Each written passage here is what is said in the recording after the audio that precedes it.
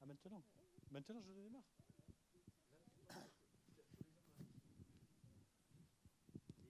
Et pas?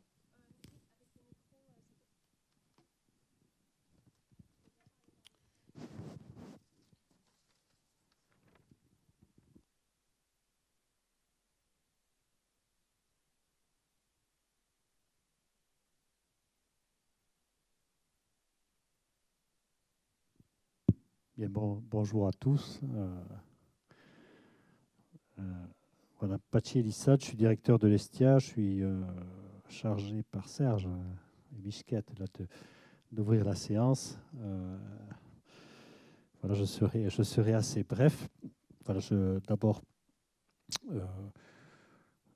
pour vous dire que je suis très fier d'accueillir ce workshop aujourd'hui à l'ESTIA dans le cadre d'un projet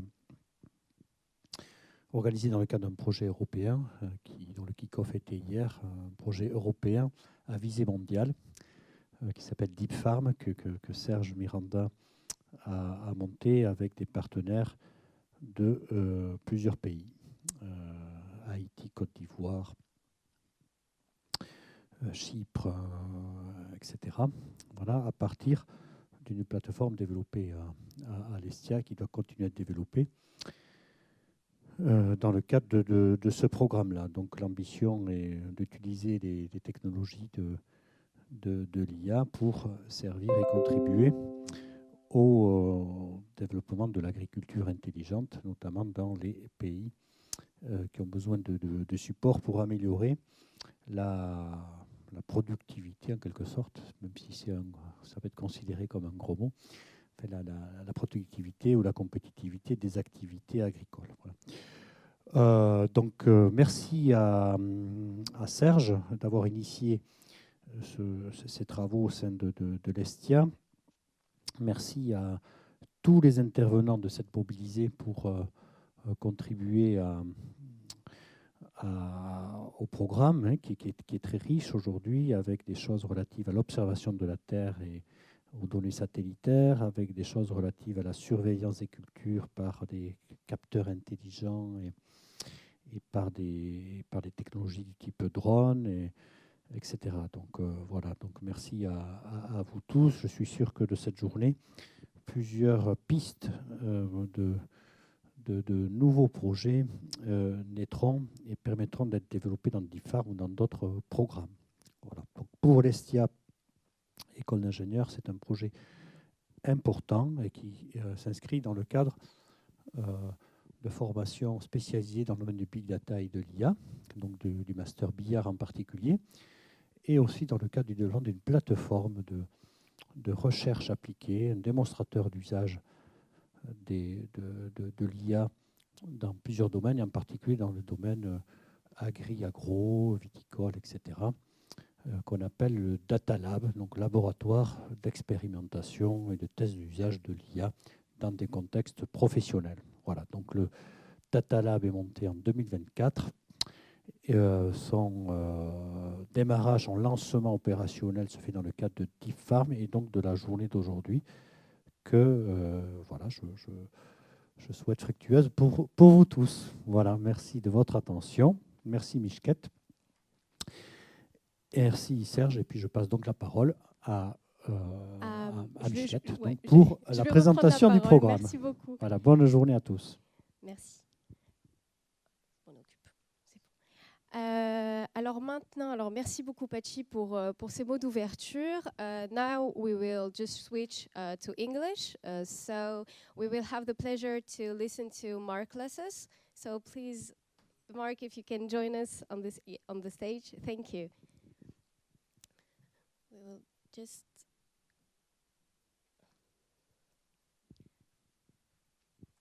Here's the mic. Thank you, Mishk. Good morning, ladies and gentlemen. We might wonder what I'm doing here. I've been invited by Professor Serge Miranda, and well, I'm going to participate to a seminar about new technologies dedicated to agriculture, digital agriculture, and if you look at the first slide, well, I have nothing to do with that. I was involved in Gem Plus, a company who developed smart cards all over the world. You have a smart card in your pocket, in mobile phones, SIM cards, telephone cards, banking, but nothing to do with agriculture. And as you know, I'm not really ready, apparently, to talk about these new technologies around artificial intelligence, big data, robotics, IoTs, etc., etc. However, I will try to explain to you why I've been invited. In addition here, you see that I'm going to talk about Casa Odeden. This is in a local language in the county close to here called Béarn. Casa Odeden means Garden of Eden, which is paradise for most of the religions. So everything is strange. However, I will try to explain to you why could be my contribution. Small is beautiful. Here you have an example of a shepherd of this country, very close to here. And this gentleman, this guy, normally, every summer, he goes in the mountain, up in the mountain, Pyrenees mountain, pushing the sheep to have access to grass. Well, since he's from the region, in Bayonne, we are in Bayonne, close to Bayonne today, he has a ham, very famous ham from Bayonne. And also, what we like very much is the small pepper from Espelette. These peppers are well known all over the world, including in Japan by the big chef, in China, America, etc. So this is coming from here. But what I mean by that? Well, I could have been the little guy because my grandfather used to push sheep in the mountain as well. He used to have goats, horses, but I didn't follow him. And those guys, many of them during the last 2 centuries, used to go to United States, especially California, because they were pushing sheep from Canada, the border of Canada in north of California, and going down to Mexico. And I met some of those guys long time ago in Arizona. So they were speaking Basque only and Spanish and a little bit of French. But my decision was to also, I wanted to go to California, but I didn't go to California for pushing sheep. I went to California to push electrons and transistors. Look at what was happening at that time. You have an IBM memory. It's late 50, early 60 when I went to the States. And this is this capacity of 30.7 megabyte. Today, or 30 or 40 years later, we have a product, a memory, not larger than the nail, the tip of your finger nail, with a capacity 13,000 times greater, 1 billion times lighter, access time 1 billion times shorter, and 1 billion times cheaper. This small is beautiful. This is really what this technology achieved. You have the same thing with a personal computer. And Mr. Steve Jobs from Apple did a much better job as well, 30 years later. So it's where I've been involved, and I benefited from that. If you look at the number of transistors per chip, in 60, only one per silicon chip. And Dr. Shockley got the Nobel Prize for that. And then many people follow him, but they were all professors of universities, of Stanford, UCLA, Berkeley. All of them were professors like Professor Miranda. And after developing one transistor, they put 100 of them, so it became integrated circuits or memory, and then look at the Today, we are at 50 billion transistors in a single device. Gordon Moore was the founder of Intel with Bob Noyce and forgot the name of the third one. Well, anyway, Andy Grove. Also, Les Hogan, so they founded Intel. Everything started with professors in universities. Les Hogan founded Motorola Semiconductor. Another came with National Semiconductor, Texas Instruments, Fairchild, etc. So today we are the 50 billion transistors in a single device. And the Moore's law, which was to announce that every year the complexity of the integrated circuits or memories were doubling, has been beaten because the new technologies move from 2D to 3D. So what has to do with agriculture, IT in agriculture? So I'll let you know. And the major problem today, not only for agriculture, for all of us, is water. Access to water is a major problem. Scarcity of water is affecting all of us in the world. 2 billion people on Earth lack access to drinkable water. Every day, 2,500 children die because water consumption parasitize. Disease related to water quality is terrible. But let's look at the pizza on the right side.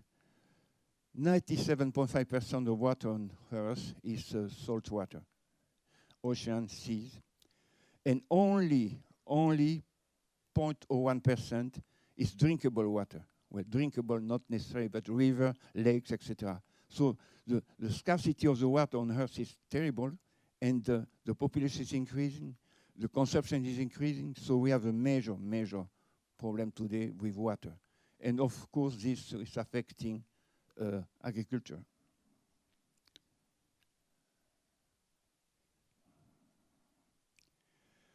Of course, the temptation is to use this huge amount of salt water all over the world.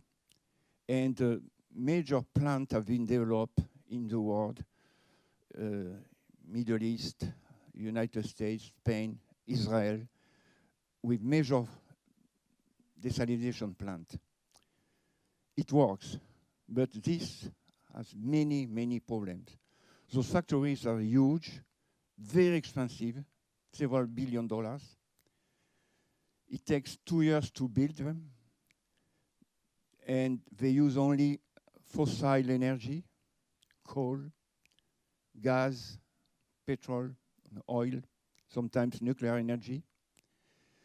And maybe the worst, they are throwing away in the water brine, which is highly saturated water. If you take some volume of water, 50% will become highly purified water,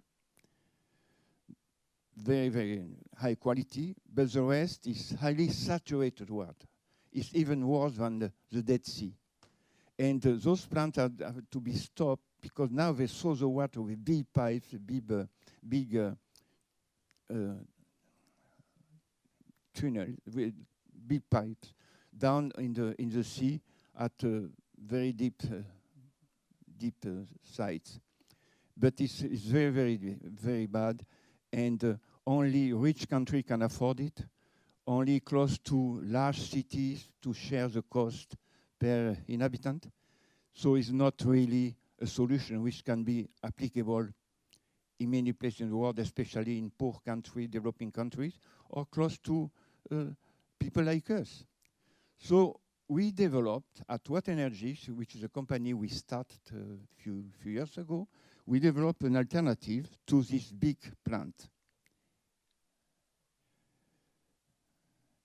This is a system which is very small, as you can see on the picture. It uses containers, marine containers. inside the container with the engine, which is the system used also by the big plants, is reverse osmosis. Everything is, the energy comes only from the sun, and sometimes on the seaside you have wind, so you have very small wind turbines. And the energy is free. The system is very inexpensive. We use used containers. We have thousands, 100,000 of them in the ports, and we can go up to 15,000 liters a day of drinking water, very, very pure water. And this is very inexpensive, and it can be installed anywhere there is seawater. Well, we can also purify water coming from the ground, deep aquifers, and so even we need less energy than for salt water to purify the water. So it's also usable inland. The beauty about our system, which is patented, is the fact that we are not throwing away the brine, which is a highly salted, rejected water. We are keeping it, and we collect the salt with the sun again. We collect the salt, highly pure salt, from the brine, which makes the cost of the water even much cheaper. It's where small is beautiful compared to these big plants. So it's one contribution, and it's one reason also I'm here today to talk about small is beautiful. I will show you now another system which we developed, and it is installed in northeast of Australia, around the coral reef.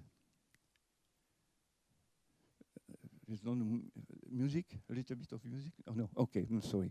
So this is it's totally autonomous. We just dig a hole in the sand and then try to reach the rock or the coral reef, and we put a big tube, and then we mount the system which is using, you can see the solar panel, and you can see also the wind turbine on the top. So this is totally autonomous. When the bird goes back home and the sun is going down, we might have some wind. We are on the seaside. We don't have sun, but we have also the battery inside the pole. And so we have enough energy, sometimes with the autonomy of few days, to light the place. In addition, we have all kinds of connections with antennas, Wi-Fi, Li-Fi, satellite communication. And this is totally autonomous, very inexpensive, and we can put this all over the world. We are thinking about using this as beacon for boats on many islands.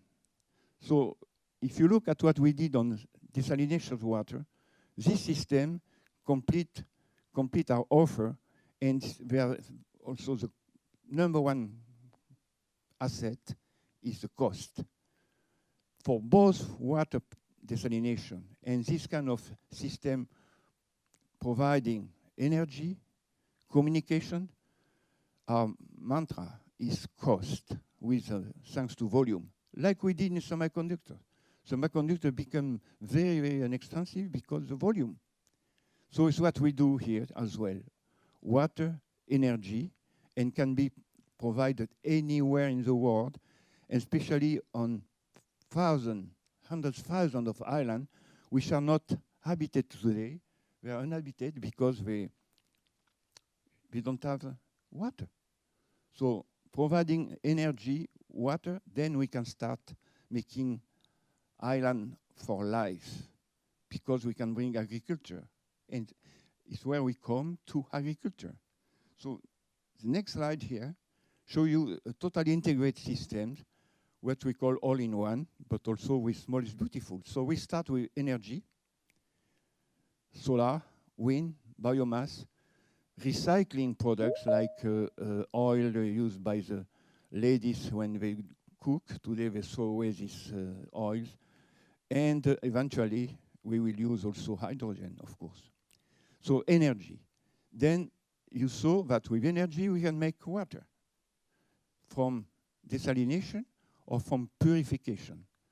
This can be used for agriculture, of course, for drinking, and also we want to recycle the water. We don't want to send that away.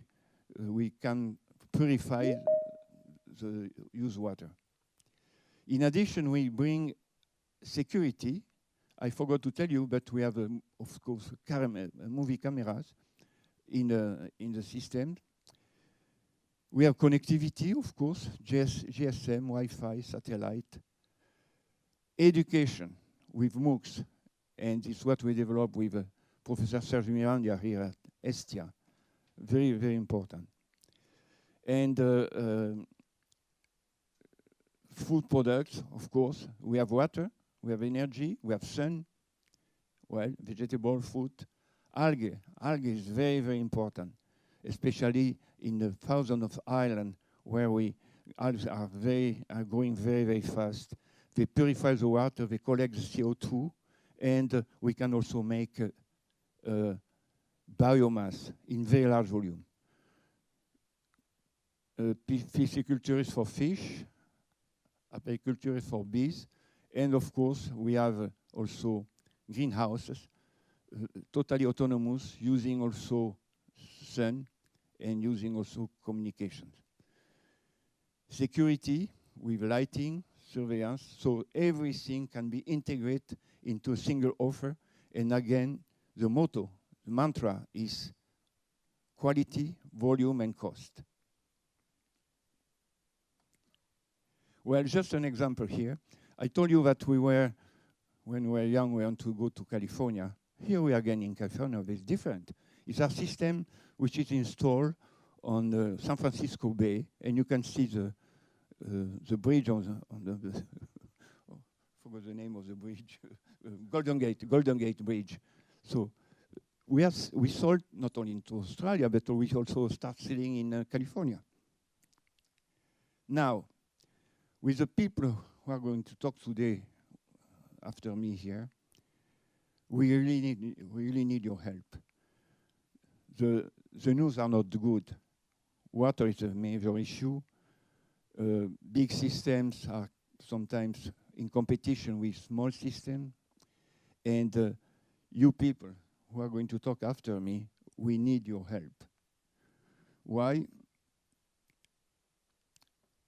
Do you know that during the last 20 years, 4 million small farmers disappear in the US, in Europe? 40 million. Here in the region, in the county, it's about 1,000 a year, which is a lot. And unfortunately, we have a lot of agriculture, but it's agro-industry. With big systems, big piece of land, they put together all the small farms to get more land.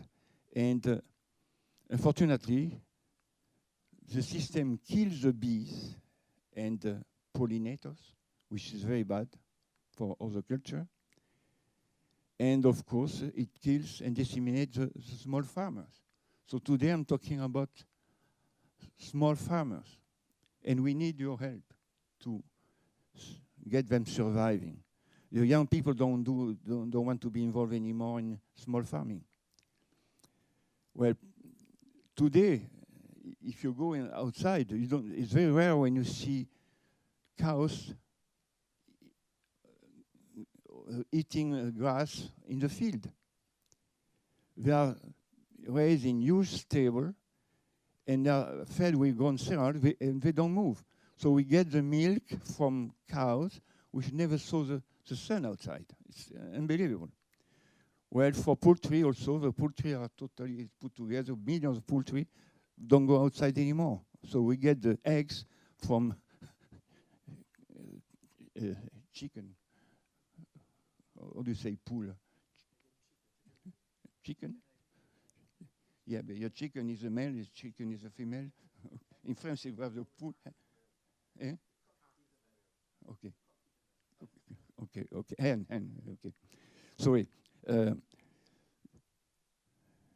And our food industry, with these big systems, don't feed people anymore. They feed cattle, or they produce biocarburants. Biocarburants with corn, soja.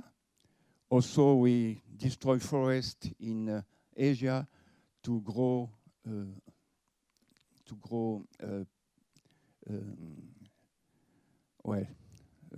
trees, providing oil. In palm trees, yeah. In Brazil, we grow sugar cane and we make oil. This big system in agriculture, they confiscate rare waters and control also and modify the pesticide. The soils are destroyed with pesticide, chemicals, killing microorganisms, bugs, and birds. And most of the food consumed in the Europe is imported. That's the bad news. Now, what we need to do with you guys is what we call our mission at Garden of Eden, Casa of Eden. We have to adapt digital agriculture and technology to the family farmer environment. It's what we want to do, it's what we're starting to do. If we don't do it now, these farmers, small farmers, family farmers, will be abandoned forever on the side of the road.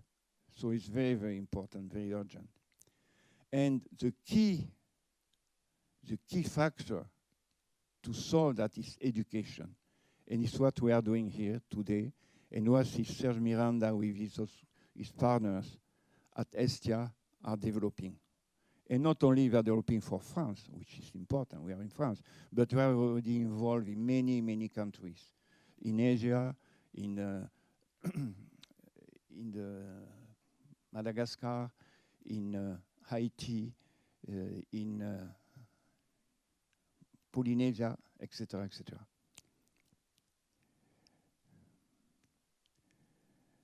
We want to, and we are going to help small farmers to grow higher value-added products and to transfer their product to be able to market. So they need help, and we are going to put together many, many small farmers, and we are going to collect their products and help them in selling them and transforming them.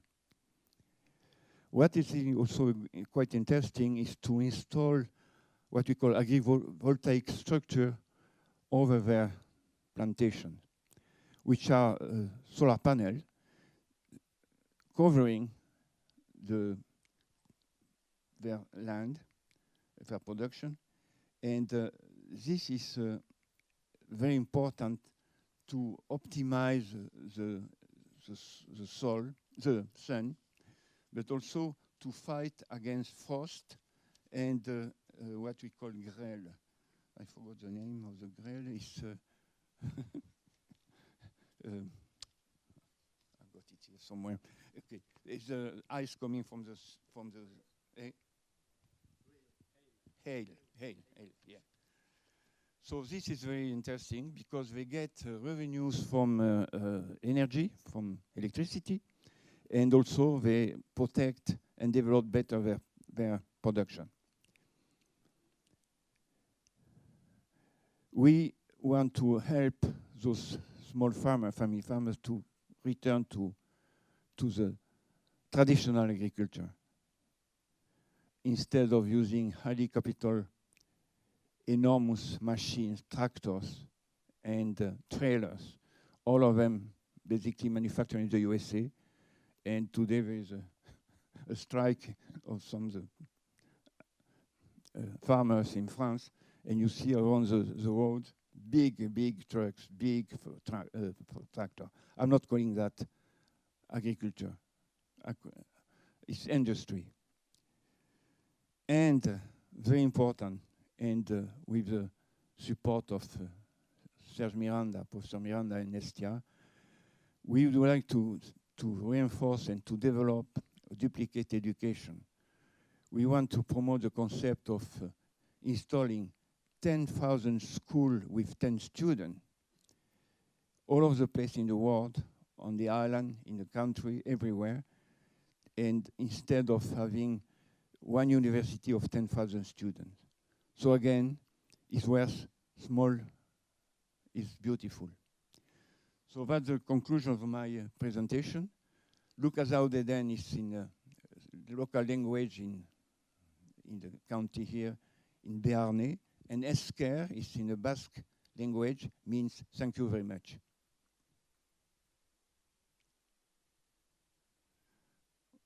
A wind turbine, you saw our wind turbine. This is coming from a local sport, Flotte Basque, with Haralai. And so the design of a wind turbine as a source here with the Chistera. Thank you very much. Merci. Cheche in Chinese and Milesker in Basque. Thank you. Thank you. Thank you very much, Mark. So now we will have... Muchas gracias. So right now we are going to give the floor to Patrick Armengo. So he's not here on site on ESTIA, but he's in the Central. So Patrick, are you here? I'm here. Can you hear me? Yes, we can hear you perfectly. Thank you. So I give you the floor. It's all yours now. Thank you. Oh, okay. Can you see my screen? Yes, we can see your screen. Yes. We can see everything. Everything's okay. Okay. So first, thank you very much for inviting me and giving me the opportunity to present a project that was run a few years ago. And thanks for the organizer. And as a context, I will talk a little bit about the future of agriculture in Africa. A few slides of introduction showing these feature challenges, and then an example of a demonstrator, a digital initiative to support family farming in this continent. So a few words of myself, maybe. I'm Patrick Armengo. I'm research program manager at INRIA. I'm in charge of the program Agroecology and Digital Technologies. It's an initiative funded by France 2030 program. And what I'm going to present today is a past project that I will show. So I'm not sure how familiar you are with African agriculture. So on this slide, you can see a list of the feature of African family agriculture. It's really a pragmatic and very operational perspective. So my first point is that when we talk about family agriculture in Africa, the first thing to remind is that Africa is a continent, and there are very big differences between countries in terms of territories, climate, also cultural context, agricultural and commercial policies. The second point, which is important, is that there is 3 main food security crops, because as you will see, I will really focus on food security here. It's maize first, the first of them, then cassava and sorghum.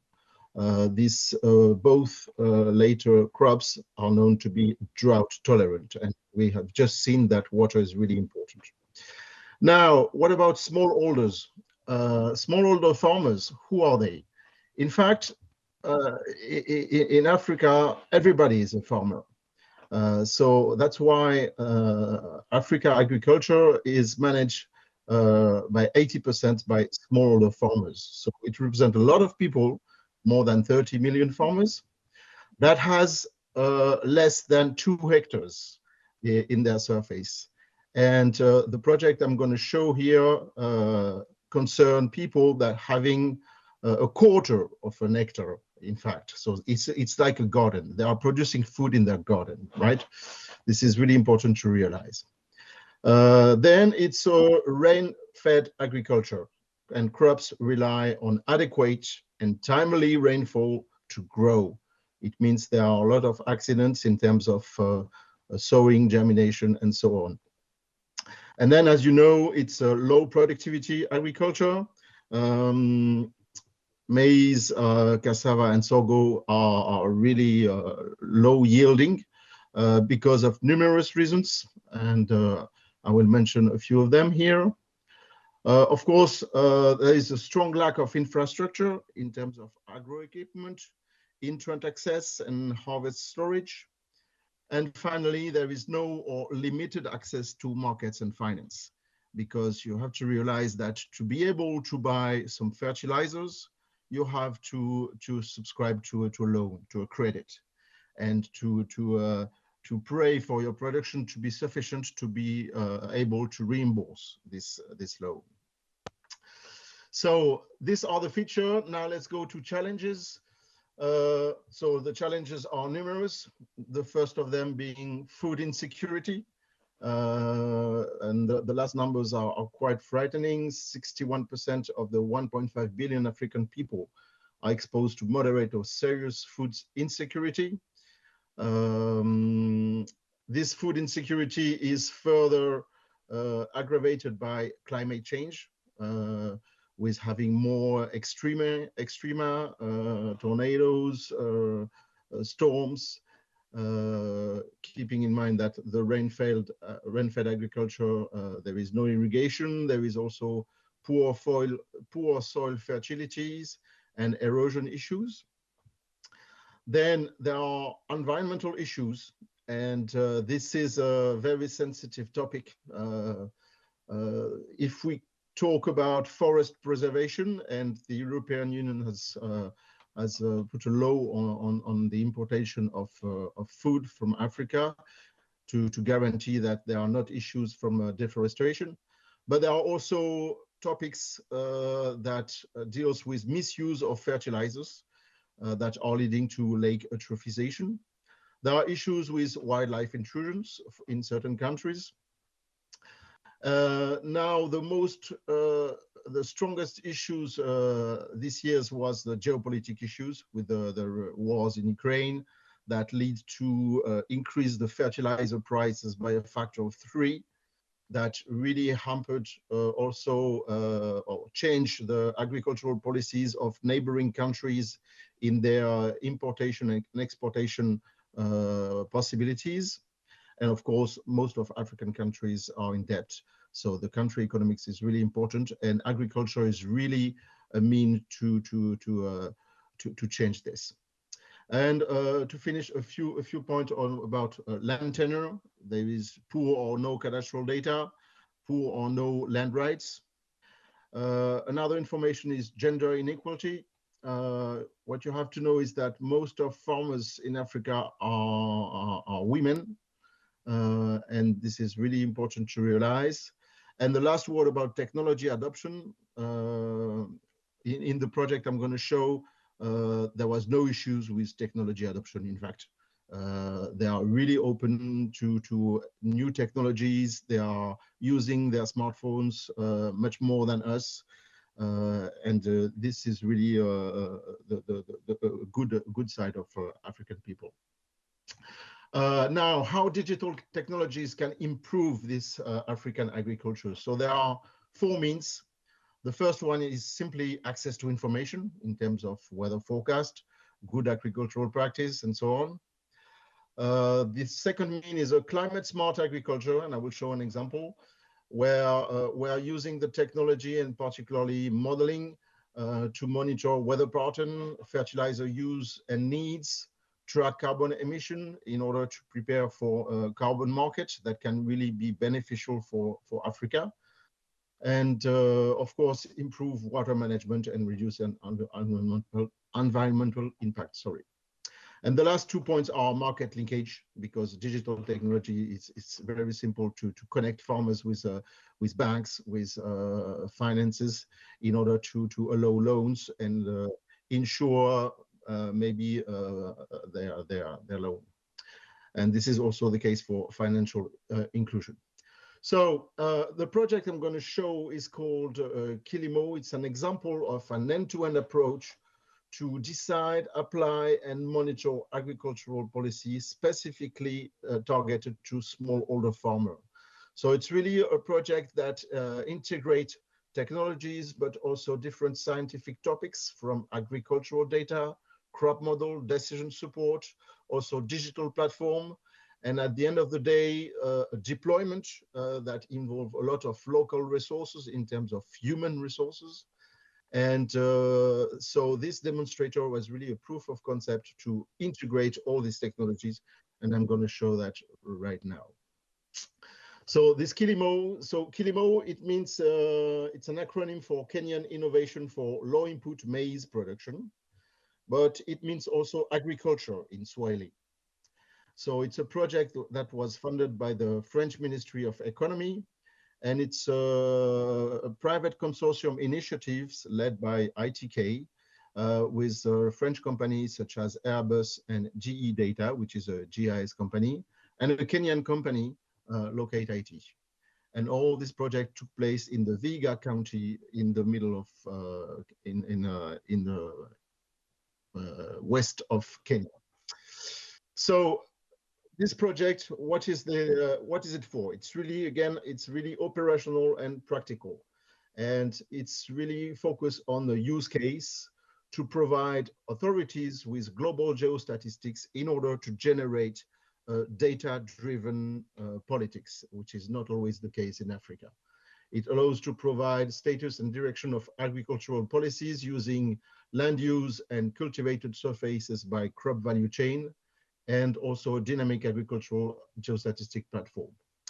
This is related to operational services, to agricultural services that are called extension services, which are scattered in each country, where there are extension officers that can be considered as agricultural advisors that are driving, that are supporting farmers in their operation. However, they have issues with mobilities, they have issues with skills, with agronomy and so on, and they really need some support from science in order to strengthen their impact and operation.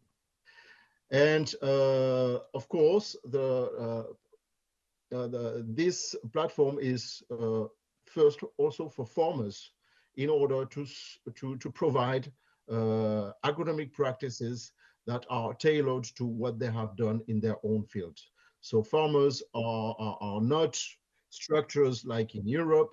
We are in villages, we are in group of farmers, and they are really welcoming any form of support and advice, and they are really open to improvement in their practices that are traditional practices. So some of them are good, some of them are definitely to avoid in order to improve the quality of their soil. So for each of this use case target, we have provided through technology different type of outputs that are illustrated here. So for geostatistics, it's maps and decision and perspective of productivity and soil health. For agricultural services, we are in this project, we have provided digital platforms allowing extension officers to clearly define and evaluate their own advice that are translated into messages that will go to farmers in order to support their own activities and in the same time provide a validation of their activities so that we got information back. It's also a data collection tool in order to generate tailored advice and to be able to get data. Data is really the missing bit in all this story. So I will illustrate a little bit each of these components. So if we open the box here, we have three kinds of technology: geospatial imagery, crop modeling, and digital agriculture and capacity building. In geospatial imaging, I will illustrate that in a second. I will present only crop mapping and field acreage. I won't go into biophysical analysis that aims at monitoring crop within a field, because we have deployed that and realized that for smallholder farmers, it's not the priority. It's more for commercial producers. And this kind of biophysical analytics allows services such as early warning or anomaly reports. In terms of crop modeling, so there are several models available, but the model we have used here is really to allow and to decide what to do next week or in a couple of weeks within this particular plot. It's not a model for prospective studies and scientific analysis. It's really a decision-making crop model. And digital agriculture and capacity building means that there is also a part where we are using model output to translate into tailored intervention and to allow also the data going back and being valorized for authorities to take their decision and manage food territorial security. Of course, there is a strong level of sustainability. I will show you how we have generated soil carbon storage and a sustainable practice index that is at the end designed to be very operational. We are not in the scientific analysis here. We are in the pragmatic operational action.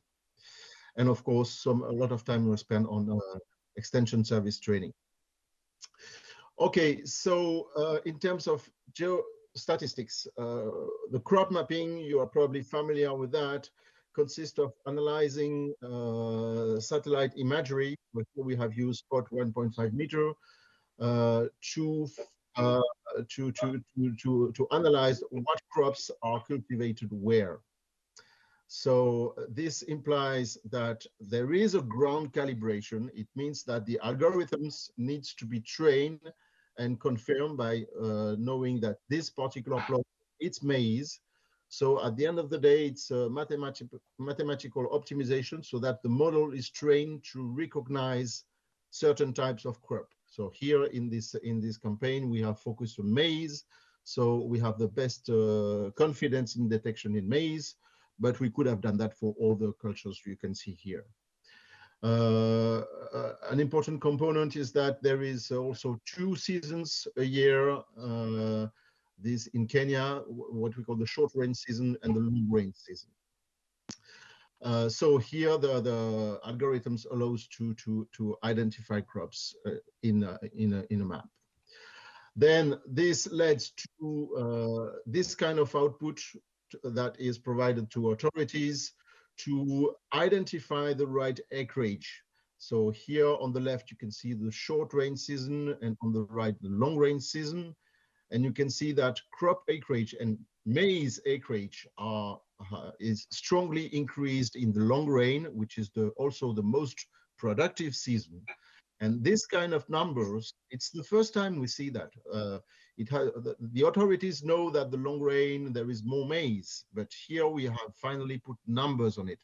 There is a 30% increase of maize cultivated area during the long rain. So if we want to strengthen food security, we have to focus on this particular season. So this allows authority, of course, to define and monitor lively agricultural policies. And what you see here is the Viga County with different in different wards, different area. So it's the equivalent of a department, in fact. Now, the other approach we have engaged is field delineation. So here we have used high resolution satellite imagery in time series to automatically delineate land.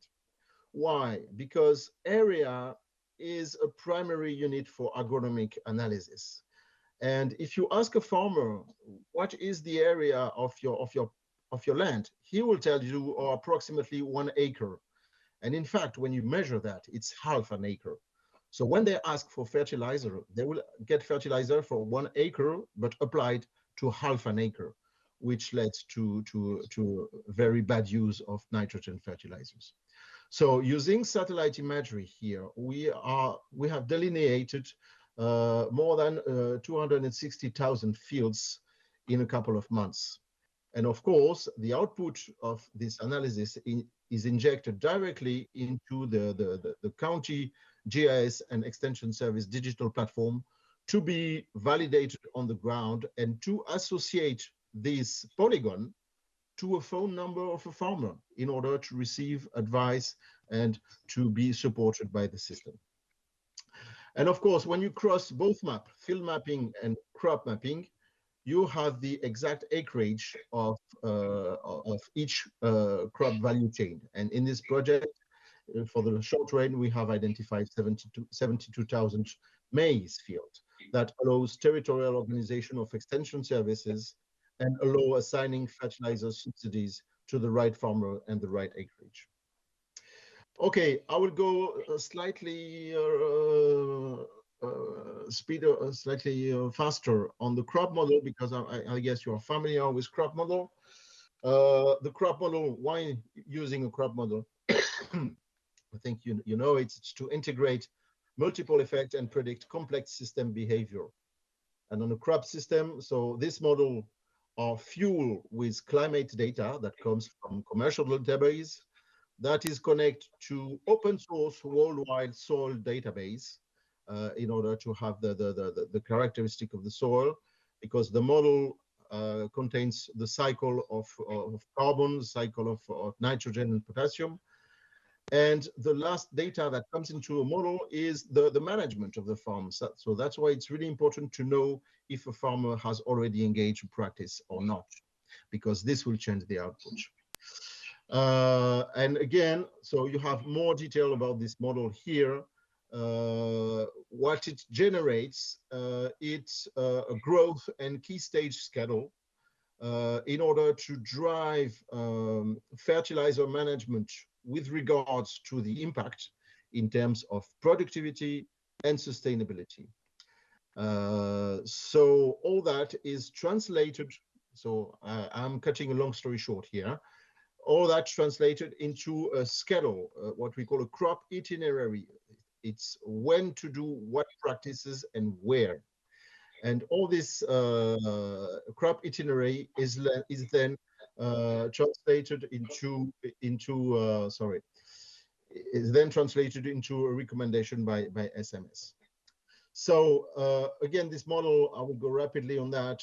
We have implemented a sustainability index and a carbon indicator to provide extension officers with some evaluation means of this crop itinerary in order to evaluate how productive and how sustainable will be the agriculture advice of these farmers.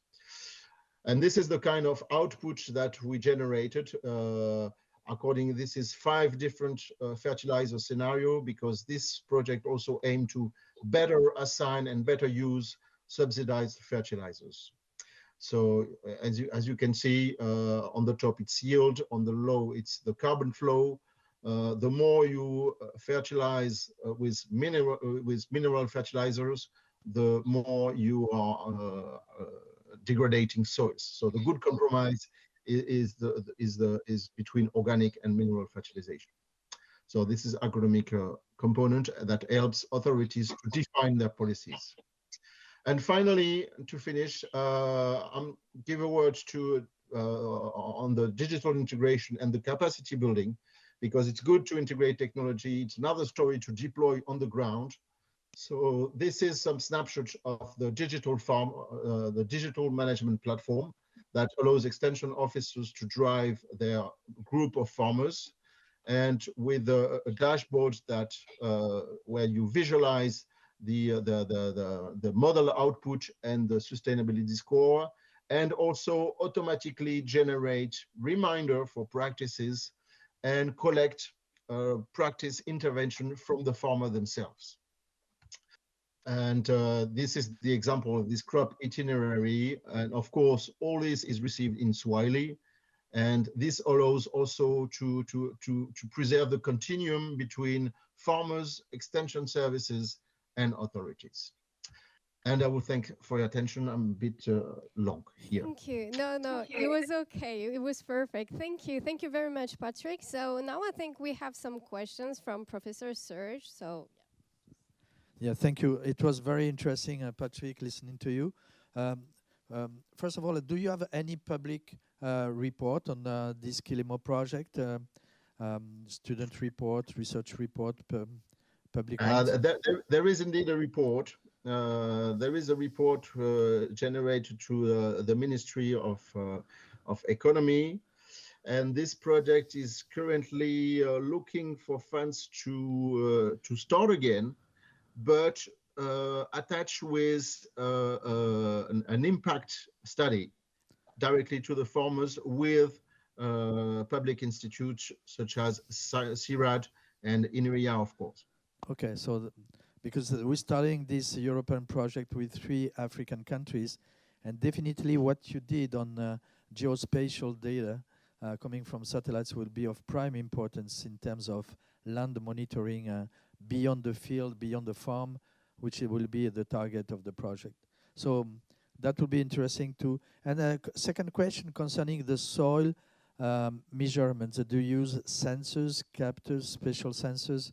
What kind of sensors did you use to measure nutrients in the field? So for the soil, and because of scalability objectives, the model is connected to an international database. Okay. However, because a carbon model has been developed, we have also engaged some soil measurements. And soil measurements that were engaged with a lab, with a Kenyan lab, simply for scalability issues. And in these soil measurements, we could observe that the carbon dynamic is still okay, but the nitrogen dynamic is a catastrophe. For example, we have measured soil nitrogen content at the beginning, in the middle, and at the end of the season, and there was more nitrogen at the end of the season. Wow, okay. So there is really an emergency of doing something that is really operational. Deploying sensors, it's not scalable at all. So it's important to deploy sensors and calibrate a good model and go using the model for scalability issues. Okay, and finally for data storage, all the data you aggregate from satellites, from measurements, database, etc. you use. What kind of storage did you use? The cloud. What kind of cloud eventually? It's in the cloud. It's within the digital platform. It's provided. It's a SQL database connected also with on the cloud. It's a ready-to-use digital platform provided by a French company called Itumba, that is dedicated in managing data that relates to agricultural practices and performances. Okay, thank you very much, Patrick. Thank you very much, and we'll keep on talking on that in the future. Yeah. Be sure of that. Don't hesitate. Sure. Thank you. Thank you very much. So now we will move on to the next speaker, which, exactly, it's you, Professor. I will just settle just quickly up. And also, so so just after Professor Miranda, we expect to have Dr. Egil Epimakova, who unfortunately cannot attend the workshop today, but Professor Miranda will talk on her behalf. And so, no worries on that. And you will have everything on replay after a few days. You will have all this presentation along with the presentation document, sorry. So floor is yours.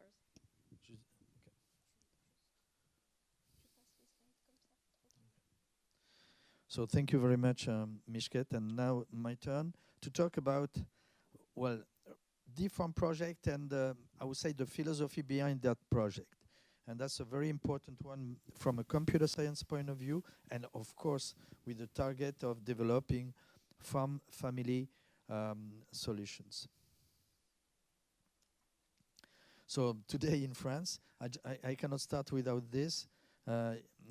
So there is a major crisis in agriculture. So it's not on purpose. Somebody said, okay, Serge, you did it voluntarily. Not at all.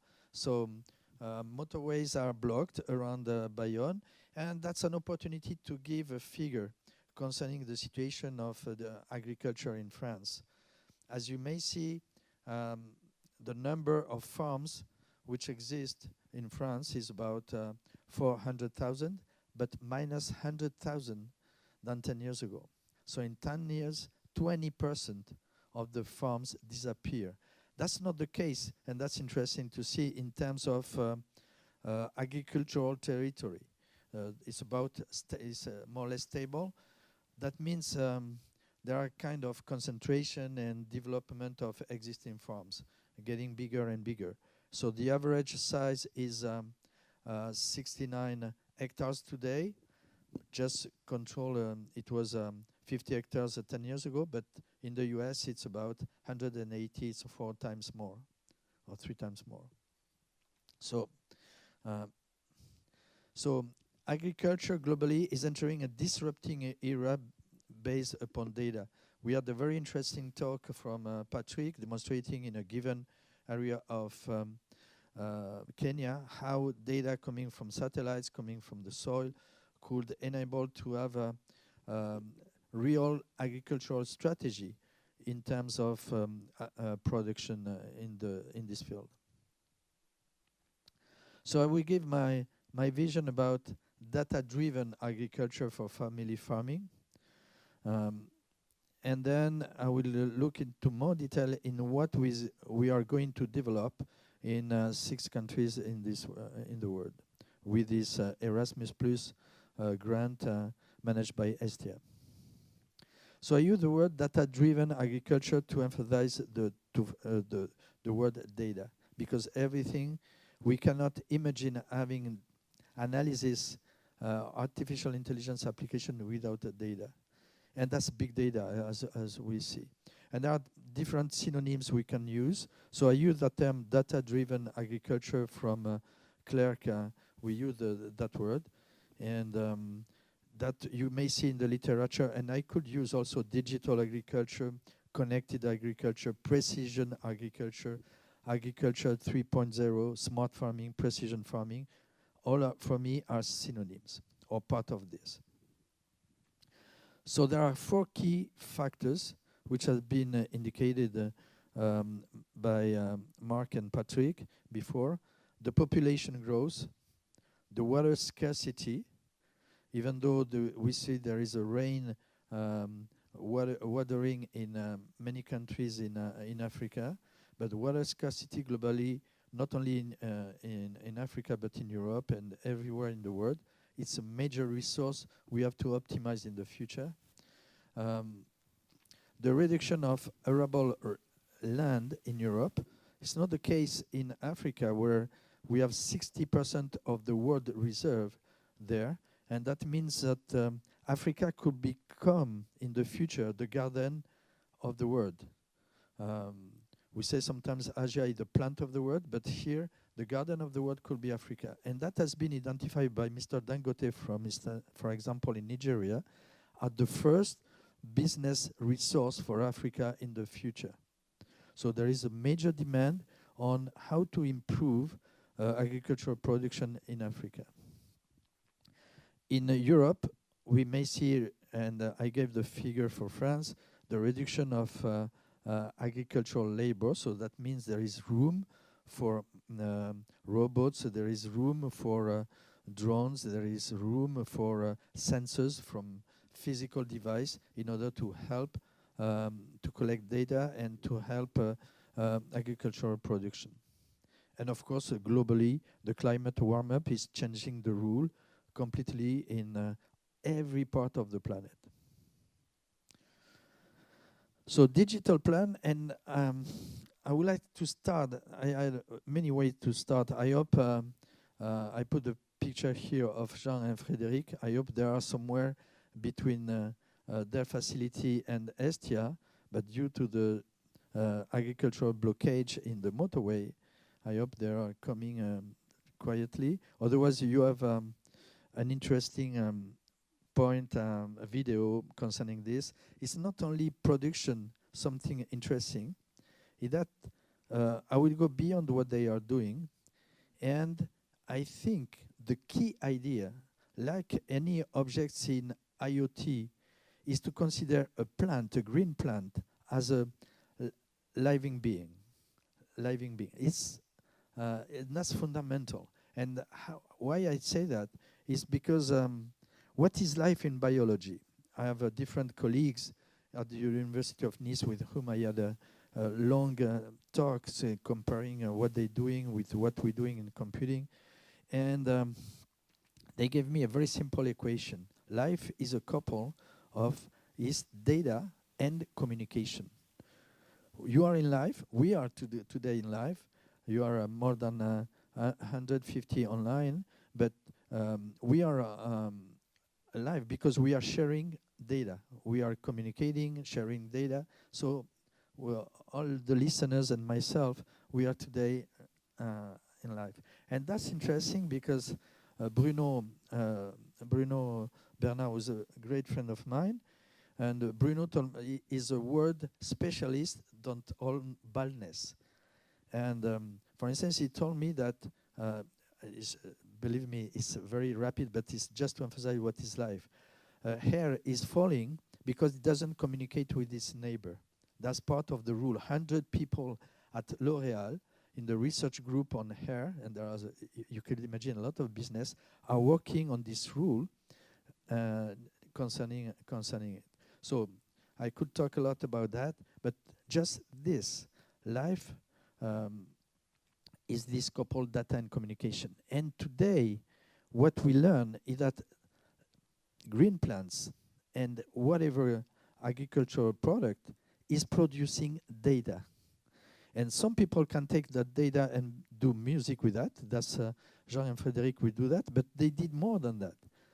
Since we're talking about digital vineyard, they had an experiment, and they will talk about it if they're coming, in Champagne, where they use a nectar, and they did some processing on the field using the data produced by the vineyard.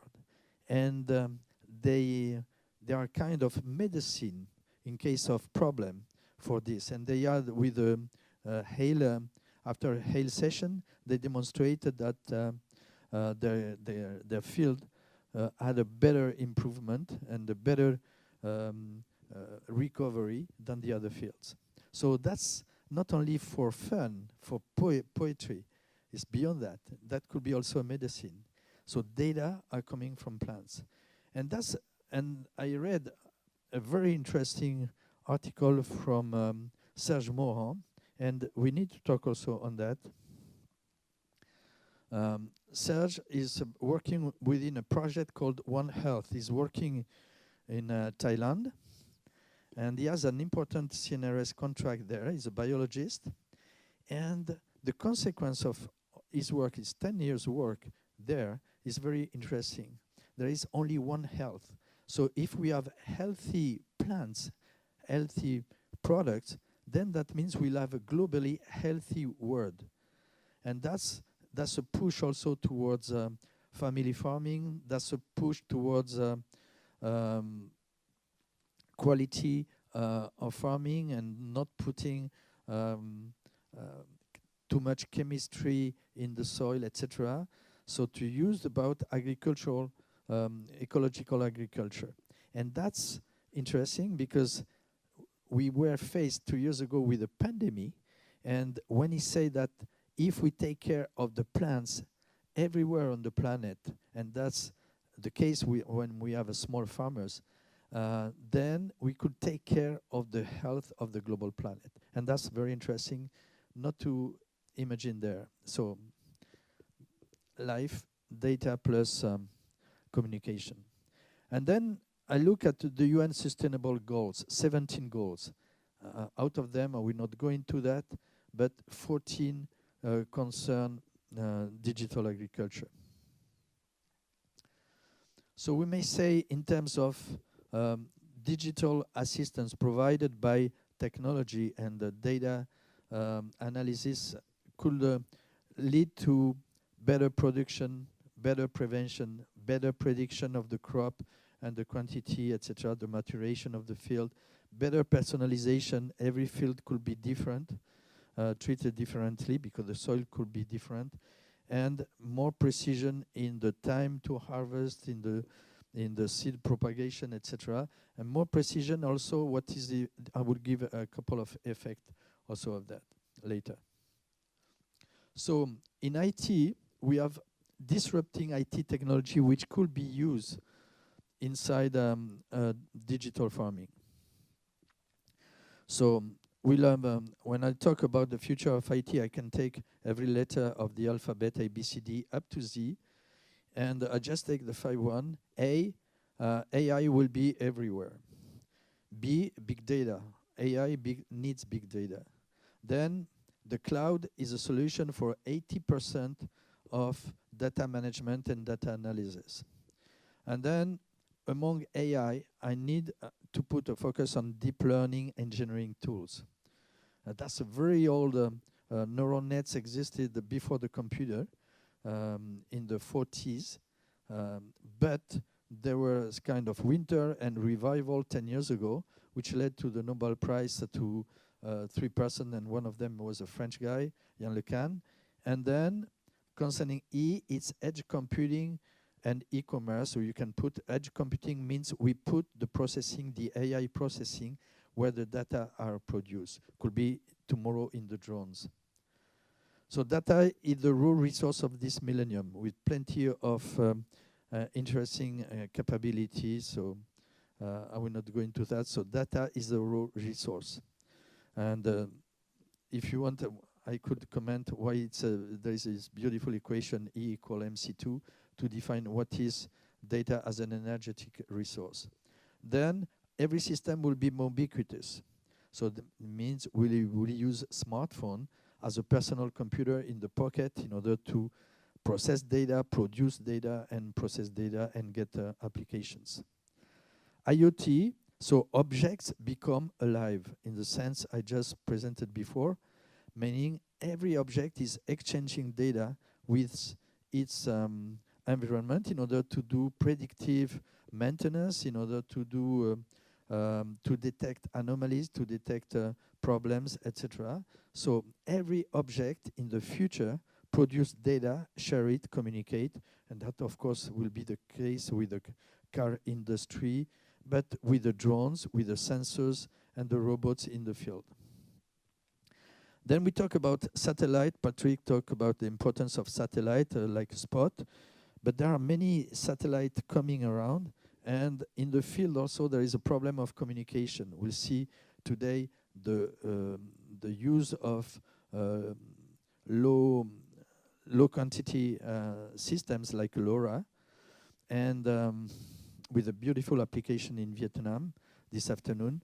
But beyond that, in the future, we have to look at the broadband internet coming from low orbit satellites with two major approach. Of course, there are many contenders. Amazon and Chinese are going into this market, but the first one, the company who shot first was Starlink, was the company from Elon Musk, and then Europe is trying to get an interesting answer with OneWeb. So both are major contenders to provide broadband internet in the field, in the agricultural field, and of course everywhere. Then big data management. We talk about SQL standard, and SQL will be there in the next 50 years to manage data, including no SQL. SQL will include no SQL. That's interesting. Oups. Voyez, c'est pourquoi ça sautait. Attendez, là je suis.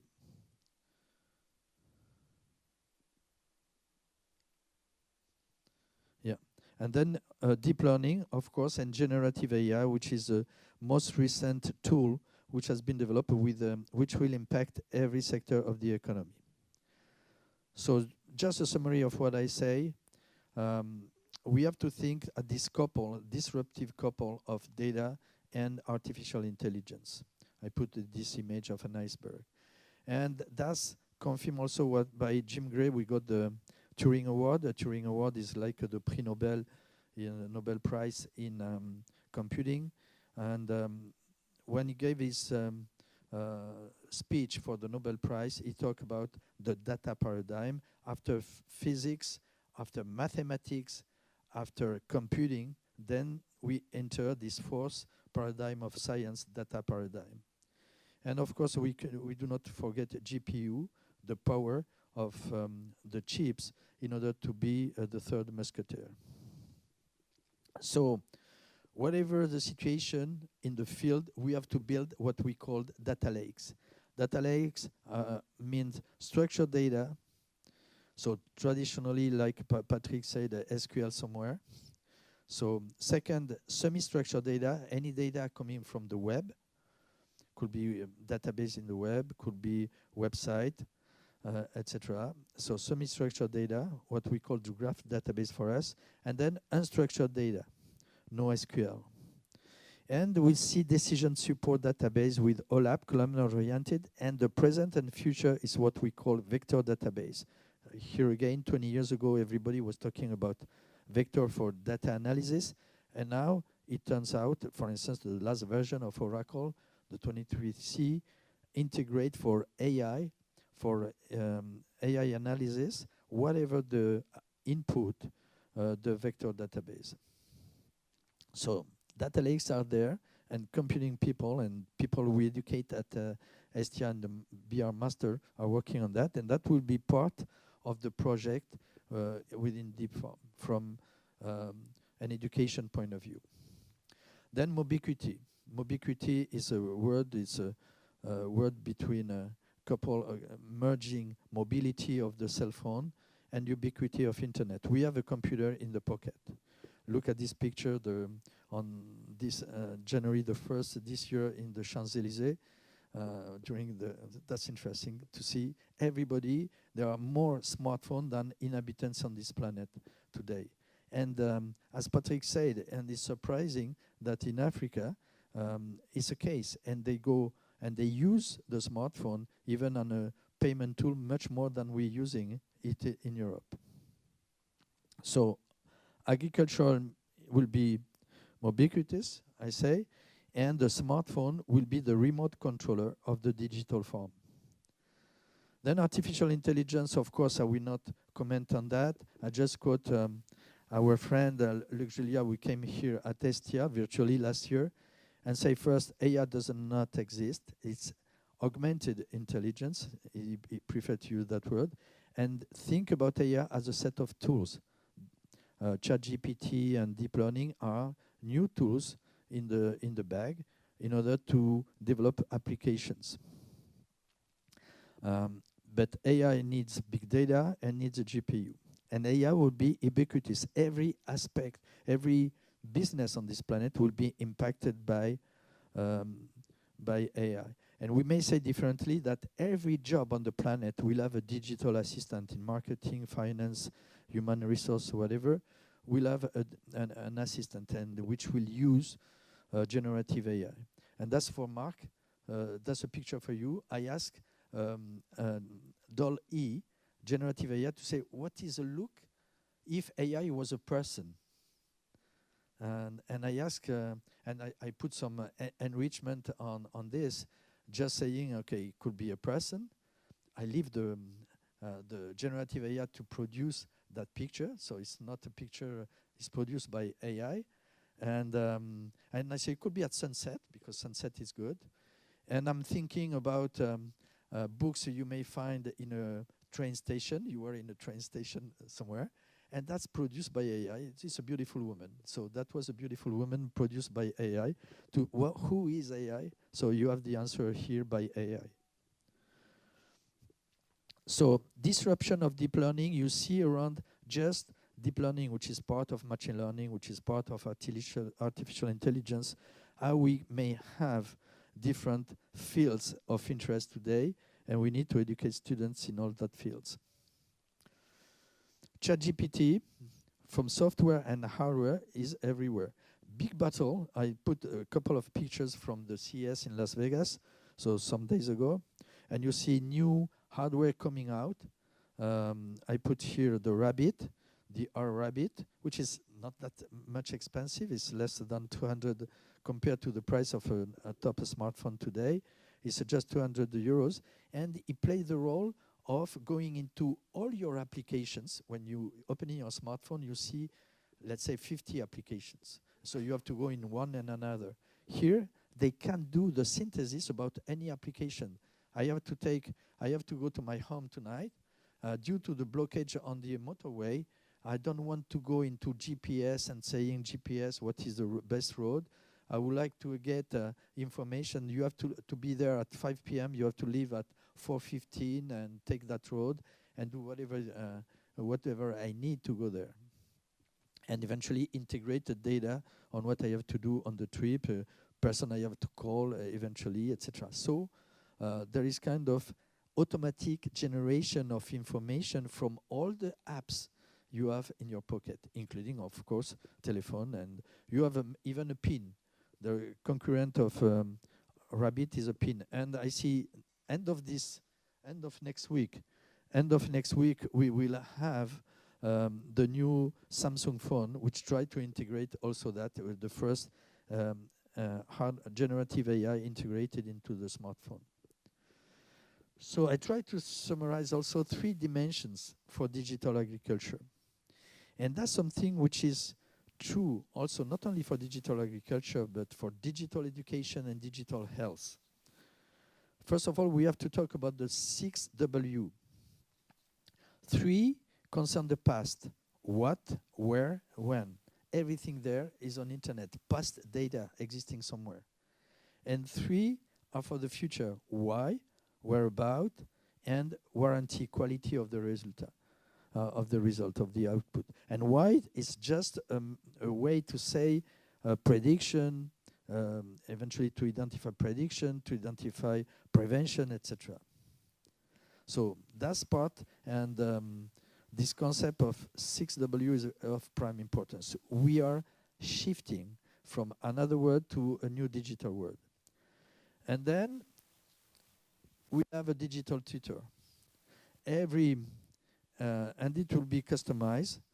Of course, you have to think about ChatGPT, and we are working in education, for instance, today in Madagascar on a project to have a prompt generator, automatic for education, but also for nurses, in order to propose telemedicine to nurses with a enrichment with a ChatGPT.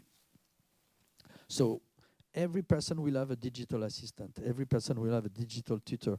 And that word tutor has some specific meaning even in agriculture that has been used physically and that will be used virtually tomorrow. Every farmer will have a digital expert in his pocket, a digital assistant, to monitor to monitor its crop. And more than that, is the fact that it's true in education, but it's true in the way people will react, farmers, students, etc. Is the fact that we are changing, we are shifting from since the Middle Age and now somewhere in the way we take the knowledge. And we are tipping from an answer era where students, for instance, or farmers have to build answers to the question, to an era of the question. And that's interesting. So that means prompt engineering, because we have to do top analysis, giving all the variables or all the detail to the system and leave the system do the synthesis for you. You don't have to do the synthesis, the system will do that for you. And that could be with real-time data. So that's interesting because that's a completely shift in the way we are carrying knowledge. Sorry. This picture is generated by DALL-E also, by AI. Example of Madagascar. Yesterday we had a presentation in Madagascar, and it's very interesting. The first agricultural product there, which will be part of the farm, is rice. If we look at the production of rice, and Madagascar 10 years ago was this year they are importing. Sorry, they are importing 20% of their consumption, and the production of an hectare there is half the production of the world level, and the fourth in China. So here, working with wow. J'espère que je vais. I need water.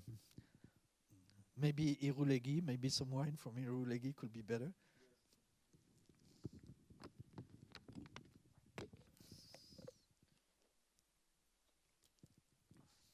Tu avais peur, hein, tu vois, ce matin, Michquette, pour toi, mais c'est moi qui perds la voix. So, excuse me. So that's an example of rice in Madagascar, where you see that we need to improve production, and working with the Department of Agriculture at the university, at the public university there, in order to work, and that's very important in digital agriculture, as a multidisciplinary team with Department of Agriculture and Department of Computing. So we have to work together in order to improve the production of the an hectare, and to make a country which is self-sufficient. So Erasmus project, we started yesterday formally, is a project which involves 6 countries, and there will be 5 digital farms being developed by different partners. So we are working with Turkey on olive trees, Ivory Coast on cacao, Madagascar on rice, Dominican Republic on banana, Haiti on mango and vegetables, and maybe Benin on manioc.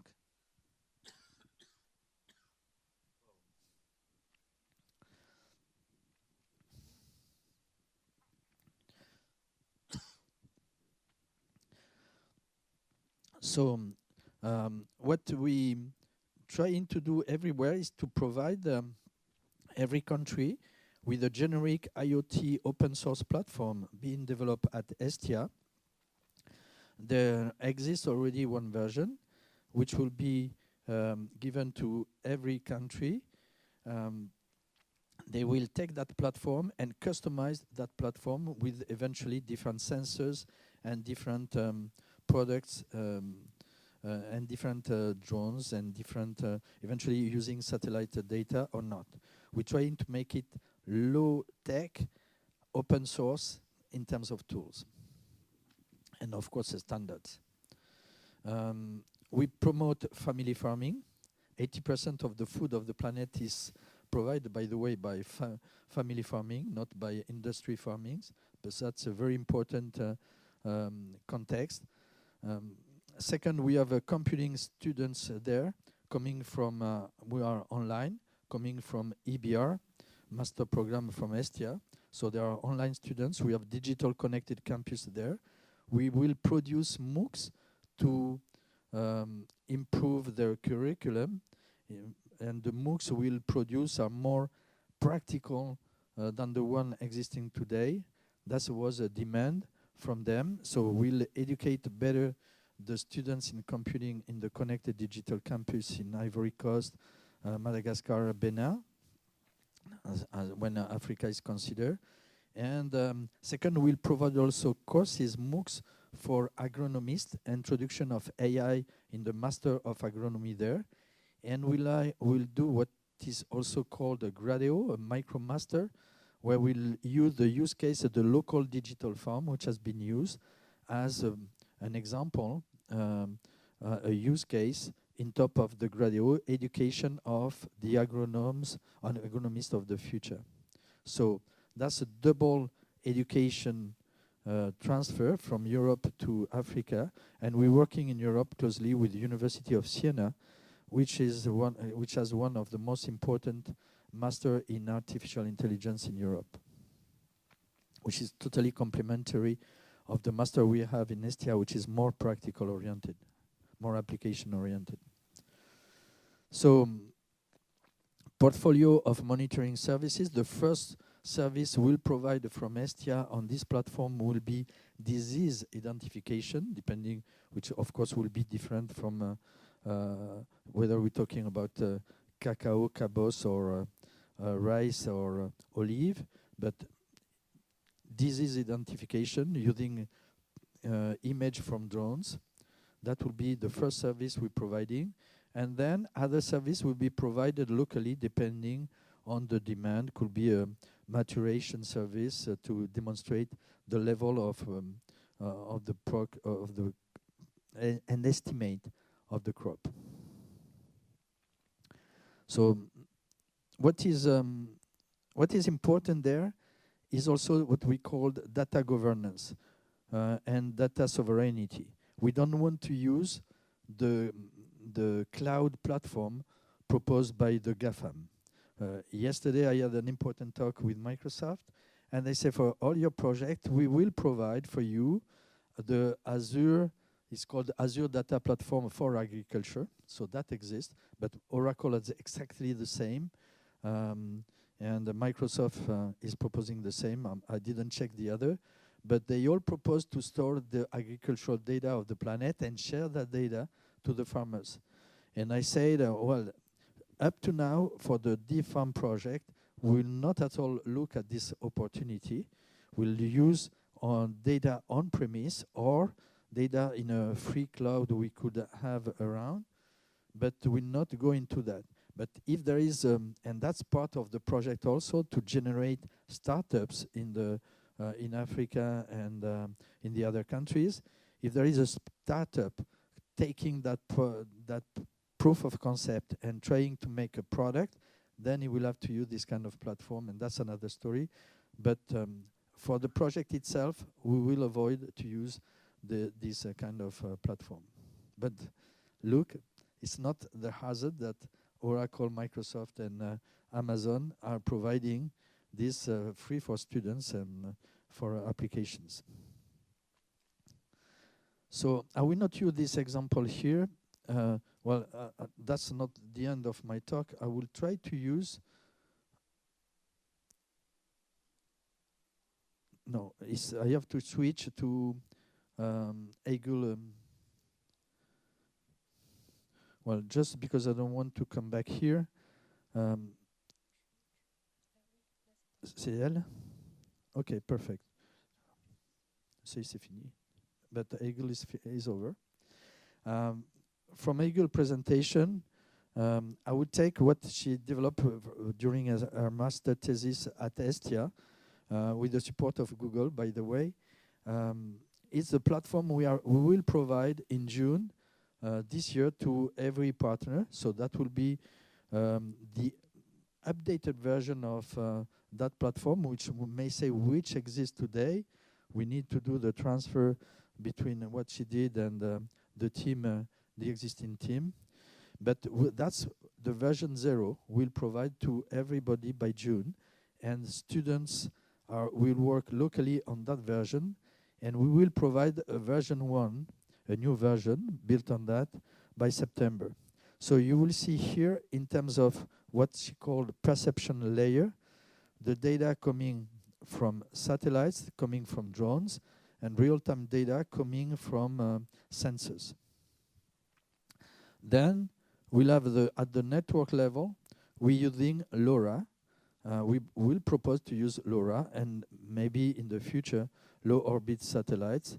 Then data processing layer, that's very interesting. She did a very good work in order to use open source systems. We didn't use Oracle, and we may use in the version 1 Postgres system instead of clickstream, just because Postgres is proposing the vectorization.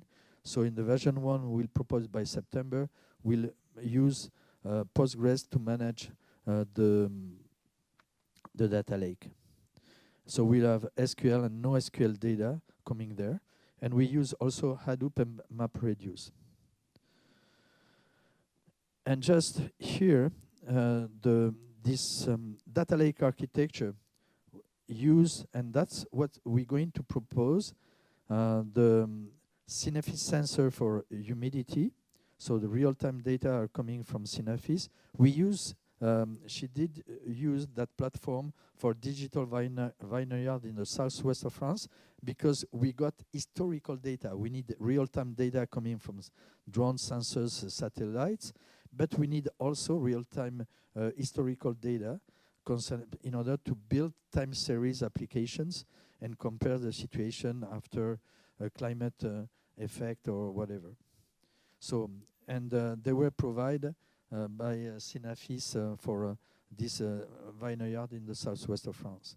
So that's the reason also why we work, and we had the pleasure to welcome later, after my talk, Harry will talk about these sensors, this type of sensors present in the future.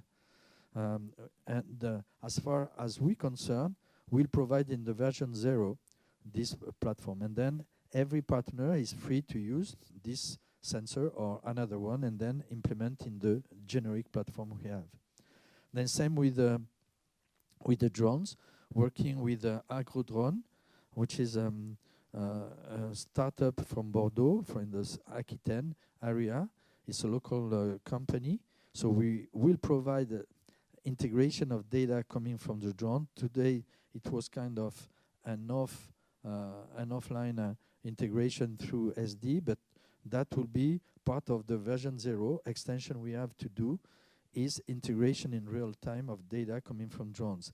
In order to detect diseases, what did Egil in the version 0 of the platform? She used a series of application based upon deep learning and Kaggle data from Kaggle. That's an example. We'll use whatever the product, we'll have data concerning disease of agriculture.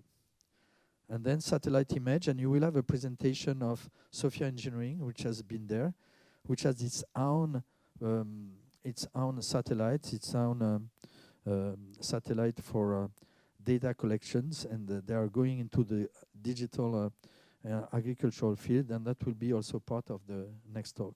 So that's the end of my presentation, and I just wanted to finish with a Gascon proverb for digital agriculture future. In an apple, you can count the seeds, but in a seed, you cannot count the apples. So plenty of opportunities to build services, and that's also generated by Dell-E, and I put the word education and agriculture, and they provide this book open with an apple, and that's the way they interpret the proverb. And that's a picture, that's a dedication to my grandfather, which was a Gascon peasant somewhere close to Toulouse. Thank you very much. Thank you very much. So now I will give the floor to Harry Camberis, who is right here with us at ESTIA. We have the pleasure to welcome him today. He's the co-founder of Synaffis, and yeah. Here we go. Thank you. Hello, everybody. Thanks for inviting me to speak. So I'm going to talk to you today about a problem. When we talk about climate, we talk about climate in the big sense. But one of the things that our experience has been is that we need to talk about microclimates. And those are the climates that are around the plant, around the rows of the plants, around the rows of trees, and in the plot where all of those trees are planted or all the plants are planted. And what we need to do is to be able to measure what's happening in that, in those locations. So we can approach, we can apply a regenerative agriculture approach and use those measurements to increase soil fertility, better orchard management, a variety of different activities.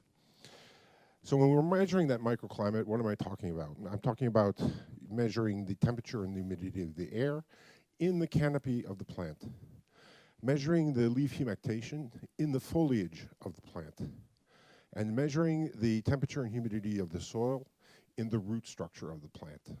So we're looking at gaining this information right in the field and what's happening in the orchard, for example. That data gets transmitted via Sigfox, LoRa, any sort of low frequency network that you'd like to use. And we can then visualize it on our website where we have, for example, here we see that the peaks in the air and leaf humidity during the dew points, and then we see sustained air and leaf humidity during rain periods. So that with this, it's important to underline here the correlation between observation and measurement. We measure something, we measure a temperature, we measure a humidity, and then we observe what's happening in the field. And that can lead to a variety of different conclusions depending on the type of crop that you're raising. The advantages here that we have generated over 6 years of data are optimization of water resources, one of our big topics for today, the reduced quantities of pesticides and soil contamination, the improvement of flora and fauna biodiversity, increased fertility of the soil and carbon levels, and as a low-cost solution, managing the budget constraints. So I'm just going to go through, I'm not going to go through because I have lots of slides with the results. I'm going to hit on a couple of the ones that are pretty important. So with the walnut trees, we were working with disease anticipation, depending on the temperature and humidity of the air, the different types of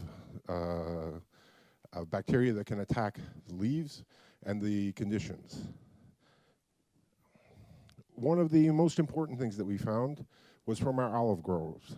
So we've got, in 3 years of monitoring the soil temperature and humidity and the air temperature and humidity, one of the results that came out was the ability to anticipate the emergence of the larva, the Bacterosa oleae, which is the larva that hibernates all winter long and then migrates to the surface in the springtime when the soil temperature is at 12 degrees. When the soil temperature is at 12 degrees, you have 1 week before the larvae emerge on the surface, they develop into pupae, and then they become the flies that attack the olives. And what's curious is we repeated this experience with cherry trees near Lyon. The same type of, it's not the same larva, it's a different larva, but the same behavior. The larva hibernates all winter long. In the springtime at a certain soil temperature, it migrates to the surface, develops into a pupae, develops into a fly, and attacks the cherries. So this is something that's consistent with about any pitted fruit. Again, it's observation. When do the larvae come out? What's the soil temperature? What's the air temperature? How can we then decide what treatment we're going to use? For vegetable production, this is Olivier Plessis is one of our testers from the pilot program. He has been using the system since 2018. We're now in 2024. Over the years, he has constituted a reduction of about 20% of water usage per year, and a corresponding, of course, cost of irrigation and cost of wear and tear on his electric pumps. So these types of results are allowing smallholder farmers, to really take advantage of this data, take advantage and make the correlation with the observation, and reduce their environmental impact. And I'm just going to hit on two last ones. So if you're monitoring the air humidity and the leaf humectation, what you can identify is the optimal moment to apply any of your phyto or organic treatments. Why? Because the leaf surface is dry, the air humidity is low, so you have a better adhesion on the surface of the leaf and less spillover, And so you use less phytotreatments. In this case, in a vineyard in the Tarn, a reduction of 25% in terms of conventional phytotreatments. And for Copert, who is a biological systems producer, they constituted a better application, application of their organic treatments on the leaf surfaces as well. Copert also had constituted an interesting corollary in monitoring the interior of a kiwi farm. They were able to deploy the bumblebees that are used for pollination 2 days earlier, because inside the canopy of the kiwi tree, they could measure the temperature, the air temperature at 8 degrees. The weather station at the edge of the plot was reading 7 degrees, and bumblebees are only effective above 8 degrees. So they actually gained 2 days on 10 days of pollination, which is a 25% increase. But that's, again, we need to know what's happening at the micro level, below the soil and in the plant canopy. So when we combine this with a bunch of agroecological farming practices, so these are just basic ones: permanent ground cover, no plowing, tilling, or herbicides, carbon soil analysis with a laboratory, establishing an equilibrium around the plants, planting hedges where you have flowers that attract insects and bees, planting forests for windbreaks. All of these practices are not chemically based, so we try and move towards that and towards things that are also indigenous. So the type of trees that you're going to plant are indigenous to the area. It can serve as a windbreak. The type of hedges are plants that are flowering plants that are indigenous, that are drought resistant, all that sort of thing. So the cumulative effects are principally increased soil fertility with an increase of carbon in the soil, reduced water consumption, early pest detection, reduced phytotreatments, and the ability to scale up these practices on a large scale. And when I'm talking scale, I'm not talking about one farmer with a lot of land. It's more like one farmer who sort of validates the practices, and then you apply the same thing to other farmers in the same type of crop system in the same region. So the impacts are environmental, financial, organizational. You can see the list when Mishkit will diffuse the slides. And the last thing that I'd emphasize is that, in fact, this is one part of the toolkit. Okay, it's the correlation between observation and the data. So we're getting sensor data. It can be soil sensor data. It can be light data, for example, how much luminosity data. It can be any types of sensor data that you can collect. You're combining that with weather information. So that may be a weather station in the plot itself. It may be a weather station from Météo France. You're combining it with satellite imagery. Then you have to go into the yield history. What's happening? What is the tendance of the crop and the production? And then you have to go with the climate history. What's happening? What is the historical climate measurements that have been taking place? And let's keep in mind that we're going to have to develop new models. At the moment, Météo France is accurate within 3 days in terms of their predictions, because they cannot apply the historical 5-year and 10-year cycles to the weather data that they're collecting.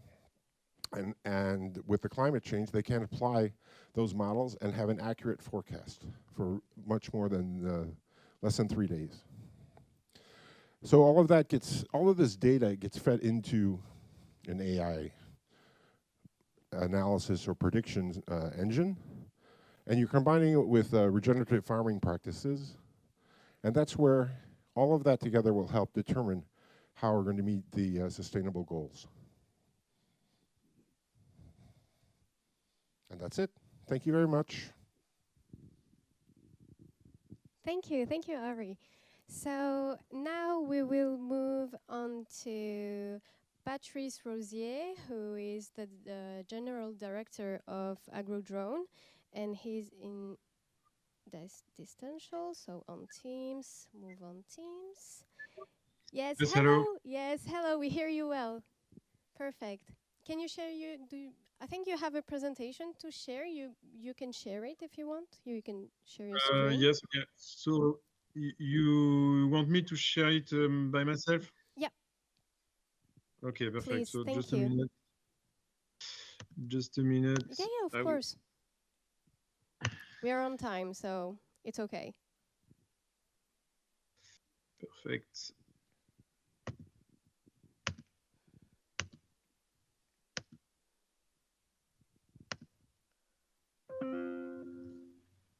Okay. So, can you see my PowerPoint? Yes, we can see your PowerPoint, so you can just share it on full screen. Perfect, perfect. Here we are. Okay, I give you the floor now. Okay, thanks. So, hello everybody. So I'm Patrice Rosier. I am a co-founder of AgroDrone company, which is a startup, which is also a spin-off of Reflet du Monde company, which is our main company concerning drones. So the activity of our company is split into 4 parts. So our business is to accompany our customers in the use of drones in agriculture, but not only, also building, so construction industry, video, movies, and so on. So we perform missions with our drones. We train drone pilots all over the country, so France. We also sell drones and accessories. So we have an online shop which is called aerial-shop.com. And we have also a design office to manufacture things and to propose tailor-made projects. So in 2015, we had a project called AgroDrone, which started in our company, and years after years, we decided to create, to fund a startup called AgroDrone. And so in 2023, we funded AgroDrone, which is completely dedicated to agriculture applications. So we have a fleet of drones dedicated for agriculture, so from different manufacturers. The story started in 2015 with the innovation startup from Maïsadour and Vivadour cooperatives. And so they asked us to sow seeds in the crops thanks to our drones. And so we designed a 20 kilograms drone this year, and we have added years after years some other drones to perform our missions. So Chinese drones from DJI, for example, and we have also other drones dedicated to multispectral imaging. This year, we started to develop in 2023 to develop another solutions with 100 kilograms and including 50 kilograms of payload, which is the biggest drone in France for agriculture applications right now. And so we will start to work with this very big drone this year in 2024. So you have an overview of the different applications of our drones in agriculture right now in France. So we have seed spreading. So we implant green cover in crops between 2 cultures, in corn, in wheat, in barley, and these kinds of cultures. And the idea is to avoid to let the soils completely naked between two cultures, and it massively traps CO2 in the soils, and it's a very interesting a way of doing for the future to trap massively CO2. We also drop trichograms, so tiny wasps protecting the corn crops from some parasites. So the corn borer, which is a small insect eating the maize. We are also able to spray biocontrol products in the crops. So it's simple spraying with rotatives parts in the drone. And it's more recent, but we are also able to drop ginkgo rings, so pheromone rings, protecting the chestnut trees and the walnut trees from other insects damaging the nuts and the chestnuts. So obviously, the drone is also used to make some diagnostics. So, for example, determine the NDVI index to detect drip stress in the crops. We can also use all simply thermal imagery, so infrared imagery, to see the irrigation, to check if everything is normal, if there is no problem in the irrigation process of the crops. And so we are also able to perform very specific missions. For example, right now we are asked to perform so innovating things in the apple orchards, to drop also pheromone rings in this new crop. So it's a very new application. So to go specifically on all parts of what we do, for example, when we talk about crop covering with so vegetation cover, this kind of practice can limit the TH in the crops, so the soil is not damaged at each work of the big machines that are very heavy and prevent the life in the soil. So it's good to use that. For example, you can see here some vegetation cover installed in the maize crop before that the maize are cut. And so when everything is cut, you can discover this vegetation cover, and it's really well working because we spread the seeds at the perfect moment when there is irrigation in the crop, when the weather is completely sunny, and when the conditions are perfect to develop this vegetation cover. If you do that after cutting the maize, the problem is that the soil can be frozen, for example. You don't have much sun to help the vegetation to develop and so on. So it's very important to do that at the best time. So this practice also strengthens the biological activity, and it's a way also to reduce the phytosanitary treatments and also to limit the chemical entrance.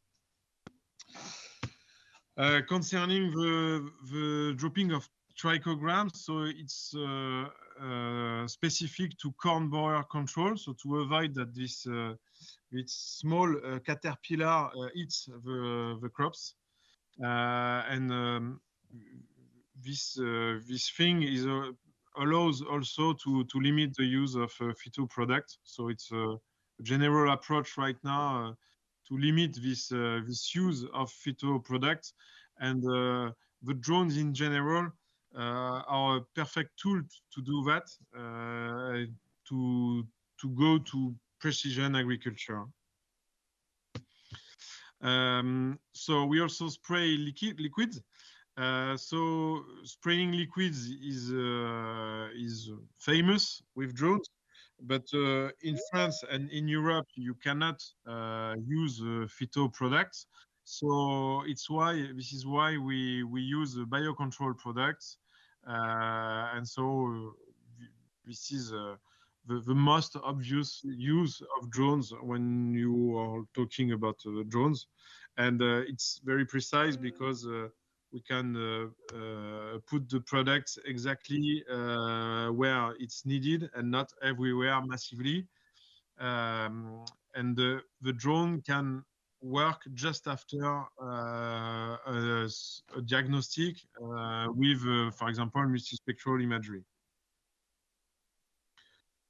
For example, in France, there was some experimentation with EGalim law, and so the use of drones can limit the exposure of operators to the products when on specific spots, for example, around the mountains and so on, where the machines on ground cannot go easily, and when it's dangerous for operators. Finally, the operators spray directly everything directly by the end, and so it's better to use drone in this case to protect the workers. And also another innovating thing in agriculture is the cool roofing. That is to say, the use of white products that white painting that we apply directly on the roof of the breeding farms, for example, to limit the heat during the summer and to protect the animals. So it's something completely new. And there are specific painting used for that, and so it's a new way of doing also, and so we can do that with drones. So concerning the pheromones, I talked about the protection of chestnut trees and walnut trees. We have a project internally in partnership with Invenio, which is a laboratory for fruits and for different cultures. And so they ask us to use drones to drop pheromone rings directly 5 meters high on the top of these trees to protect the trees against this butterfly. And so this is also an innovating application. So drone is really often linked to a very, very innovative application in agriculture. And this is why there is a massive arrival of drones in agriculture in France and in Europe right now. Here you can see maps when we can see, for example, the hydric stress. And so thanks to this kind of ortho mosaics, we can decide the better moment to act in the crops. So it's a very interesting tool. You can also have a digital terrain model allowing to know where there will be too much water or or not enough water, and so you have plenty of applications with these diagnostics, and so we also work in this way. We are able to propose these maps with our tools. So when you work with multispectral imagery. You analyze different wavelengths, and among these wavelengths, there is all simply some infrared wavelengths, already very interesting to check the irrigation, to check the different problems that you can have directly in the crop. And there are also here many applications. So the drone can be used also for different very original things like depollution. This is the picture here when we are able to drop specific products, able to gather the petrol components in water. And then after that, there is a boat collecting the product resulting of this gathering. And so it's a way of depolluting the water and the lakes and so on. So it's very interesting. We also work a lot in bleaching the greenhouses. So the greenhouses are here to protect the cultures during the winter, but as soon as the sun is coming back during the spring, the warm in the greenhouses can reach a very high temperature, and so it's a problem. And so there is a need to bleach very quickly the greenhouses. Most of the time, this was done by helicopter, and now the drones are coming and are replacing progressively the helicopters. So it's less polluting, it's less noisy, and so on. There are plenty of strong points with the drones, and we propose that. It's also possible to clean solar panels, for example. So plenty of other applications that we can propose. In our value chain, the value chain of AgroDrone, so we propose a service to farmers, all simply, but not most of the time, farmers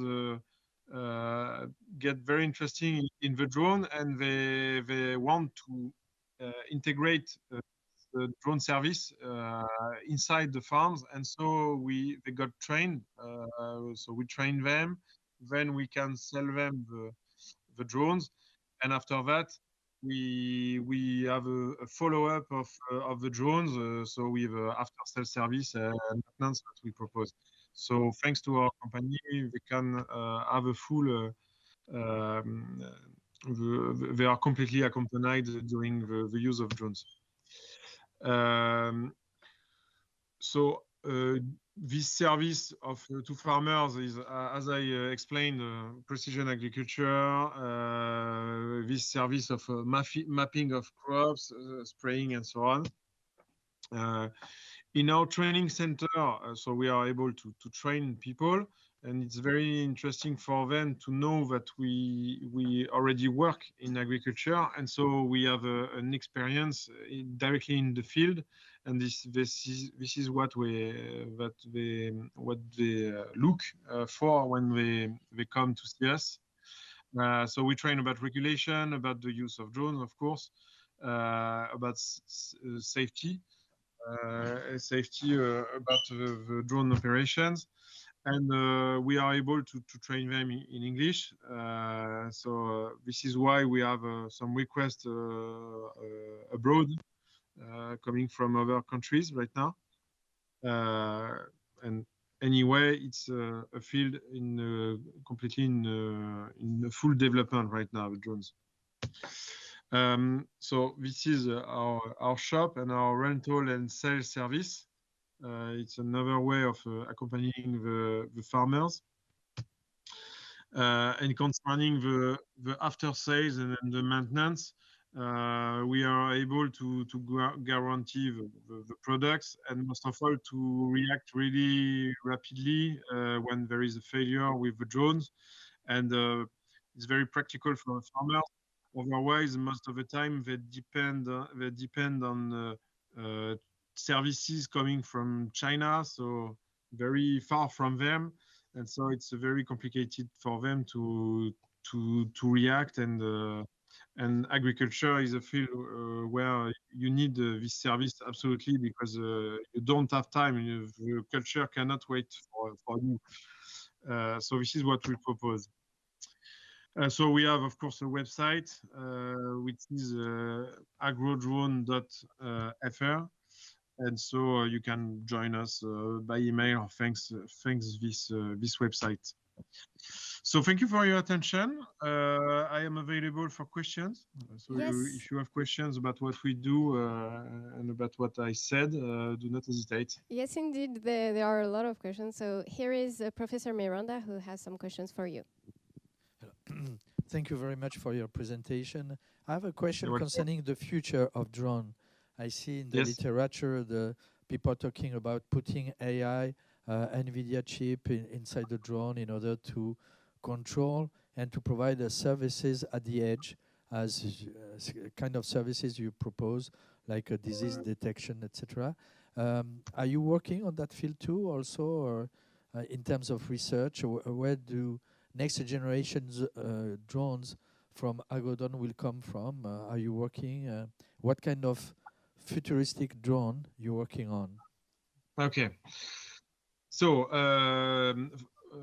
obviously, the artificial intelligence is a very important point in what we do. Artificial intelligence is implemented inside the flight controllers, so the autopilots inside the drones, on one side, and on the other side, it's also used for other applications linked to the payloads. For example, the cameras and so on, you can detect automatically some things. So for example, right now we are working to protect forests against fires, and we are working on artificial intelligence able to detect very, very early fire starts.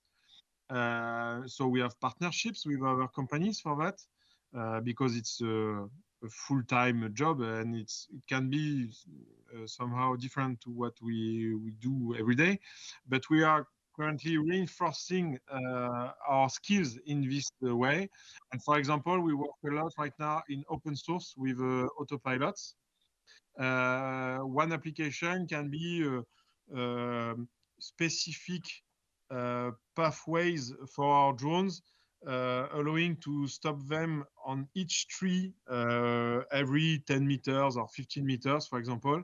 And this is what we do with the drop of pheromone wings, for example. And so that's just one example. There are plenty of examples of what AI can do with drones.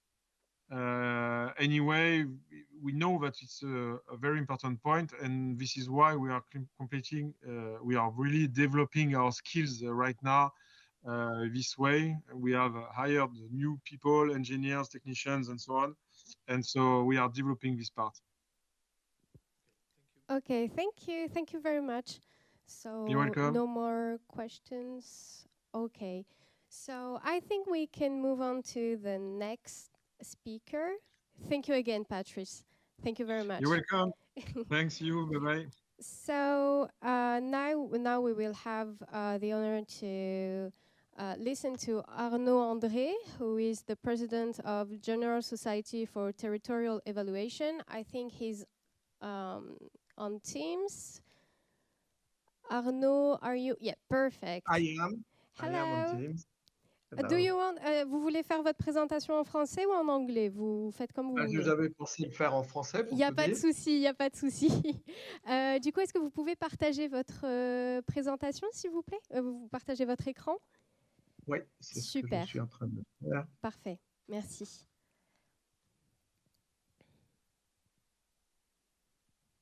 So everyone in the chat, for all the speakers that made or will do their presentation in English, in the replay there will be subtitles in French and vice versa. For French speakers, there will be English subtitles. So everyone can understand everything and benefit from the knowledge of our panel of experts. Okay, Parfait, nickel. Eh bien, écoutez, c'est à vous, je vous laisse. Okay, thanks. Well, sorry to address the audience in French, but I think I can pick questions in English if you want. No problem. So I will switch to French. So bonjour, I am, as it was said, je suis pardon, le cofondateur et responsable de la Société Générale d'évaluation des territoires. Société dont le domaine d'intervention porte sur l'adaptation des territoires aux enjeux, et il y en a un bon nombre liés au changement climatique et au développement durable en général. Alors à la base, nous sommes un agrégateur d'informations géolocalisées, informations qui provient, comme vous vous en doutez, de multiples sources, de multiples formats. Et nous utilisons le très fort potentiel, auquel nous croyons beaucoup depuis un moment d'ailleurs, des images satellitaires pour compléter ces informations. Ces informations, nous les mettons à disposition sur une plateforme qui s'appelle Tereval, qui place toujours le territoire au centre, sous forme de cas d'usage, d'aide à la décision et de suivi de l'évolution du territoire, en mode platform as a service. Donc, on est une société de type SaaS, et donc nos services sont diffusés par abonnement et souscription. Notre équipe est principalement basée à Toulouse. Elle est multidisciplinaire. Nous combinons des profils de data science, géomatique, algorithmique, pour traiter toute la masse de données disponible. Une partie de l'équipe est focalisée sur les aspects cas d'usage décisionnels. Quelles sont les décisions qui se posent aux décideurs locaux? On a un très fort focus sur la décision locale, parce que même si cette crise est planétaire, finalement, elle se résoudra au niveau local. Et donc, d'adresser les décideurs locaux et de comprendre leurs problèmes, c'est le rôle de la deuxième ensemble de notre équipe. Et le dernier, c'est la partie tech, qui comprend des spécialistes IA, puisqu'on utilise l'IA de manière assez extensive dans ce que nous faisons. Le nom de notre société contient le mot évaluation. C'est vraiment un focus particulier que nous avons pris dès l'origine, qui est de comment aider à évaluer l'efficacité des politiques d'aménagement du territoire, tant pour décider ces politiques, mais surtout pour faire en sorte qu'elles soient mesurables, dont les effets soient mesurables dans le temps. Voilà, alors comme le montre cette slide, je vais vous présenter ce matin un exemple de contribution des images satellites au développement de la résilience des territoires à ces enjeux dont je viens de parler à l'instant, changement climatique et développement durable. L'exemple que je vais traiter, c'est le projet Flaude, dont l'origine se situe en octobre 2018, lors d'un événement particulièrement catastrophique de pluie diluvienne qui a frappé le village de Villegayenc dans le département de l'Aude, en France. Ces pluies torrentielles ont provoqué la mort de 15 personnes, détruit entièrement 30 habitations et endommagé plus de 300 autres. Alors, ces épisodes cévenols sont connus depuis longtemps, mais celui-là a été particulièrement violent, et avec les trajectoires que nous promet le GIEC, le département de l'Aude a interrogé le CNES, donc Centre national d'études spatiales, pour savoir si les images satellites pouvaient aider à faire face à ces situations et à mieux s'y préparer. Donc le CNES a formé un partenariat public-privé qui a d'ailleurs très bien fonctionné.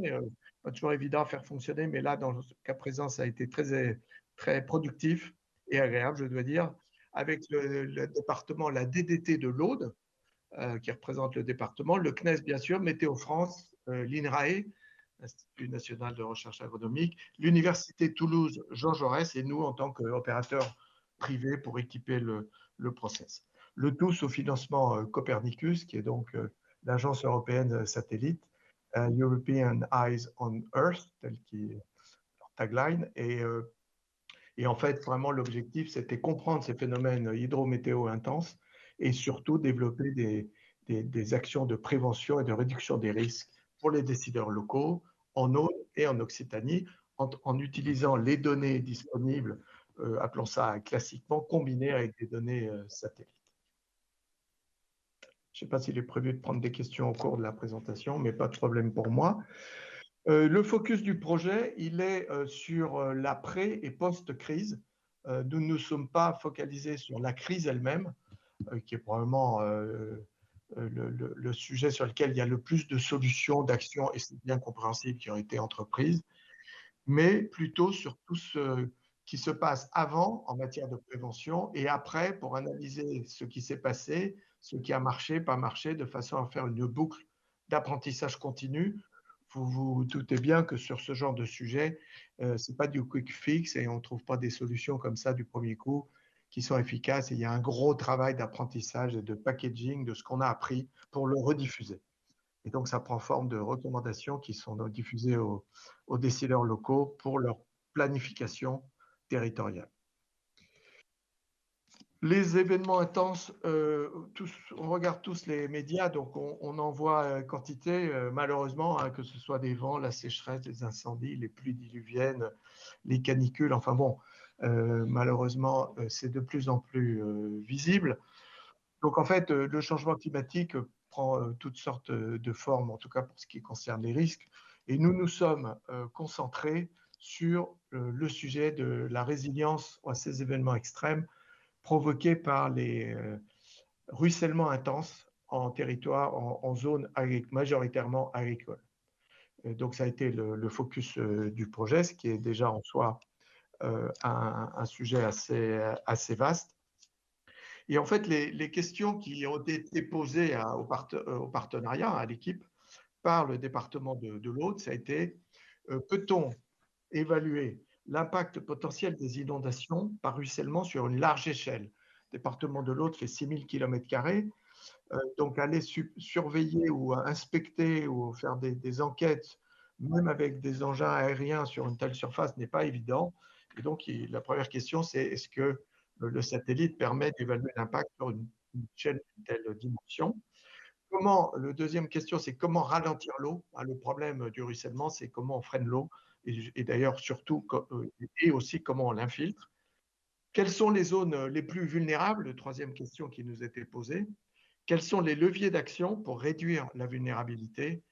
Et enfin, et c'est peut-être le plus important, c'est comment faire comprendre le phénomène, comment on peut agir, d'abord qu'on peut agir, et surtout alerter sur les risques et lutter contre l'inaction, ça n'arrivera pas chez moi.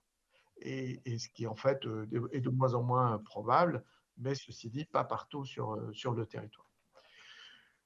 Donc, suite à un grand nombre vous vous en doutez, d'ateliers, de visites terrain, de séminaires, on a travaillé ces différentes questions, travaillé avec Météo France, en particulier le CNES, pour exploiter les données disponibles, avec la DDT également en matière de mapping des risques, enfin vous imaginez.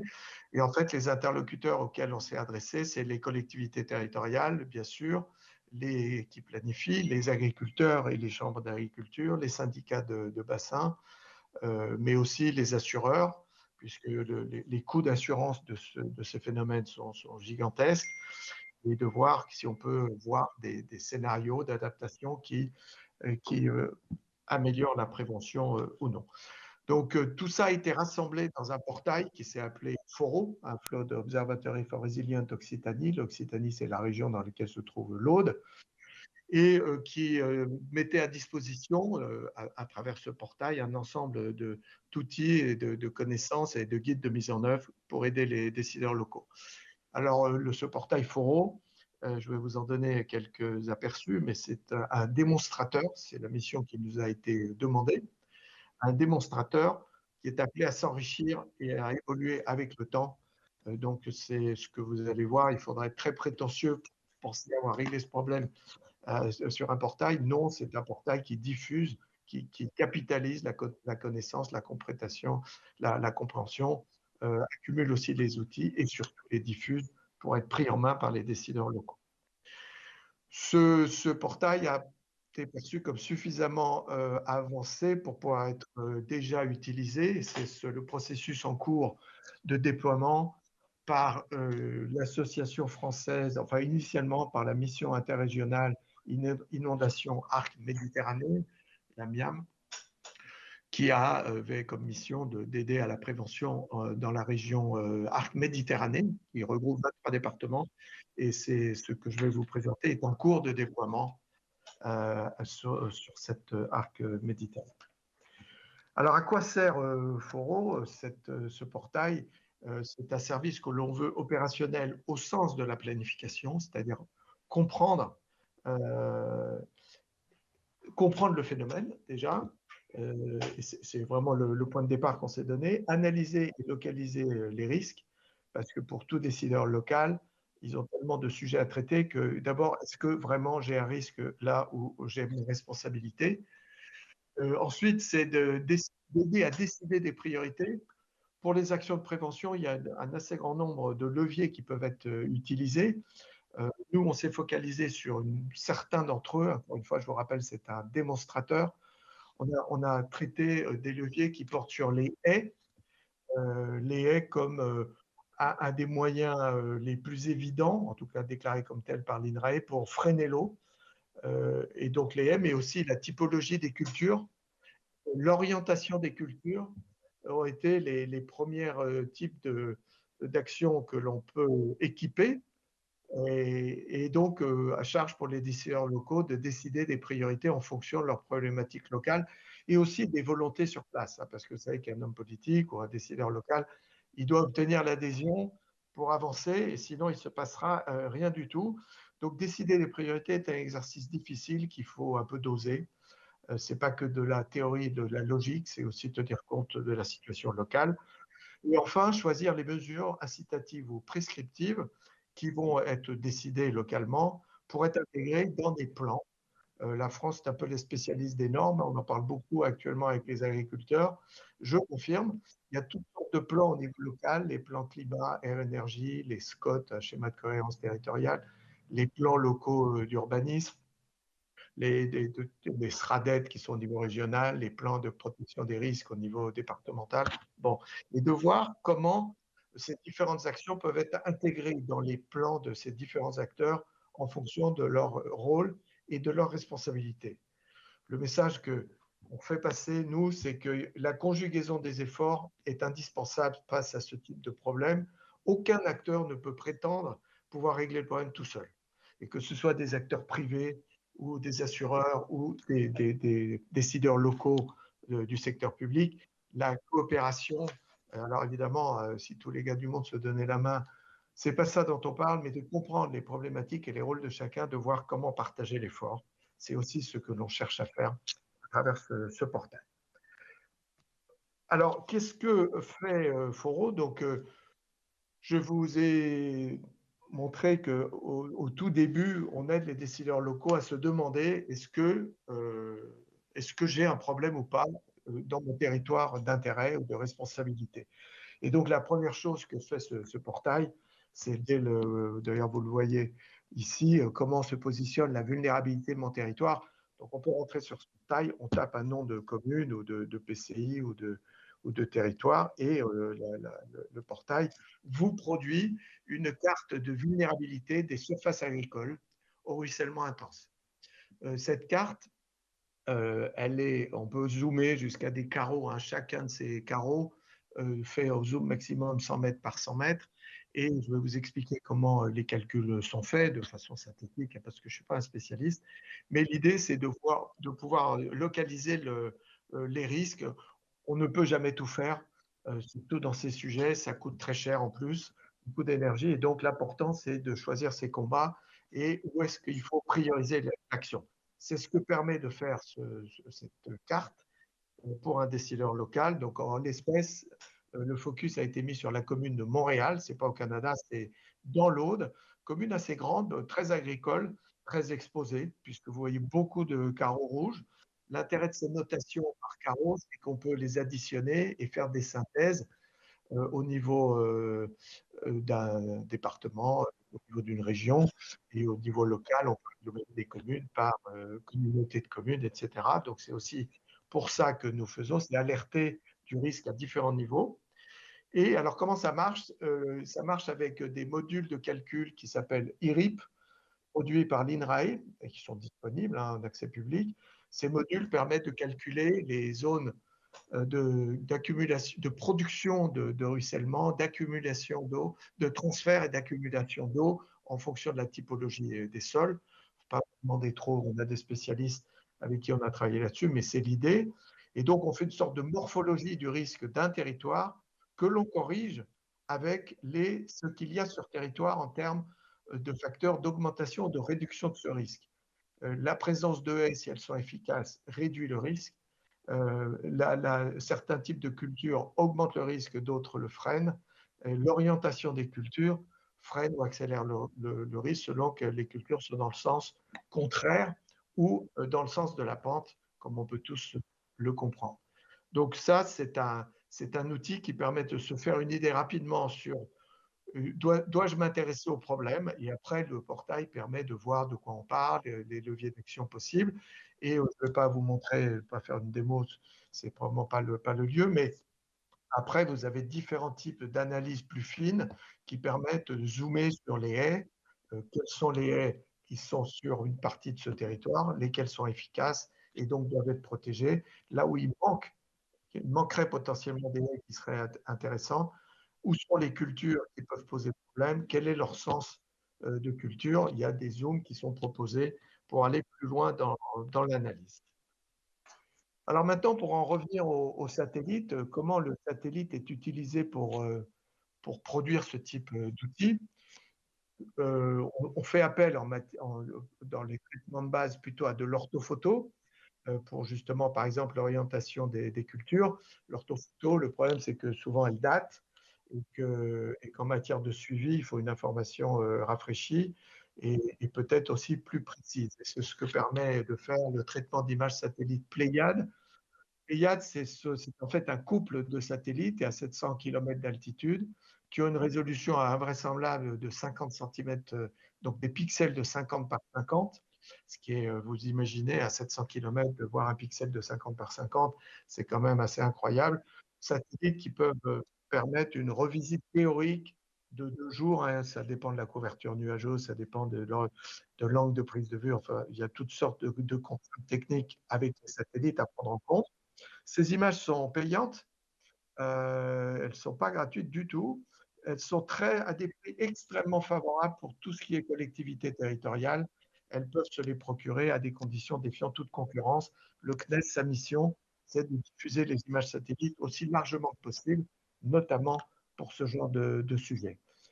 Donc, un exemple d'application de ce traitement satellite sur cette carte ici, et là vous voyez le trait bleu, c'est le calcul de l'orientation des cultures sur ce secteur. On voit d'ailleurs les autres tracés, c'est pas très facile à voir ailleurs sur la carte. Et là, en fait, ça permet d'évaluer si l'orientation de la culture est un problème ou pas vis-à-vis de la réduction du risque. Et là, ça se fait par des algos de traitement d'images satellites qui permettent de produire ce type de résultat. Donc voilà un cas d'utilisation des images satellites. Alors, chacun de ces cas, c'est un process de mise au point des algos, de vérification terrain. Enfin, ceux qui ont fait de l'IA, et on en fait pas mal, savent que le problème de l'IA, c'est comment valider sa fiabilité. Et donc, nous, on est très à la vérification de ces calculs, de voir si par des enquêtes terrain, ça recoupe bien, de façon à avoir une bonne certitude, en tout cas aussi forte que possible, sur les résultats donnés par l'IA. Mais les résultats sont très convaincants. Hein. Les visites qu'on a fait à Montréal, par exemple, les agriculteurs étaient étonnés. Ils parvenaient assez vite à des conclusions qui corroboraient nos calculs. Quels sont les autres sujets auxquels on s'est déjà attaqué en cours, mais qui ne sont pas encore matures, hein? Comme je disais tout à l'heure, tout ça, c'est un processus d'apprentissage évolutif. Sur les embâcles, les satellites sont très efficaces pour détecter des embâcles. Une embâcle, pour ceux qui ne savent pas ce que c'est des accumulations de bois ou de débris aux bordures de cours d'eau, dans les virages des rivières ou des cours d'eau, mais aussi sous les piles de ponts. Enfin, et ces accumulations de bois peuvent avoir un effet favorable ou défavorable en cas de pluie torrentielle. Donc, on travaille là-dessus. On a bon espoir d'aboutir assez vite. sur les cultures endommagées, en particulier les vignes, ce qui permet après, à large échelle, d'évaluer suite à un dégât, à un événement cataclysmique, enfin catastrophique, les dégâts causés avec une mesure par satellite. Les haies aussi, de détecter les haies. Aujourd'hui, on s'appuie essentiellement sur une base d'inventaire des haies au niveau national. Il y a beaucoup de travail en cours sur comment, avec le satellite, détecter les haies, ce qui est aussi quelque chose d'assez... on a très forte probabilité d'aboutir. On n'est pas les seuls à y travailler d'ailleurs. On met en ligne souvent des outils qui ne sont pas nécessairement produits par nous. Ce qu'on veut, c'est équiper la distribution locale. Et donc sur les haies, vous savez que la France a demandé l'État français a demandé 50 000 km de haies supplémentaires dans les 10 ans qui viennent, je crois, si ma mémoire est bonne. Et le dernier point, qui est celui sur lequel finalement on travaille le plus, c'est comment corroborer l'efficacité des actions de prévention.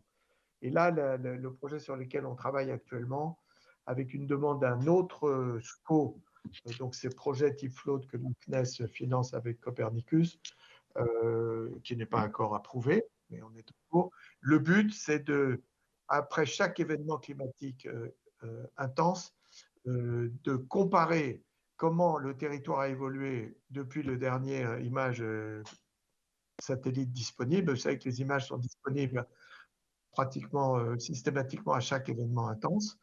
Et donc de voir comment le territoire a évolué par rapport aux aménagements qui ont été faits depuis, favorablement ou défavorablement, en constatant les écarts et les différences sur le terrain, mais aussi de voir quelles sont les stratégies d'aménagement à base de haies, de culture en terrasse, de ripisylves, ont été les plus efficaces et d'avoir une approche plus statistique de quels sont les scénarios de prévention les plus efficaces ou non.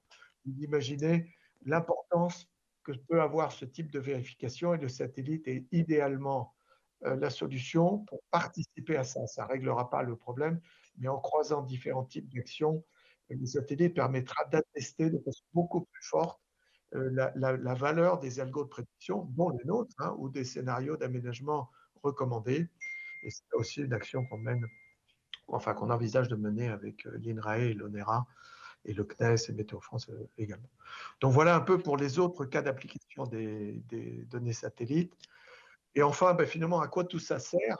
Et on a des sites pilotes dans le cadre de notre déploiement Arc Méditerranée, hein, où on a une assez grande surface et quelques sites pilotes sur lesquels on travaille pour voir quelle valeur ajoutée est vraiment apportée localement. Évidemment, sur les pertes humaines, inutile d'en parler, c'est le premier sujet, mais celui d'érosion des sols est devenu très préoccupant. Je suis sûr qu'il y a beaucoup de personnes bien plus compétentes que moi dans l'assistance sur ce sujet. Et la perte de productivité agricole, si vous allez voir sur le site de McCain, qui produit des frites, ils se plaignent d'une perte de production, alors je ne sais plus si c'est 10 ou 20% sur ces 10 dernières années, de leurs fournisseurs à cause de l'érosion des sols. Et le ruissellement intense, on le comprend très bien, provoque et accélère, surtout quand il est couplé à de la sécheresse intense, de la perte de sol et donc de productivité. Mais c'est aussi les dommages aux infrastructures. On a un de nos sites pilotes dans la Lomagne, Tarn et Garonnaise, pour être précis, qui se préoccupe de l'augmentation des coûts d'entretien des routes. Ils veulent savoir comment mieux les maîtriser, mieux anticiper ces coûts qui deviennent trop lourds pour eux. Il y a aussi les infiltrations des particules arrachées par le ruissellement qui passent dans les usines de traitement d'eau, tous les systèmes de filtrage. Ces particules sont ce qu'on nous a dit catastrophiques, hein, pour toutes les finalités et le coût d'entretien de ces installations. Et évidemment, les pertes de culture et de matériel agricole qui sont corrélés à ce type de dégâts.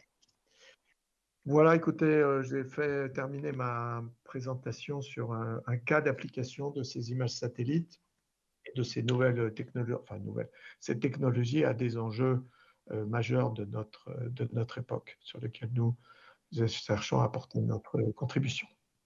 Merci beaucoup, merci. Alors moi j'aurais une question, juste par curiosité, par rapport à la carte que vous avez montrée tout à l'heure, la carte sur Foro Voilà, c'est ça, des zones potentiellement vulnérables. C'est des données, comme c'est des données, du coup, si je comprends bien, qui viennent des images satellites, c'est en temps réel ou est-ce qu'il y a une mise à jour peut-être mensuelle des données ou voilà, c'était juste pour savoir. Non, alors c'est pas en temps réel, si vous voulez. Nous, on est à l'échelle de la planification. Les horizons de planification sont longs. D'accord. Et donc, en fait, si vous voulez, nous, on peut mettre ces cartes à jour de façon presque immédiate. Ce qui n'est pas du tout immédiat, c'est la donnée sur laquelle on s'appuie. Elle est très souvent annuelle. Pour les satellites, elle peut être très régulière, mais encore faut-il avoir demandé la production de l'image. Mm. Donc, en fait, si vous voulez, on se place, et ça fait partie des offres que l'on propose, c'est quel est le pas de temps d'un territoire ou des responsables d'un territoire avec lequel ils souhaitent piloter l'évolution des choses sur le terrain. Donc le rythme aujourd'hui est dicté par le rafraîchissement des données par ceux qui les produisent. Nous, on ne produit pas la data, sauf celle qu'on extrait des images satellites et tous les croisements qu'on fait entre les données disponibles. Donc la réponse est non, ce n'est pas temps réel et c'est quelque chose qui est fait sur un rythme, on n'a qu'à dire annuel ou biannuel. Par contre, avec ce système de surveillance post-événement catastrophique, là, on prévoit des zooms juste après les événements catastrophiques, d'actualisation de ces informations, des projets dont je parlais tout à l'heure. D'accord, ok. Bah, merci beaucoup. Et oui, et on a une deuxième question. Oui. Bonjour. Moi, je me Bonjour. demandais juste si vous avez en fait une boucle de retour pour mesurer l'impact positif, par exemple, de la plantation de haies, si elles ont bien pris ou mal pris, et comment, du coup, améliorer le processus continuellement.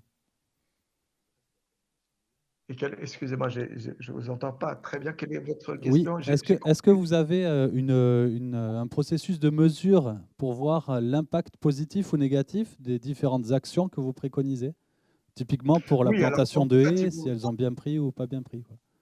Oui, oui, bah, c'est le sujet essentiel, hein. C'est pour ça que j'ai terminé là-dessus en disant qu'avec le système de mesure post-événement catastrophique, c'était probablement le moyen le plus crédible pour mesurer l'impact réel.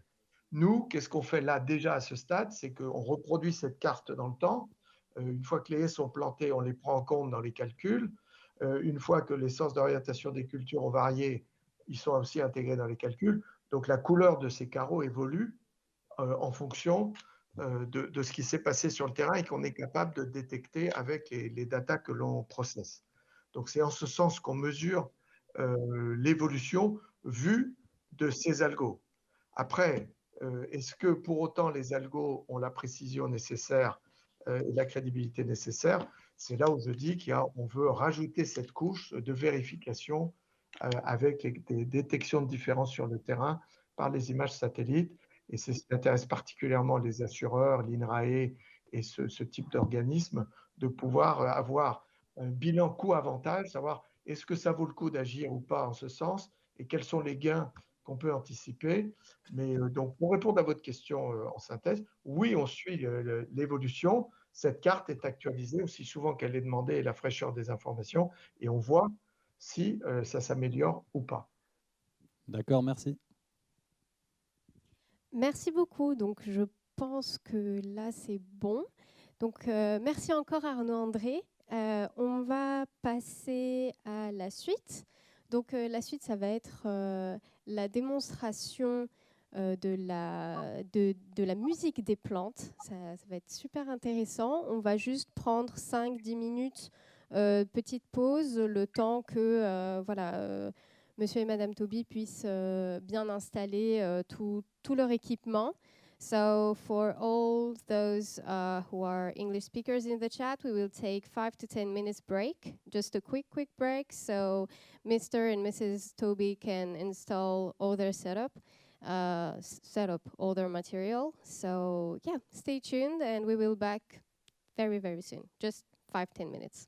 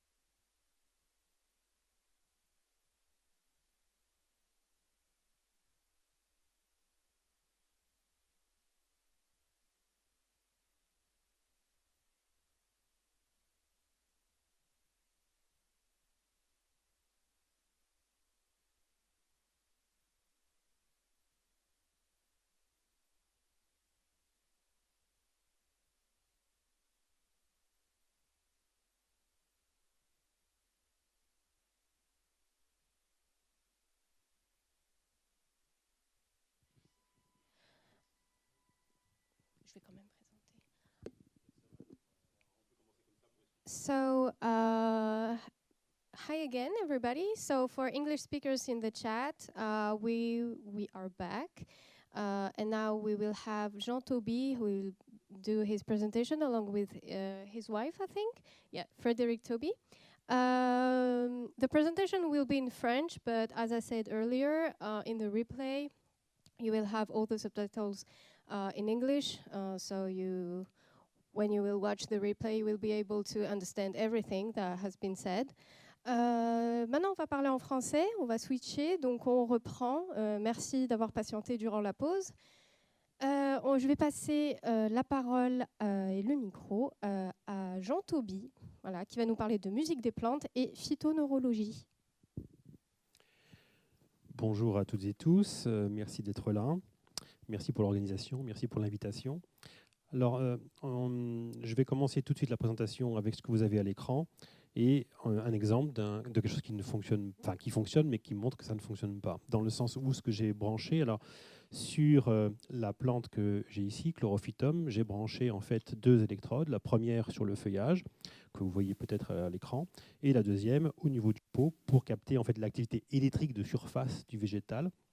Et la boîte noire qui est là va transcoder cette activité électrique de surface en son. Alors, c'est des boîtes suprasensibles parce que l'activité électrique d'une plante de surface, c'est de l'ordre entre 0 mV, 0,01 et 1 mV maximum en termes de surface. Donc, il faut des boîtiers très sensibles, mais la plante, elle est suprasensible. C'est ce que l'on va voir. Alors, on a une courbe à l'écran. Cette courbe à l'écran, c'est donc le transcodage que nous avons. Alors, c'est un equalizer, c'est un logiciel de musicien, parce qu'actuellement, on travaille avec des logiciels qui existent, et ce sont des logiciels qui ne sont pas dédiés à nos travaux, mais on prend ce qui existe sur le marché pour étudier. Donc, cette particularité, c'est que ça nous donne une action très particulière sur ce qui se passe sur la plante. Par exemple, ici, le chlorophytum, eh bien, très clairement, jusqu'à présent, elle n'aime pas beaucoup être là, puisqu'elle est bloquée complètement dans son activité. C'est pour ça que vous avez un encéphalogramme plat que vous voyez au début. Et donc, on voit que la courbe, c'est toujours la même, en fait, mais ça nous donne quand même un principe de base. C'est-à-dire que, et c'est l'essence même de si quelque chose peut être résumé de mon intervention aujourd'hui, c'est que, et même ce que l'on peut entendre très couramment sur tous les professionnels de l'agriculture, c'est qu'on a complètement oublié 2 éléments importants de l'agriculture. Un, le règne végétal, et je pèse mes mots. Aujourd'hui, on ne comprend plus rien des plantes. On fait tout ce que l'on fait au niveau des cultures. On va tronquer l'activité du végétal et donc on a moins de rendement. Là, on a entendu tout de suite plein de choses sur les végétaux, etc., les problèmes de rentabilité sur les cultures. Mais dans tout ce qui est fait aujourd'hui, toutes les techniques, je dirais toutes, essentiellement toutes, même parfois en bio, vont à l'encontre du développement du végétal. Et c'est un peu le message que j'aimerais passer. Toutes les nouvelles techniques qu'on peut mettre en place aujourd'hui sur les cultures, si elles ne tiennent pas compte des cultures elles-mêmes, c'est voué à l'échec, comme les cultures d'aujourd'hui. Ça, c'est très, très important. Et là, c'est un peu une bonne démo, parce qu'en fait, on prend une plante qui est en pot, on a fait de la voiture, on la met ici. C'est tout à fait l'ambiance que les plantes n'aiment pas. Il y a beaucoup d'électronique, il y a beaucoup de fils de câbles. On est arrivé depuis pas très longtemps. Eh bien, elle est...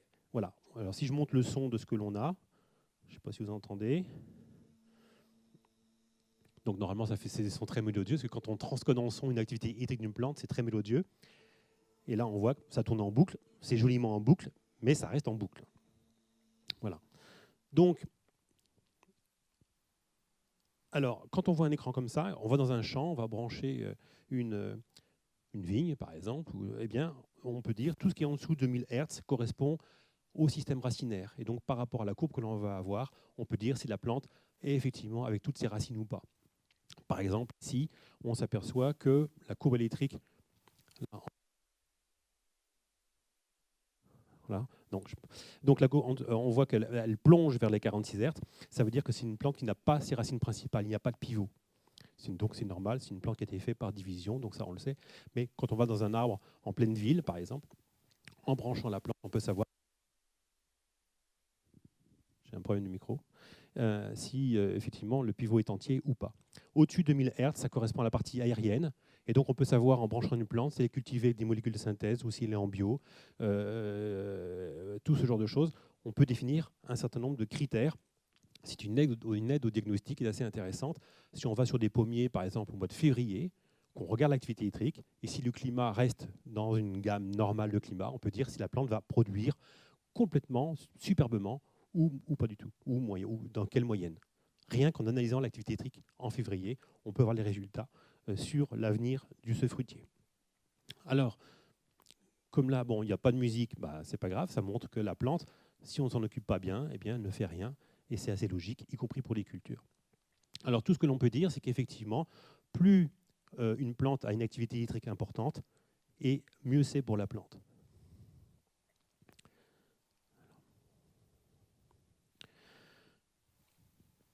Alors, qui sommes-nous?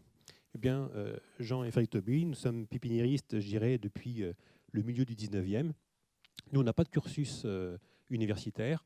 Tout ce que l'on va dire, c'est la récurrence de nos travaux depuis donc 2012, maintenant qu'on a commencé à s'inquiéter de l'analyse de l'activité électrique et des sons des végétaux. Et pour pouvoir conférer cela, eh bien, c'est aussi on va s'appuyer sur des aides de différents scientifiques qui nous appuient. À partir de 1985, on a créé un jardin, le plantarium de Gaujac, et parce que l'on cultive régulièrement des végétaux, on s'aperçoit que, effectivement, quand on fait des boutures, des greffes à longueur d'année, eh bien, à un moment donné, les végétaux ne répondent pas complètement comme on a appris à l'école d'horticulture. Il y a autre chose. Donc, je passe ça, c'est le plan général. Pour dire aussi que lorsqu'on fait des cultures, on a parlé tout à l'heure de planter dans le sens de la pente ou pas, etc., eh bien, il existe depuis le XIIe siècle une étude assez intéressante avec, à l'époque, c'était que les récoltes qui donnaient les résultats, si la méthode était bonne ou pas, puisque la forme d'un champ, sa longueur sur sa largeur, ou les formes géométriques, favorisaient ou pas certaines cultures. Donc ça, c'est un savoir qui a complètement disparu aujourd'hui, et pourtant, alors, le professeur Enzo Rocher s'y intéresse aujourd'hui, mais c'est assez des savoirs perdus.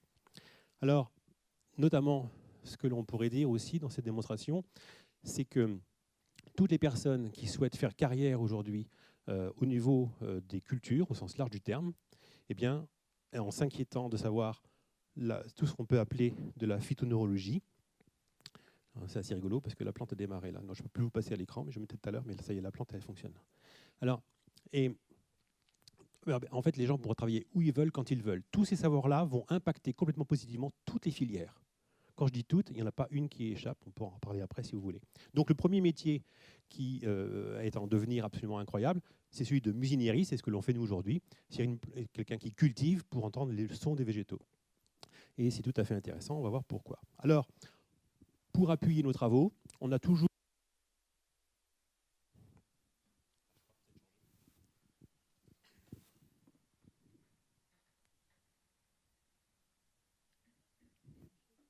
Voilà, oui, ça a l'air d'être...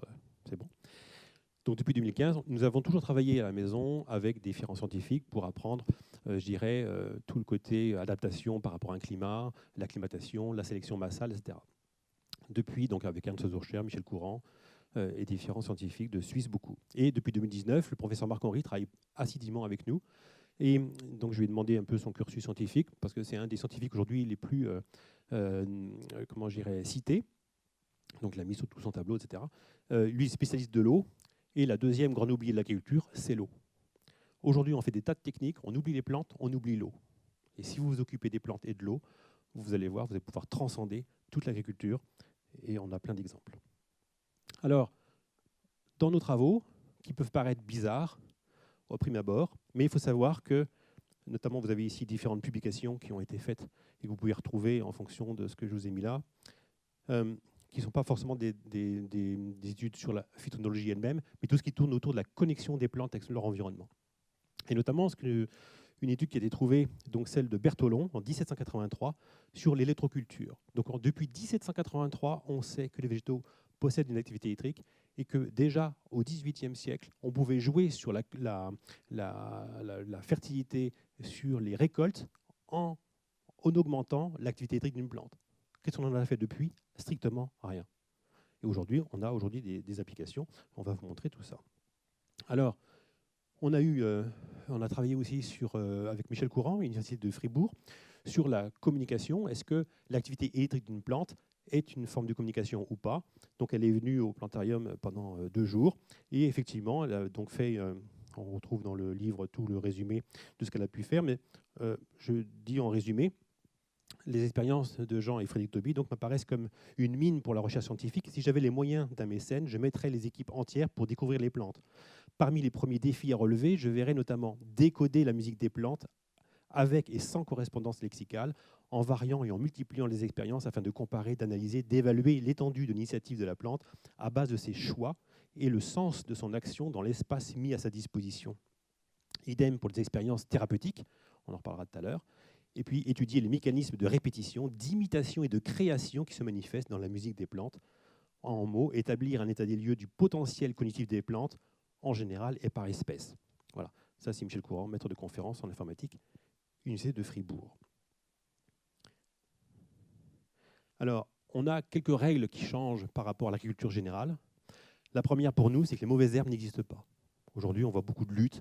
On lutte, on fait la guerre aux insectes. Non, les mauvaises herbes n'existent pas. Et d'ailleurs, si on voit beaucoup d'érosion dans les sols, c'est parce qu'on a lutté contre ce qu'on appelle des mauvaises herbes, alors que ce sont des alliés absolument incroyables. C'est pour ça que on fait beaucoup l'inverse de ce qu'il faudrait faire aujourd'hui. Tous les végétaux sont utiles. Tous les insectes sont utiles, tous les champignons sont utiles. Les problèmes sont liés au déséquilibre entre les populations. Et si on ne connaît pas le rôle positif d'un être vivant, c'est que nous n'avons pas compris ce rôle.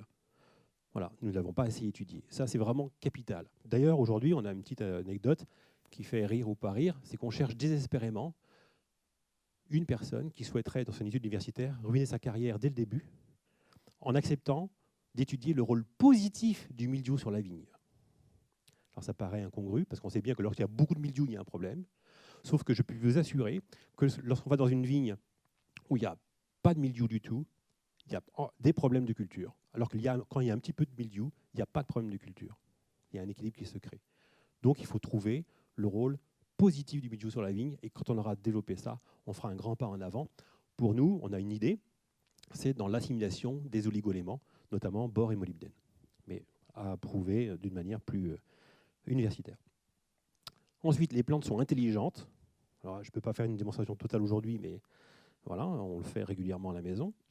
Nous devons tout faire pour les comprendre. Faire des recherches sans comprendre ce règne et vouer à l'échec d'avance, exactement comme les techniques actuelles. C'est ce que je disais en préambule. C'est très, très important de remettre le règne végétal au cœur des études que l'on peut faire. Aujourd'hui, c'est ce qu'on ne fait pas.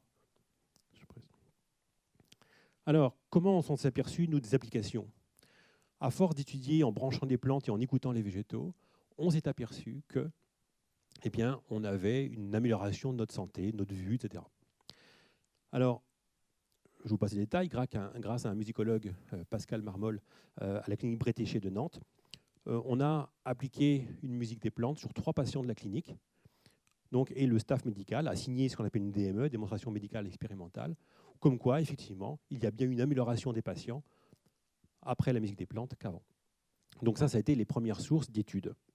Ensuite, on a eu vent des travaux de Joel Steinheimer, et on a pu déterminer, alors les travaux de Joel Steinheimer sont très importants à comprendre, parce qu'ils ont pu mettre en avant que par rapport aux études, un prix Nobel, Louis de Broglie, en 1929, pour avoir démontré qu'à chaque masse correspond une fréquence.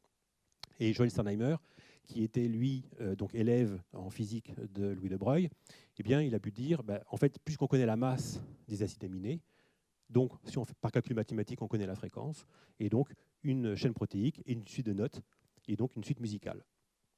Et il a pu le démontrer, effectivement, que ça marchait comme ça, notamment avec la première étude qui a fait son brevet, c'est en démontrant que lorsque l'on va sonoriser dans un champ de tomates la synthèse d'une protéine qu'elle fait pour elle-même, la TS14, qui était une protéine qui a été découverte par un chercheur espagnol, eh bien, par calcul mathématique, on va aller voir quels acides aminés, quelle masse, donc quelle fréquence.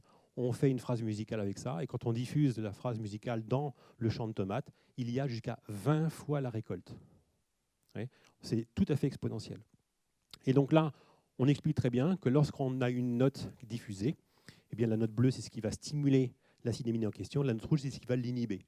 Donc on peut stimuler ou inhiber des chaînes protéiques dans une culture grâce notamment avec la musique des plantes, on va y revenir. Donc c'est ce qu'on appelle aujourd'hui la génomique. C'est un calcul mathématique qui transpose donc des protéines déjà découvertes, qui sont dans une database. Chaque fois qu'un universitaire, un scientifique trouve une chaîne protéique, il va la mettre dans une base où on aura accès, on pourra comparer si effectivement ça existe. Et si elle existe, eh bien, on pourra la transcoder en son. Et notamment, alors vous avez genodix.net, genodix.com, vous pouvez aller voir, c'est tout à fait intéressant. Et nous, on a essayé sur nos cultures, notamment on cultive pour la Maison Chanel depuis 1997, notamment ici des gardénias, sans la musique de la plante, enfin de l'acide aminé transcodé en son, eh bien, on a 40 kg de récolte.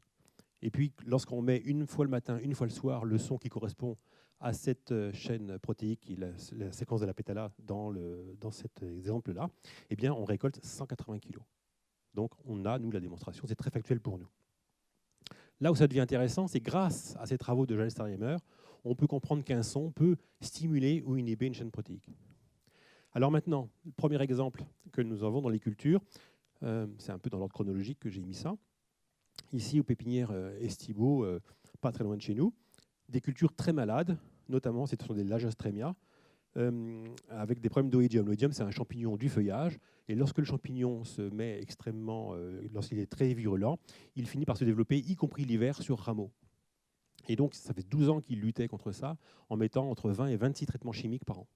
Et à chaque fois, il changeait de molécule, ça allait un peu mieux, puis après, ça retombait dans un désastre encore plus grand. Alors, la méthode qui paraît un peu bizarre encore une fois, mais on a différents scientifiques qui sont là pour prouver que effectivement ça fonctionne comme ça. On va prendre une fougère, c'est pour ça que je vous ai mis une fougère ici, parce que effectivement la fougère c'est l'organisme le plus ancien, enfin en termes de végétaux structurés, et avec 450 millions d'années, elle a beaucoup plus d'activité hydrique qu'un arbre qui n'a que 200 millions d'années d'évolution, qui a beaucoup plus d'activité hydrique qu'un simple chlorophytum qui n'a que 100 millions d'années d'évolution. Et donc aujourd'hui, on fait un lien entre l'activité hydrique d'un organisme vivant et sa longévité d'évolution. Et comment on transcode en son une activité hydrique ? La fougère, bien sûr, on a des sons tout à fait intéressants et importants qui peuvent effectivement, si c'est le cas, stimuler ou inhiber une chaîne protéique. Donc on prend une fougère, c'est la raison pour laquelle on prend une fougère.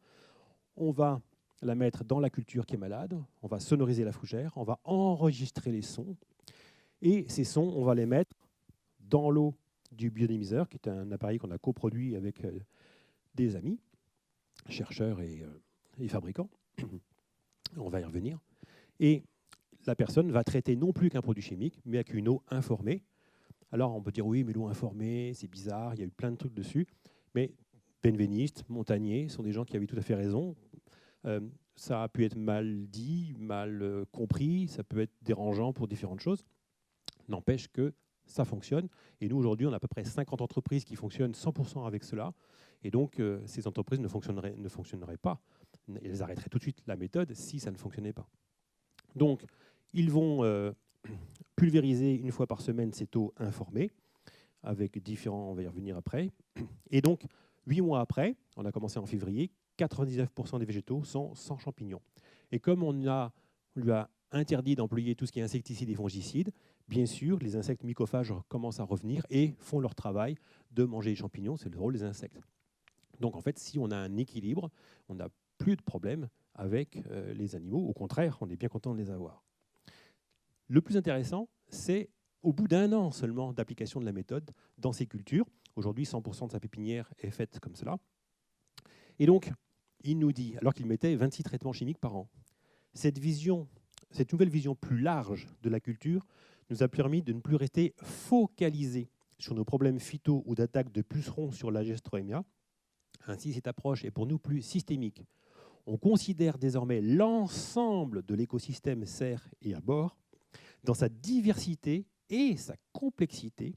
Tous sont liés au sein de ce système. Chaque maillon de ce système chaîne a son importance dans l'équilibre global et doit être considéré afin d'atteindre nos objectifs de production. En 10 lignes, tout est dit. Si vous avez compris ça, vous pouvez travailler n'importe où avec n'importe quel végétal. C'est très important parce qu'il avait, lui, en mettant ses produits chimiques, oublié complètement que la plante était vivante, que les insectes étaient vivants, que les champignons étaient vivants, et que si on bouscule l'équilibre qui est en place, eh bien, on fait plus de problèmes que de solutions intéressantes. Et aujourd'hui, cette pépinière-là n'a plus aucun produit phytosanitaire. Vous savez peut-être qu'en France, il y a une loi qui a été promulguée il n'y a pas très longtemps, il y a 2 ans je pense, qui oblige tous les organismes publics à étudier les méthodes alternatives aux molécules de synthèse. C'est une loi qui est intéressante, dans le sens que la MSA, Mutualité sociale agricole, a fait une enquête sur des différentes entreprises qui utilisaient notre méthode, et ils ont validé qu'effectivement il y avait bien les résultats, à la fois économiques, sociaux, notamment au niveau de la MSA. Le cadre, c'était la prévention des risques phytosanitaires. Et là, il n'y a pas de risque phytosanitaire, et avec les résultats à la clé. On a quelqu'un qui fait des fleurs coupées. Alors, toutes nos actions dans les différentes cultures n'ont pas été couronnées de succès tout à fait au début. Ce n'est pas une méthode miracle, dans le sens que plug and play, voilà. Non, parfois ça marche très rapidement, des fois on adapte. Pour les pommiers, on a mis 3 ans pour trouver la méthode.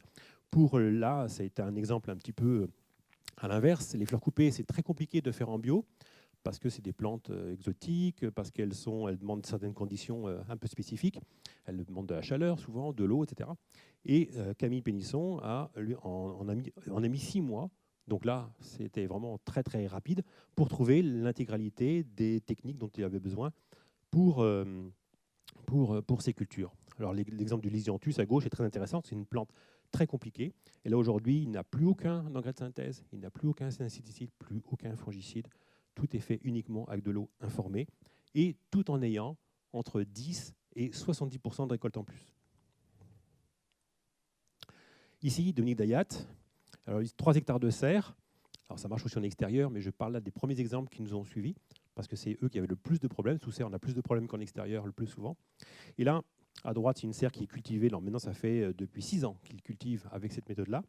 Et à gauche, eh bien, c'était lors de la présentation de ce qu'on appelle les songrès. Aujourd'hui, on sait qu'on a un problème avec l'azote, dans les problèmes de cours d'eau, etc. Mais c'est vrai pour tous les engrais de synthèse de manière générale. Plus évidemment la molécule est mouvante dans le sol, plus elle est mobile, plus l'impact est connu. Les problèmes de phosphore et potasse sont connus beaucoup plus tard, parce que ça migre beaucoup plus lentement dans le sol. La potasse, en général, ça migre à peu près 1 cm par an. L'azote, c'est 3 mètres par an, donc ça suit le cours d'eau, en fait. Donc c'est pour ça qu'on a des problèmes d'azote aujourd'hui, mais il ne faut pas s'attendre à ce qu'il n'y ait pas de problème avec les autres, ça va venir. Donc les chiffres que vous voyez, 1, 2, 3, 4, 5, donc on a fait sur piment, on a fait sur tomate. Chrysanthème, c'était intéressant, parce que c'est très compliqué de cultiver des chrysanthèmes sans produits chimiques et sans engrais. Et là, en fait, il montre qu'il peut faire une culture sans rien de tout ça, uniquement en employant de l'eau biodynamisée. On va y revenir après. Sur le maraîchage, là aussi, depuis 2018, aucune molécule de synthèse, aucun fongicide ni insecticide, et depuis 2023, aucun engrais, juste du songrais, donc de l'engrais par le son, par la même méthode que du prix Nobel Louis de Broglie. À chaque masse correspond une fréquence, et on fait une musique avec l'azote, et on a le résultat de l'azote, sans les effets secondaires. Alors, ce qui nous amène aux cultures les plus compliquées, parce que la vigne, c'est une culture qui est très compliquée, dans le sens où c'est peut-être le végétal qui est le plus massacré. La vigne, c'est une plante grimpante, on l'a beaucoup oublié, et je pense que les résultats dans les vignes seront d'autant plus intéressants que si on considère tout à nouveau, on repartir de zéro. Aujourd'hui, on a les vignes que l'on a, certaines sont en bio, en biodynamie, c'est parfait, très bien. Mais globalement, on s'est très éloigné de la dynamique biologique de la plante. Et si réunir des efforts techniques pour enlever les phytos des vignes, c'est parfait. Mais je pense que la grande réussite sera quand on aura cultivé différemment, y compris dans l'itinéraire technique. Et j'ai un bon exemple pour ça. Alors nous, aujourd'hui, dans les vignes, c'est assez récent. On a commencé il y a 2 ans dans Tursan. Et par manque de moyens financiers, parce que nous, on supporte tout financièrement finalement, mais voilà, donc ça, c'est limite. Donc, on n'a pas eu les résultats escomptés. On a, depuis l'an dernier, un essai dans les vignes de Margaux, sur un tout petit protocole, je dirais presque trop petit, où on n'a pas les essais escomptés, il y a 2 ans. Et puis, Marc Augustin voulait absolument un biodynamiseur. Il dit, moi, je suis en biodynamie depuis 2012. J'ai arrêté toute la chimie, ça va déjà beaucoup mieux, mais j'ai toujours des problèmes qui sont ceci. Et il m'a dit, j'aimerais bien faire un protocole avec le BBG, donc le biodynamiseur botanique de Gaujac.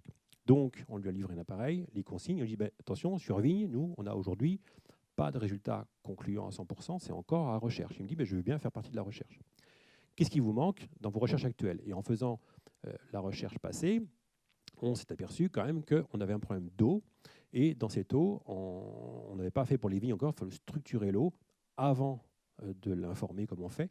Et ça, c'est très important. Donc, on a complété la technique du BBG avec 2 autres techniques qui sont l'agénodique, donc des sons dans les vignes sur la stimulation de la photosynthèse, par exemple, par des protéines, ce qu'on appelle les protéodies, par le son. Une structuration d'eau à la source, parce que son eau était quand même très mauvaise, ce qu'il ne savait pas finalement. Son eau, enfin, on peut la catégoriser avec les ppm par exemple. Une eau de source, c'est entre 7 et 25 ppm. Une eau osmosée, c'est entre 7 et 25 ppm. Et puis, on trouve à Margaux, par exemple, une eau de rivière, c'est 600 ppm. Donc, ça veut dire qu'il y a une pollution chimique énorme. Et donc, l'eau perd sa catégorie de pouvoir porter une information. Et donc, c'est très important. Donc, il a mis un filtre qui vient de chez LM Innovation, plus Agénodique, plus le BBG. Mais il cultive aussi en biodynamie et avec par exemple, il ne va pas tailler les vignes comme les autres, il ne va pas épamprer comme les autres. Donc il y a quand même toute une autre technique. Et ça, et pour moi, il est dans le vrai, dans l'approche de la culture future des vignes. Alors, il a fait un petit protocole sur 2000 m² près de chez lui pour voir. Bon, il a bien compris qu'on n'avait pas de résultats concluants par ailleurs, mais en apportant les solutions qu'on lui préconisait, il a fait ces 2000 m² pour voir comment la plante réagissait. Et là, le 8 juin 2023, il a eu une grêle suffisamment importante, parce que quand on a de la grêle sur la vigne, évidemment, il y a des blessures assez graves, et le rendement peut chuter entre 20 et 100%, comme on a vu le cas dans différents endroits cette année et l'an dernier. Et il a vu que son petit protocole, où il passait la technique nouvelle pour lui, avec les éléments que j'évoquais, eh bien, il a vu que les plantes ont réitéré directement des feuilles nouvelles, les bois donc sont cicatrisés. Et donc, il a généralisé tout de suite. Il m'a dit, écoute, là, protocole, là, vu le dégât par la grêle, je vais généraliser sur l'ensemble de mes surfaces, donc 13 hectares. Et de toute façon, je ne récolterai pas grand-chose, donc je ne risque rien d'essayer autre chose. Voilà. Donc, c'est ce qu'il a fait. Et c'est très intéressant, parce qu'il nous a fait son petit retour, donc c'est un producteur depuis longtemps, et il dit, petit retour de la saison, achat du biodynamiseur en début d'année, donc 2023, 2 passages de carbone-cuivre, le 15 juin, orage de grêle sur une parcelle que je garde pour le vin rouge. Nous savons qu'après un épisode de grêle, il y a des difficultés pour la maturité. Aussitôt, nous élaborons un passage de cuivre-carbone afin de préserver au mieux la restructuration foliaire, puis sous vos conseils, nous mettons en place du carbone bore pour restructurer les fibres fragmentées afin de rétablir un peu d'ordre dans la circulation de la sève brute et élaborée. Toute la saison, nous observons une nette coloration du feuillage par rapport à nos voisins touchés également par l'orage, une pousse active et lors de la récolte, une perte de poids minime, 8% seulement, mais surtout un degré alcoolique élevé, ce qui nous a permis de réaliser notre programme rosé complètement. Pour ce qui est du reste des parcelles, qui ont reçu carbone-cuivre soufre, il faudra observer plus finement lors de la campagne à venir, c'est 2024. Mais pour moi, il y a une véritable osmose végétale avec l'application de l'information minérale. Ses voisins ont perdu 60% des récoltes. Lui, il n'a perdu que 8 par rapport à la moyenne. Donc voilà sur vignes, ce que l'on peut tirer. Alors, comment marche l'appareil ici? J'ai le temps de dire un peu là? Alors, ici, cet appareil qui paraît un peu archaïque comme ça, mais en fait, il part sur un principe Bignan-Violet qui a été fait entre 1948 et 1956. Donc Bignan a pu définir que lorsqu'on fait passer un courant très faible dans un métal pur, l'information de ce métal va rester dans l'eau. Donc, on met ici une électrode de carbone, 99,98% pur. Idem pour le cuivre. Quand on cultive, les problèmes des champignons sont très importants. Donc, on va mettre l'information de cuivre. Et là, il faut bien comprendre qu'il n'y a pas de matière. Il n'y a que de l'information. Et on sait aujourd'hui qu'il y a des restrictions de cuivre dans les cultures parce que le cuivre peut être une source de pollution également. eh bien là, on va mettre de l'information sans la matière et la plante va réagir. C'est-à-dire les champignons ne vont réagir dans le sens que s'il y a une information de cuivre, les champignons ne vont pas se développer. Ils vont être là, ils ne vont pas mourir. Et ça, c'est très important. On ne tue rien avec ce procédé-là. C'est très important que tous les insectes et champignons puissent vivre, mais d'une manière équilibrée. Ce qu'on peut dire aussi dans nos travaux, c'est que quand on dit qu'une plante, plus elle a une activité très importante, mieux elle est, c'est la plante qui va décider insectes, champignons et tout son environnement. Quand on voit un arbre appeler un oiseau quand on voit un oiseau se poser sur un arbre pour manger une chenille, par exemple, il faut bien comprendre que c'est une interaction volontaire de l'arbre sur les oiseaux pour venir se débarrasser des insectes ou des chenilles, par exemple. Donc ça, c'est le principe de base, mais il a été amélioré, bien entendu, puisqu'en plus, on va avoir une diélectrique, c'est-à-dire qu'on va prendre par la prise de terre, eh bien, certaines ondes du cosmos grâce à un condensateur à cire d'abeille qui se trouve à l'intérieur. Et puis, on va rajouter une lumière, une LED ici, qui va diffuser une lumière, qui va pouvoir diffuser dans l'eau différentes informations, et notamment des informations qu'on appelle, nous, botaniques. Ça veut dire une musique de fougère, par exemple. Et avec cette musique de fougère, eh bien, on voit que les applications, ça va fonctionner très, très bien. C'est-à-dire, on va avoir des végétaux qui vont non pas être boostés, mais retrouver leur plein potentiel. Ça, c'est très important. Nos cultures sont tellement abîmées qu'on a l'impression que lorsqu'elles font 20 ou 30% de plus, eh bien, ça va booster la culture. En fait, elles reviennent seulement, ces cultures-là reviennent dans un état normal. Quand on regarde, et je vous invite à le faire, de voir toutes les premières statistiques qui commencent à partir de 1830 jusqu'à 1890, des statistiques de récolte, parce que les premières chambres d'agriculture, c'était ça, c'était voir combien de carottes on avait à l'hectare, combien de pommes on avait à l'hectare. Quand vous regardez les statistiques du 19e, et vous dites, mais si on avait ça aujourd'hui, mais ça serait génial. Et c'est ça qui est important. Aujourd'hui, quelqu'un qui fait des carottes industrielles, c'est très rare quand il dépasse 50 tonnes à l'hectare. Au 1850, 100 tonnes à l'hectare pour les carottes, c'est normal. Vous voyez ? Donc, en fait, notre affaire ici ne va pas booster la plante telle qu'on l'entend, elle va redonner son plein potentiel. Donc, on retrouve nos 100 tonnes de carottes à l'hectare, par exemple. Tous les mois de novembre, on a un symposium organisé à la maison où justement on fait venir donc, les scientifiques qui travaillent avec nous. Donc ils sont 8, mais qui viennent au symposium, ils sont 3. Et puis on a tous les témoignages des gens qui utilisent la méthode. Donc il y a beaucoup de témoignages parce que vous avez compris que nous, notre manière de mesurer l'information, parce qu'on n'a aucun appareil officiel pour mesurer une information, on met de l'information dans l'eau. Bon, d'accord, comment on la mesure ? Nous, on va la mesurer parce que si on applique la méthode, on a 200 tonnes de tomates à l'hectare. Si on enlève ça, on retombe à 50 tonnes. Voilà. Et on remet l'information, on retrouve notre potentiel d'avant. Donc, notre mesure, c'est la couleur, le goût. On a un documentaire qui a été fait il y a 2 ans du côté de Nantes sur un maraîcher qui était en biodynamie et qui a pu démontrer qu'en employant la méthode, on a plus de quantité, plus de goût, plus de couleurs, ce qui, pour les gens qui font de la vente directe, c'est très très important, bien sûr. Et dans certains cas, on n'a pas forcément plus de volume, mais on a un goût bien meilleur. Ça dépend des végétaux. Voilà. Et donc voilà ce que je voulais partager avec vous, mais là, je peux rebrancher la plante, parce que là, elle veut bien. Alors, comme ça, on va pouvoir éventuellement faire ce qu'on n'a pas fait au début. Donc, hop. Donc toujours notre logiciel de musicien. On voit en haut à droite les notes qui défilent.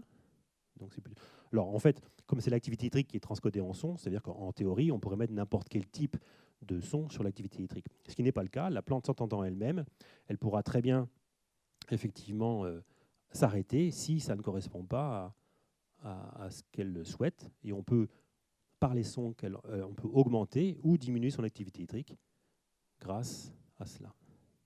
Alors je vais faire comme ça. Sinon, voilà.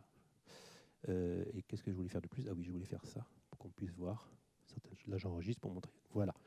Donc là, on a une plante. Voilà, ça y est, elle a démarré. Donc si je monte le son de ce qu'on a là ici. En plus, si on ne comprend pas tout, c'est très joli.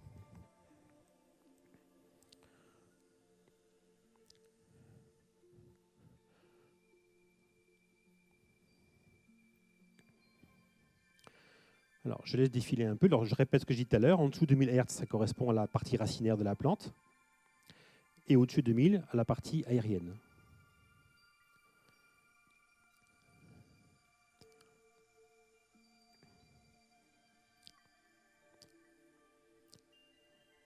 Donc, tout à l'heure, la plante n'a pas démarré parce qu'on était arrivé pas si longtemps à l'avance. Il faut quand même plus de temps. Vous voyez, il fallait une demi-heure de plus pour que la plante puisse définir. Alors, ce qui est intéressant, c'est quand on a un graphique, et sur ce graphique, on peut définir effectivement les interactions passées. Bon, par exemple,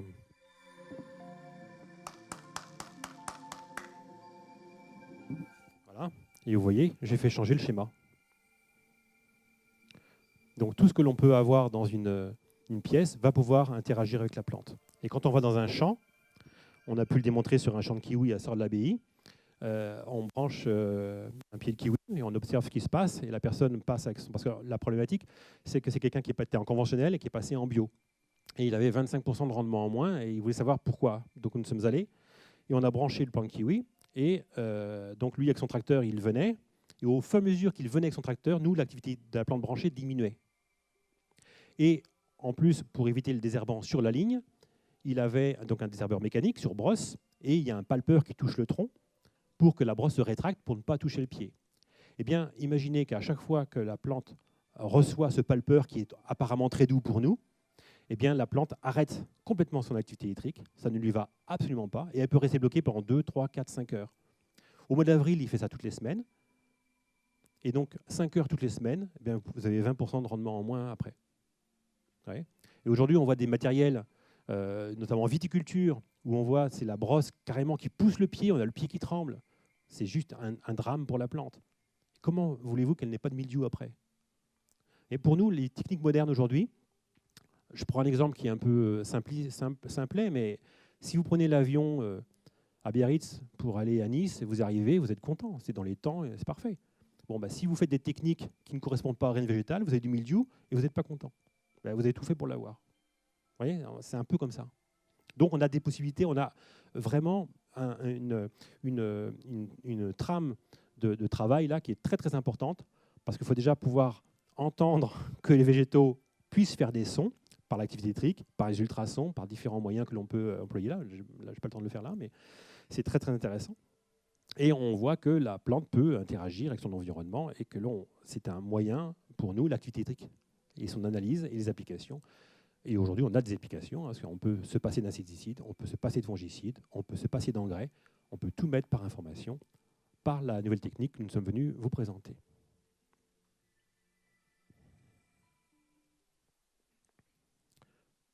Après, je ne sais pas s'il y a des questions, pas de questions. Une question là. L'eau qu'on emploie pour le... Oui.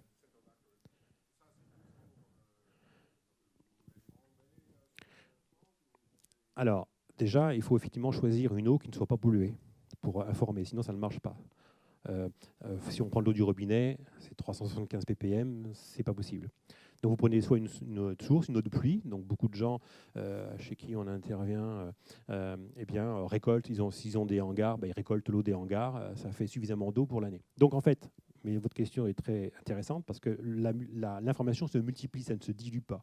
Donc nous, à chaque fois, on va préparer 2 litres d'eau. Mais ces 2 litres d'eau-là, si je mets dans un pulvérisateur de 10 litres à d'eau, par exemple, ça arrive chez les petites productions, si on les met dans un pulvérisateur de tracteur de 400 litres, en fait, les 400 litres seront informés la même année que le 2 litres. Mais si je mets dans un bassin d'irrigation qui fait 15 000 mètres cubes et je mets mon eau dans les 15 000 mètres cubes seront informés de la même manière. Et donc, vous pouvez, avec 2 litres d'eau, traiter 2000 hectares sans problème. Okay.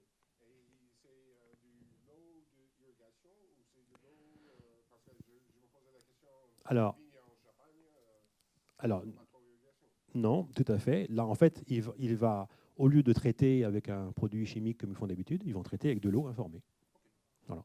Donc la première année, on fait des passages plus fréquents pour voir comment, par rapport au climat, par rapport au cépage, comment ça marche. Mais globalement, on commence, et surtout si la plante a été en chimie avant, eh bien, il faudra quelque part désinhiber cette problématique-là. Donc on va passer toutes les semaines, c'est un peu contraignant la première année. Mais la deuxième année, on l'a exemple, nous, sur des poiriers. Première année, on a passé toutes les semaines. Deuxième année, tous les mois, 3e année tous les trimestres, et ça fait maintenant 4 ans qu'on n'a plus rien mis dessus. Vous voyez, donc en fait, c'est un peu craignant au début, mais après on peut très bien... Et pour les cultures qui passent dans l'irrigation, c'est le cas de Pépinière Scrive, où il a changé son irrigation qui avait connu des molécules de synthèse par les désoatrons et toutes ces méthodes-là. Et bien aujourd'hui, il a un bassin, il met son bocal toutes les semaines dedans et l'irrigation suffit, donc il n'a plus aucun traitement à faire, tout en augmentant sa production. Il avait, comme nous sommes intervenus, il vendait globalement 50% de sa production. Alors ça, je voudrais le dire aussi, on rencontre beaucoup de personnes. D'ailleurs, si on vient nous voir, souvent, c'est que les gens sont financièrement dans une manière très compliquée. Et donc, quitte à essayer quelque chose, ils ont tout essayé, donc ils viennent chez nous. Ça leur paraît un peu bizarre, mais avant d'arrêter, au moins essayer tout, y compris ce qui paraît bizarre. Et dans la Gestrémia, il vendait à peu près 50% de sa production, maintenant il a 97%. Sur les Dominique Dayat, ses chrysanthèmes, c'est 100% de sa production, 100% vendu. Alors dans toute culture, il y a toujours un petit reliquat, quelque chose. Là, il arrive à avoir 100%, ce qu'il n'avait jamais vu en 40 ans de carrière. Bon, Jean, c'est impressionnant. Hein. J'avoue que, en tant que même informaticien, je m'imagine même des applications IA avec, je pensais à quelque chose qui s'appelle la mémoire de l'eau, qui à un moment avait fait beaucoup parler. Oui. Et là, avec toutes les datas collectées, les musiques associées à tel type de plantes, on pourrait imaginer un travail après, lorsqu'on a toutes ces datas, et pouvoir à partir de la musique, j'écoute la musique et je peux savoir exactement comment elle se situe par rapport à une bonne croissance, Tout etc. à fait. Alors on fait déjà, nous, sur des pommiers par exemple, on fait le graphique que vous avez à l'écran ici. On a un graphique quand une plante se porte bien, tel genre, un pommier par exemple qui se porte bien, aura globalement tel équilibre au niveau de l'équaliseur. Donc on fait une photo de l'équaliseur au moment opportun, et quelqu'un qui n'a pas l'appareil, s'il branche ses propres sons par rapport à ce qu'il voit au niveau de l'équaliseur type, on peut savoir si la plante a une déformation par rapport aux racines, par rapport à... Et après, c'est la porte ouverte à la traduction, à la parole. Tout à fait. Demain, on peut dire, pourquoi pas, j'ai soif, il faut que tu penses à moi. J'ai faim, il y a le déjeuner qui arrive, c'est ça? Alors, par rapport à l'eau, toutes les cultures qui suivent ça demandent 50% d'irrigation en moins. Alors ça, ce n'était pas prévu au départ, ça c'est très factuel pour nous, c'est le résultat très concret, parce que vous avez compris que nous, c'est que la recherche appliquée. Et ça, c'est tout à fait intéressant. Et Pépinière Scrive, eux, c'est 70% d'irrigation en moins. Alors, donc, aujourd'hui, ça pourrait compter. Juste pour le plaisir de te faire un peu de pub, mais aujourd'hui, un appareillage complet comme ça, pour si quelqu'un arrive et dit, bon, j'ai une production dans mon coin, je veux utiliser ton système, oui. Est-ce qu'il peut arriver et puis monter à l'échelle pour... traiter son pré, qu'est-ce qu'il lui faut pour en fait, quelqu'un qui cultive, il ne lui faut que l'appareil pour... donc, il va remplacer ses pulvérisations par de l'eau informée grâce à cet appareil-là. Donc, cet appareil-là, nous, le coût aujourd'hui, c'est 3 900 € hors taxe, en sachant que ça remplace tout ce qui est insecticides, fongicides et même les engrais. Donc, le retour sur investissement peut être très rapide suivant les structures. D'accord. Et avec ça, comme tu l'as dit, mais je ne vais pas continuer la fin de ta requête, avec 2 litres d'eau, tu peux traiter... 15 000 m3 ou plus. Donc en fait, il faut bien comprendre que l'information se multiplie. La matière, on le sait, ça se dilue. Hein. Si on met 1 kg dilué dans 15 000 m3, on n'a plus grand-chose. Pour ça, on peut prendre monnaie. Si j'ai 10 € que je partage, là, on est peut-être une vingtaine, on n'aura pas grand-chose chacun. Mais là, aujourd'hui, je vous ai donné une information, vous l'avez, et moi, j'ai toujours. Ça s'est bien multiplié. Donc l'information, c'est très important, ça se multiplie, ça ne se dilue pas. Donc effectivement, les 2 litres peuvent servir à traiter des très grandes surfaces de culture. Je peux t'assurer là-dedans, puisqu'on dépose un dossier agriculture numérique à l'ANR pour le 15 mai, j'aurais un plaisir à avoir un work package avec nos amis vignerons, soit de Champagne, et j'ai vu que là déjà ils sont convaincus, mais pourquoi pas du côté du Bordelais, puisqu'ils vont travailler avec nous, ou de la Loire, faire une expérimentation avec toi. Tu vois, la vigne, c'est là où il y a le plus de problèmes. C'est là où on a aussi, nous, le moins de... Parce qu'on a commencé par le maraîchage, l'horticulture, parce que c'est notre métier de base, en fait. Hein. Aujourd'hui, on peut dire tout ce qui est floriculture, sylviculture, voilà, ça marche très, très bien. La viticulture, c'est en cours, mais on voit qu'on a un résultat très concluant en associant d'autres techniques complémentaires. Ça, c'était on va dire que la biologie botanique telle qu'elle est présentée là, seule pour les vignes, ça a ses limites. Par contre, quand on la mélange avec 2 autres techniques, notamment celle de la génodique et celle de l'eau structurée, eh bien là, on a vraiment le résultat escompté. Merci à vous. Merci. Ah, une question.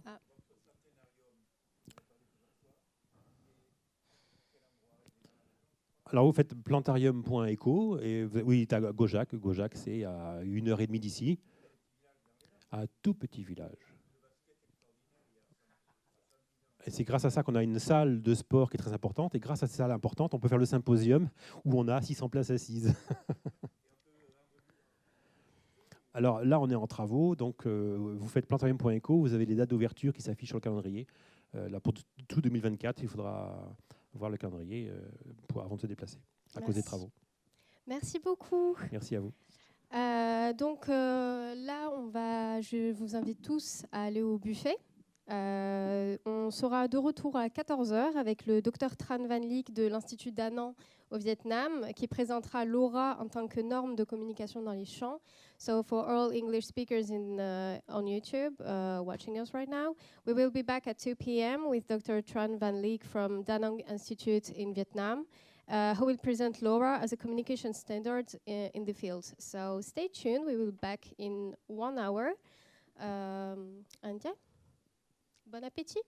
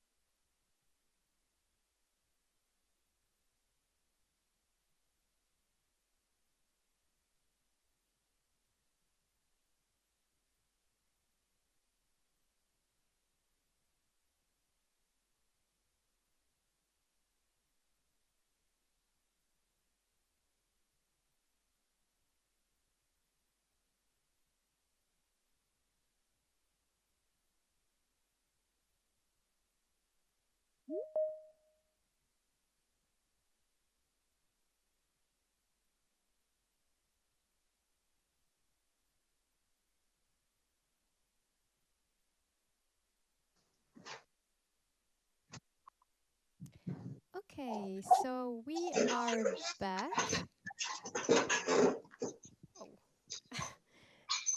Oh. Il y a un petit bruit de... Bonjour. Oui, alors je vais vous muter. Hop, désactiver. Voilà. Okay. So, as I was saying, we are back and we will have the pleasure to listen to Dr. Van Leek Tran. So, Doctor, are you here on Teams? Hello, everyone. Yes, I'm here now. Hello, perfect. How are you? Yes, I'm good. Okay, perfect. So, wait just a second. Can you share your screen? Yes. Just. Okay. I have. Up.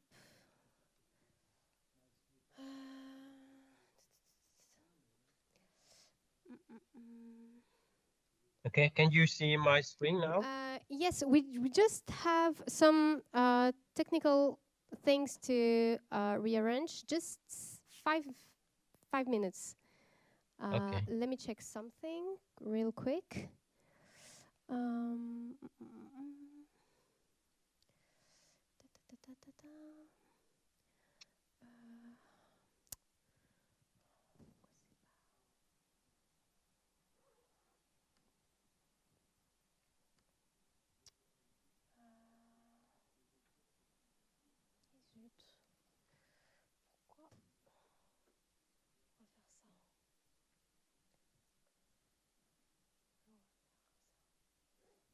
Okay, now we can see your screen. Perfect. So the floor is yours. Okay, I can start now. Yes, you can start. The floor is yours. Thank you. Okay. Okay, thank you. Okay, hello everyone. So my name is Lix. I'm from Vietnam. Yeah, this is the different time zone now. It's the 8 p.m. o'clock now in Vietnam. So today I will represent for Da Nang International Institute of Technology to present our research.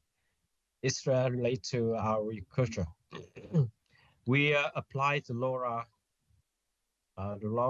technique to water quality monitoring strategy for sustainable aquaculture in Vietnam. So first, I will introduce a little bit about the aquaculture in Vietnam. The aquaculture production in Vietnam has reached over 5.4 million tons, and the importation of aquatic products estimated this can be around 9.2 billion of USD. And the total aquaculture area in 2023 is projected to be about 1.3 million hectares for island aquaculture and 9.5 million cubic meter for sea carp farming. So, what is the big problem the fish farmer were facing now? And what's the problem the farmer always worry about? That is the massive fish death. Yeah, they always worry about that. So not only in the fish farming, but also snail farming. So following some statistics, each farmer lost more than 100 million Vietnam dong in 2023 because of snail death. And you can see this is snail farming in the Ho Tien, Hoa Van, in Da Nang, Vietnam. And following another statistics, you can see more than 10 billion Vietnam dong, and the farmer who lost, and over ton of fish deaths. Just this is statistics in the fish farming village in the year 2023. You can see this is the very big problem for farmer in Vietnam. And and if the fish death occur, the farmer will carry a big death on your back, on their back, and that's the reason why every farmer always worry about the massive fish death. And what is the reason? So the farmers don't know exactly the reason. So so we propose the system to monitor the water quality, and this also the strategy for the sustainable aquaculture in Vietnam. And you can see this is our system design. We use some sensor like PS temperature, dissolved ocean sensor, or turbidity sensor to monitor the quality of water. This is the basis parameter of to evaluate the water. And we transfer this data we use to transfer this data we use LoRaWAN technique. This is the long range and low power wireless network. And then you can see the data sent to LoRaWAN, and then we can collect this data for analyzing and display it on web interface or mobile apps to alert the abnormal data to farmer, and the farmer will have the the reasonable solution for when they receive this data. That's why LoRa. You can see this image is the comparison of LoRa, Wi-Fi, and cellular. And why we choose this LoRa? This image is the comparison of LoRa, Wi-Fi, and cellular in terms of range and bandwidth.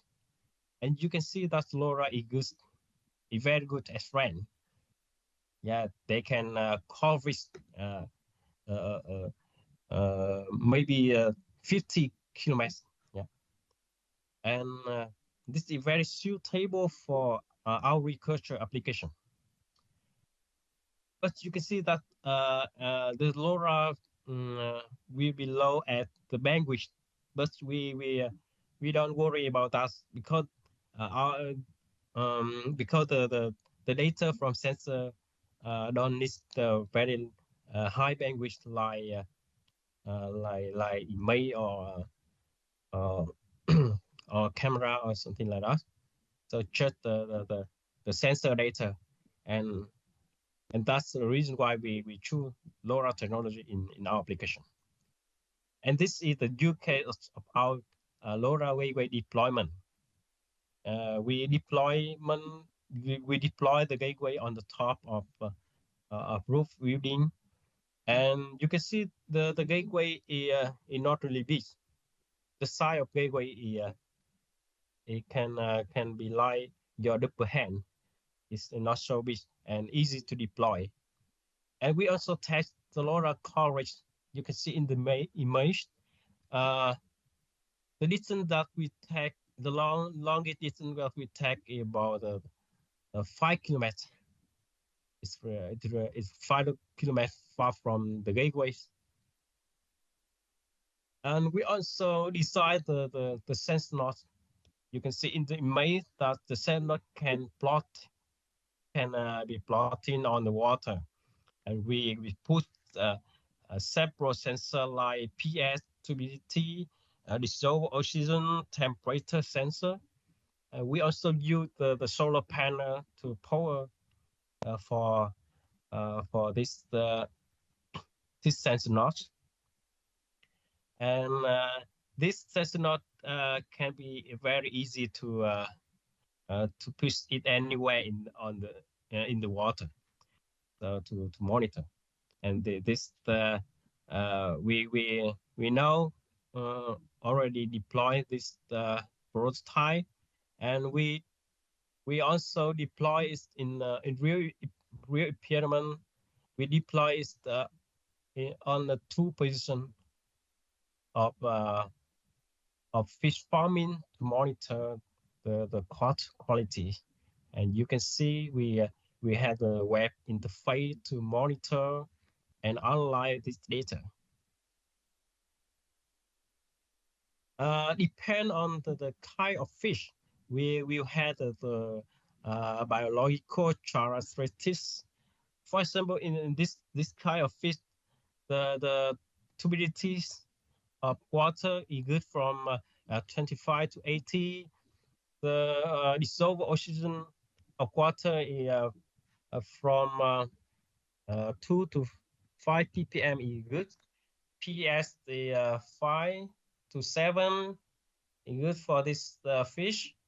The temperature of water from 13 to 23 Celsius degree is good.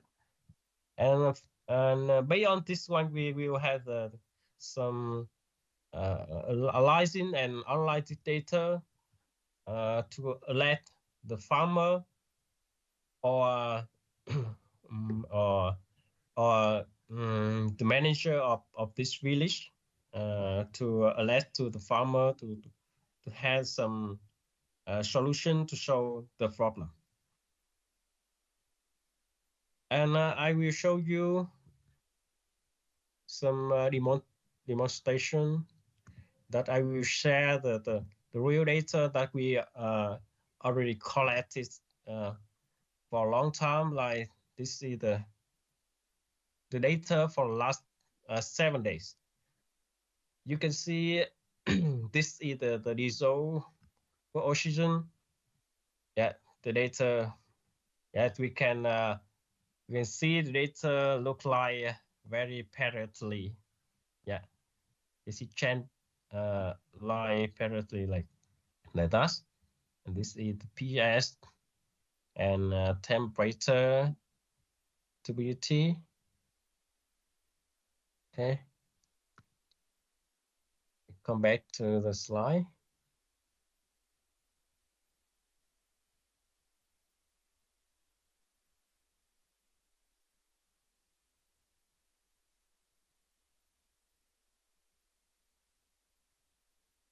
Yeah, and following this project, the farmer will be alert when there are unusual change of observation data. So this is good for the farmer to have some action, like for example, when the ocean dissolved ocean were low, the farmer will run the permeant oxygen to the water, or if the PS is not good, they can have some solution to adding the calcium oxygen to regulate the PS. And this static data is very useful to know the natural chain rule with the water quality indicator. So in the net plan, we not only 2 knots, 2 cents knot, we will find the funding from the government, from the company to build more the sense knots, and we can have the best data for analyzing. And I think it's very good for farmer in the future. Okay, time for your listening. Thank you. Thank you very much. Yeah, there is a question here from Ari Kamburis. Tran, what kind of an installation are these basins? These are man-made basins that were constructed to raise the fish, so they don't have any connection with natural water. And the second thing is, sorry, the second question is, All of the LoRa equipment that you assembled, is it off the shelf or was it custom made?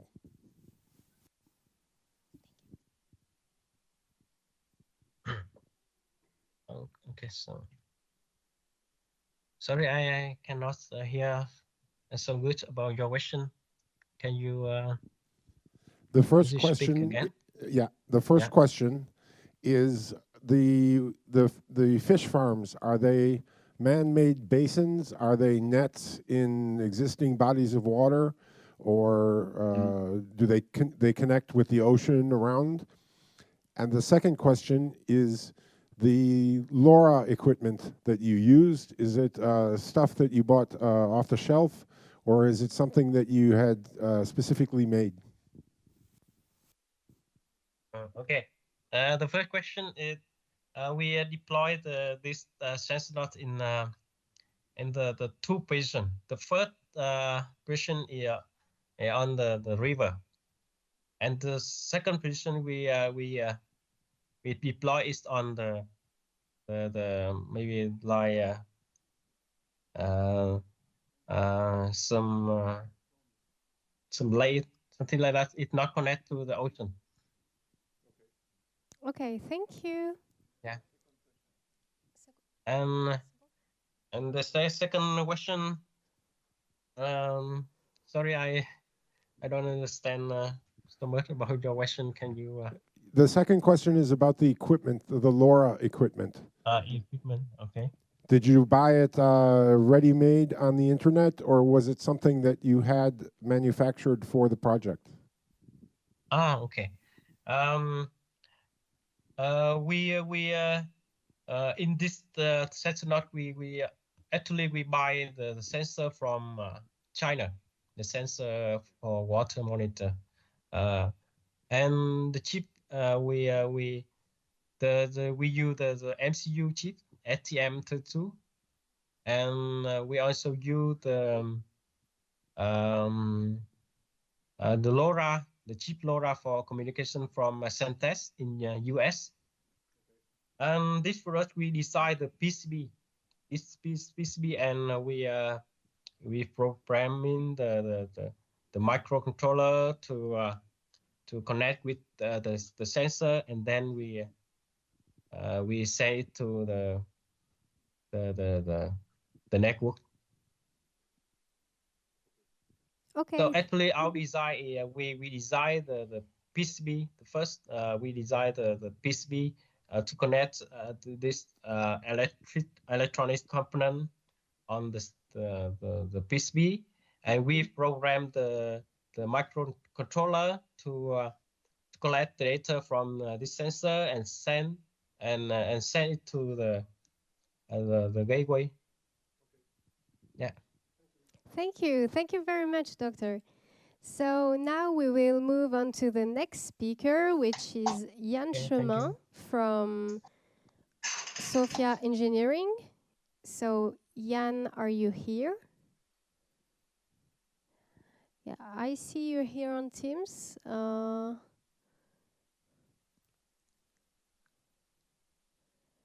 Yann, can you hear us? Yes. Yes, okay, hello. Perfect. Hello, hello. I'm trying to see how I can share that. Okay. Share screen, share screen. Can you see my screen? No. Okay, now we can see it. Perfect. Okay, I give you the floor now. Thank you. Thanks very much, Mishkat. Good afternoon to everybody. So my name is Yann Chemin. I am here to explain to you a little bit about what hyperspectral imagery can do to enhance the capacity to monitor agriculture. So we are in a company called Sophia Engineering. We are in the south of France. And within 2 years from now, we are going to send the first satellite out of several of them in orbit. And those satellites will be having hyperspectral characteristics. So I'm going to go into detail to what it is. So Hyperspectral imagery is different from multispectral or superspectral in the sense that it has a continuous signal for everything on Earth.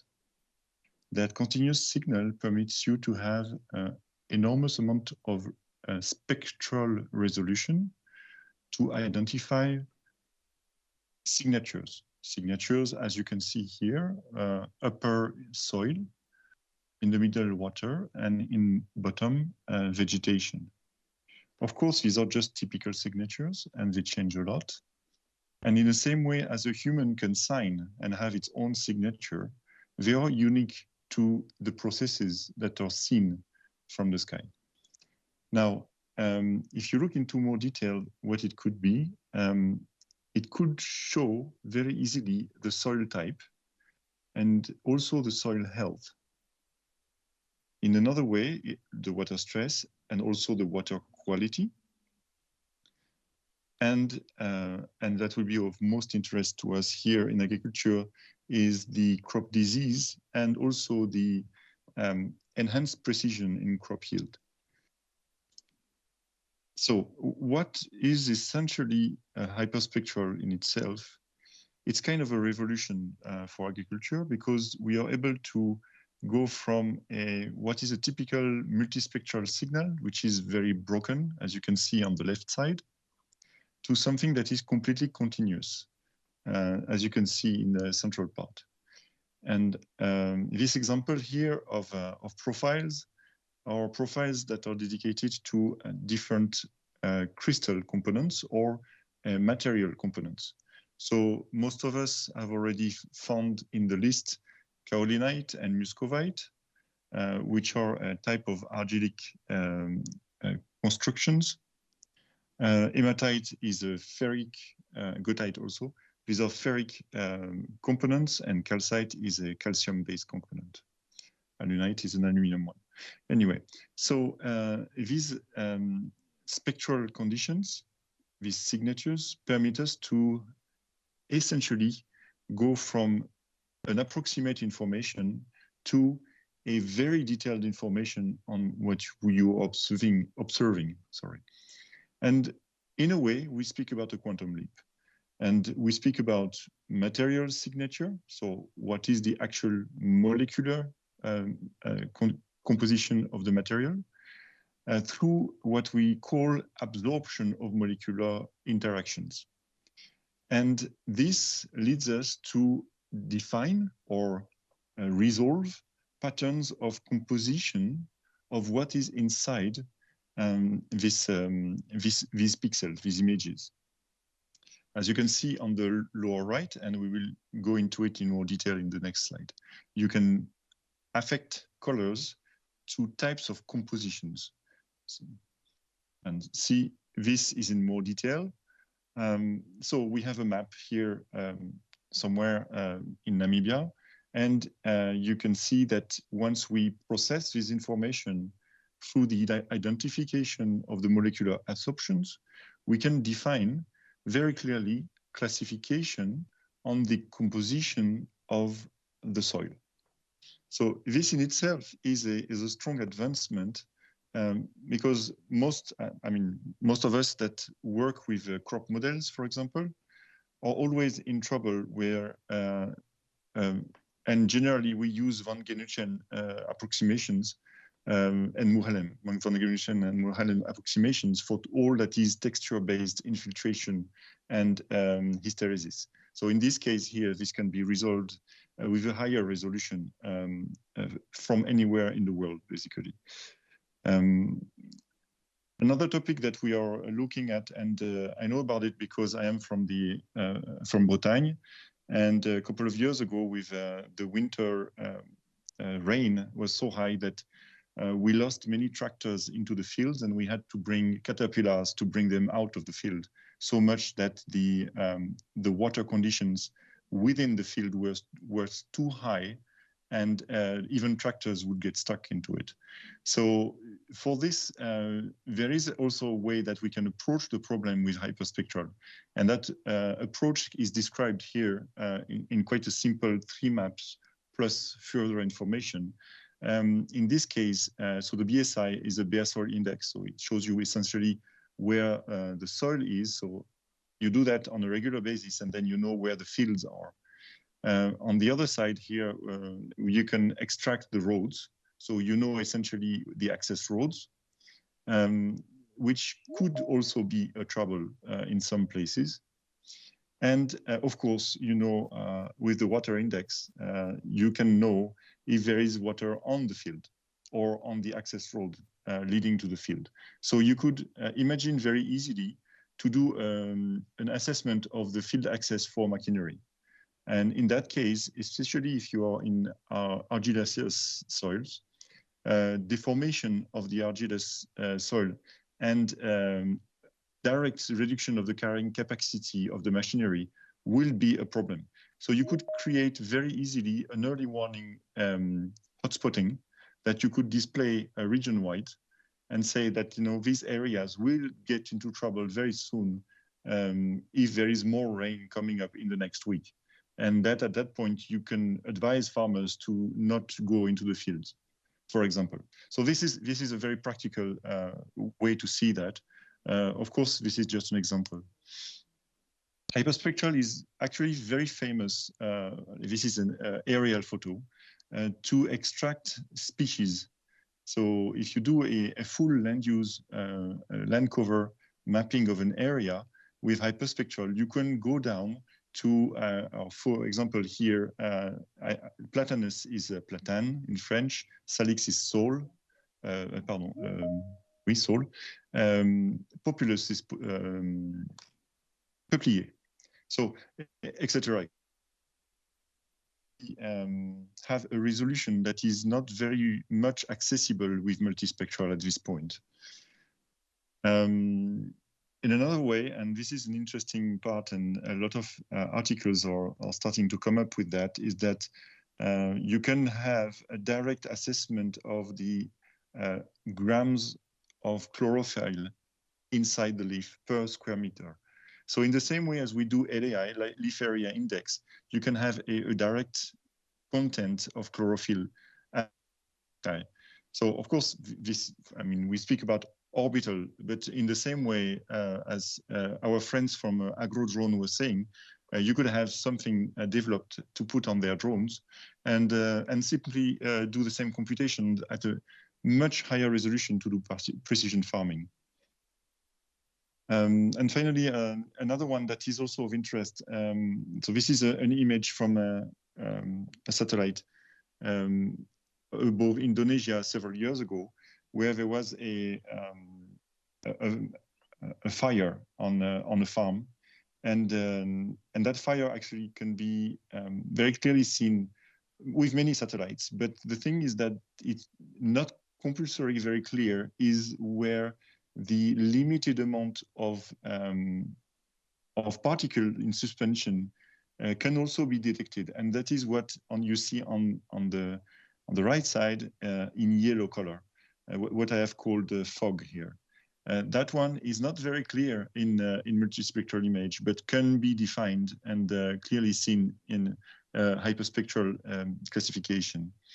So that's these are practical applications I have been able to put up very soon like that. Now, and I want to complete with that, even though the pages say 9 on 17, it's wrong. We just finished here. So we are launching our first satellite in 2026, so the January, February, depending on how this comes up. And we are actually very excited to put quite a high resolution imagery available to everybody, especially in the agricultural sector where I come from, where we know that there is a lot of possibilities, especially for disease detection and early disease detection in cultures. At this point, we are spending a lot of time in articles and being able to see what are the possibilities to provide, to make shortcuts and to make the possibilities of these applications accessible to people who are not in the scientific field per se, but more in the application field. it's going to be a long road, but within 2 years, we hope that we will be able to bring something quite interesting in the agriculture sector. I hope you will join forces with us at some point, and I really look forward to collaborate with you all. Thank you very much. Thank you very much. There is no question. Okay. So we can move on to the next speaker, which is Stéphane Durand, project manager at Robagri, which is an agricultural robotics association. Okay, perfect. You're here. Everything, everything is set up. So you will, vous allez faire votre présentation en français ou en anglais? C'est comme vous voulez.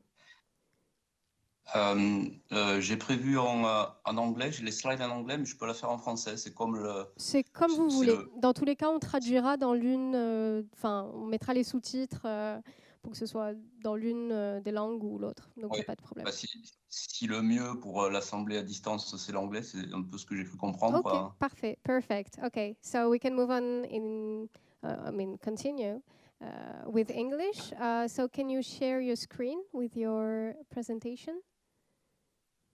Yes. Perfect.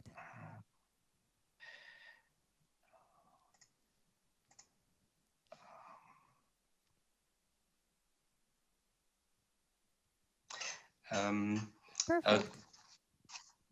Okay, thank you, Mishket. So thank you.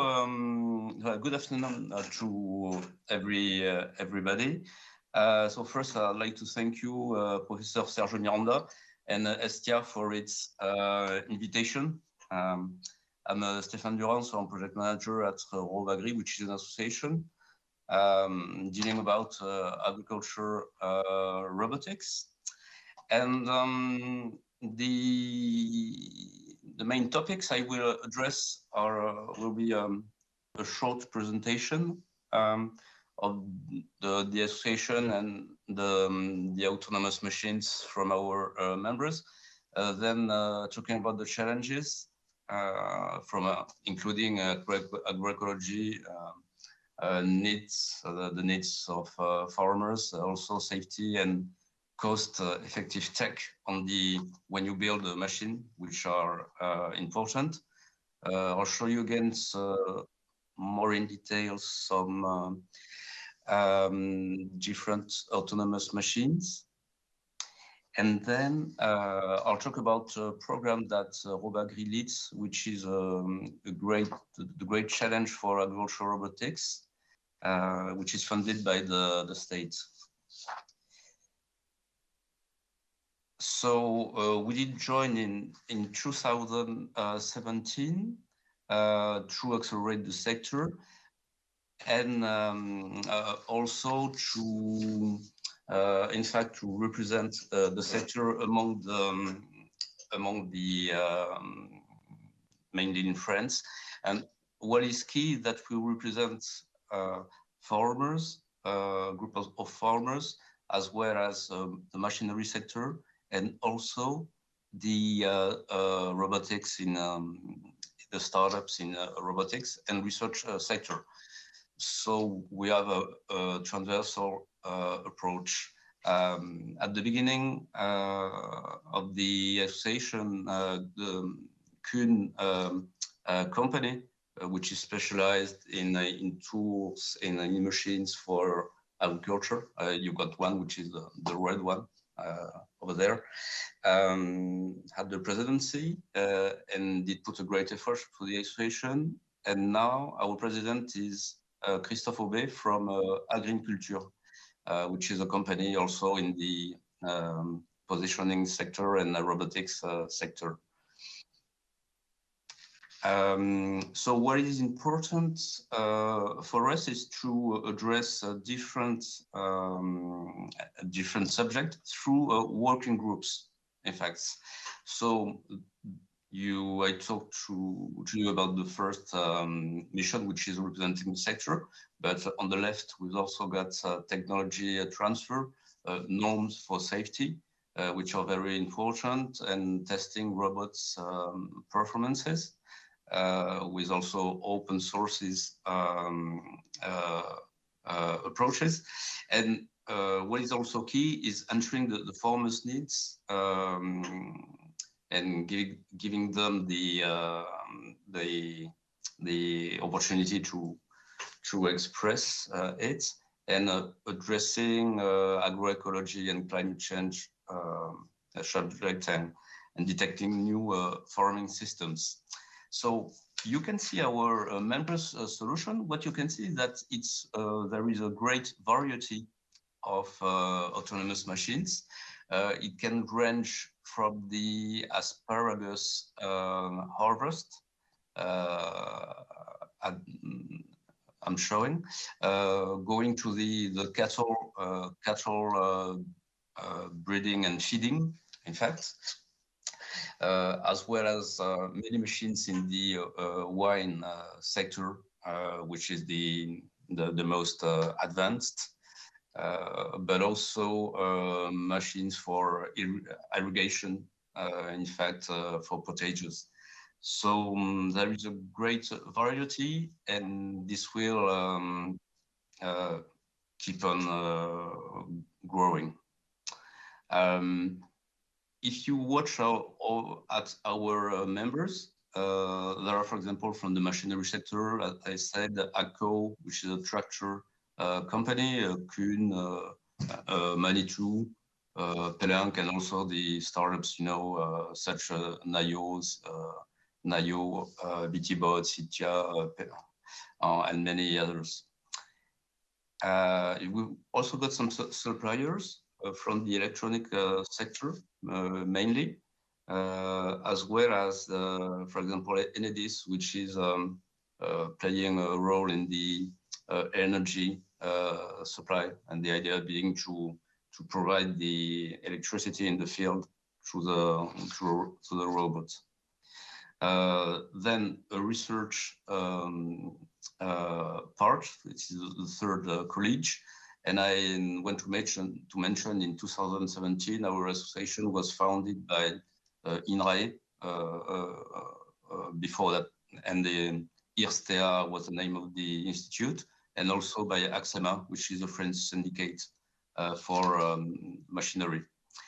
And then you can see and recognize some institutes also in the agricultural part, in the wine sector, or in the fruits and vegetables ones. And last, this is the smallest college, but that's the one we want to develop. It includes the groups and cooperatives, for example, of farmers. We've got Ceresia, which is a cooperative in the near Reims, in the east of France, with 5,000 farmers, as well as in the Champagne area, le CIVC, le Comité Champagne, and for the southwest also fruits and vegetables, Blue Whale, which is not that far from Bidart.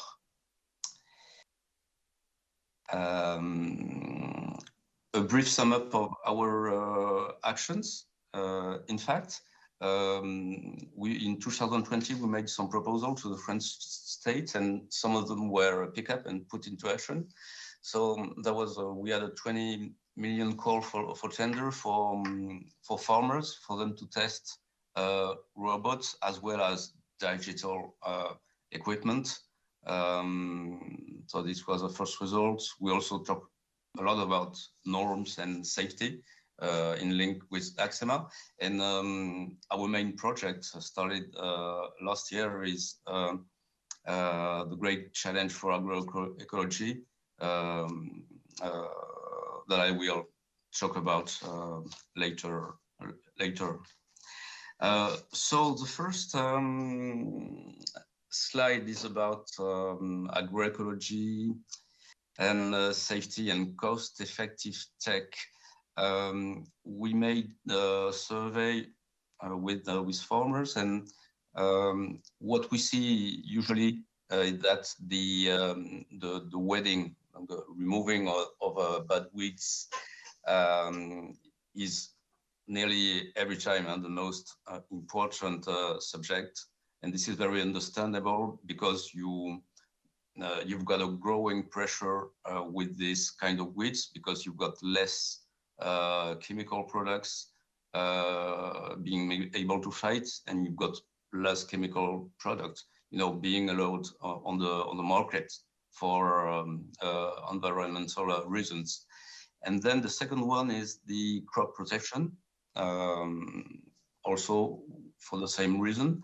And then you can find, it depends for the orchard, pour les vergers, en fait, la récolte, the harvest is important. And in grain crops is also the second top priority. And this is well explainable because in grain crops, it's been a long time since precision agriculture has been used with satellites, drones, as well as yield maps. It's been a couple of decades since it's been used, so this is understandable. So what the farmer has to deal with, in fact, when you talk with farmers, many of them tell you that they lack time, in fact, for the same reason that in the milking sector 20 years ago or 10 years ago, grandparents were stopped doing a part of the job when it was time to do the milking for the cows. So in this sector, that's where we had the first autonomous robots for milking, and now it comes the same for labor. And what you can notice is that the share of employee which is not issued from the family is growing in France. This proves there is a lack of labor. So they want more labor. They want more time, and there is no labor. You've also got a continuous downtrend for organic material in the soil, less chemical input, much more price and climate variability. And one of the answers is the agroecology, which is basically putting the agronomics at the center of the preoccupation and changing the way, in fact, the farmer grows. But it means more time because, for example, in grain crops, you need to have a permanent cover on your land in order to limit the loss of nutrients. But this means to semer, to sow many crops, much more than before, maybe 3 or 4 or on a 2 years period instead of 2 or 12, more or less. So it means more time to watch to go in the field and to scout and monitor the bad weeds. And so, whereas there is the farmer has got less time. So this is scouting is an opportunity, a help for the farmer, as it was told during the all these sessions. So one of the benefits of the sensors and ecosystem, which includes the sensor embedded in the autonomous machines, is real-time or earlier scouting application. I was very impressed by the precedent presentation about hyperspectral satellites from the space, which opens many solutions. I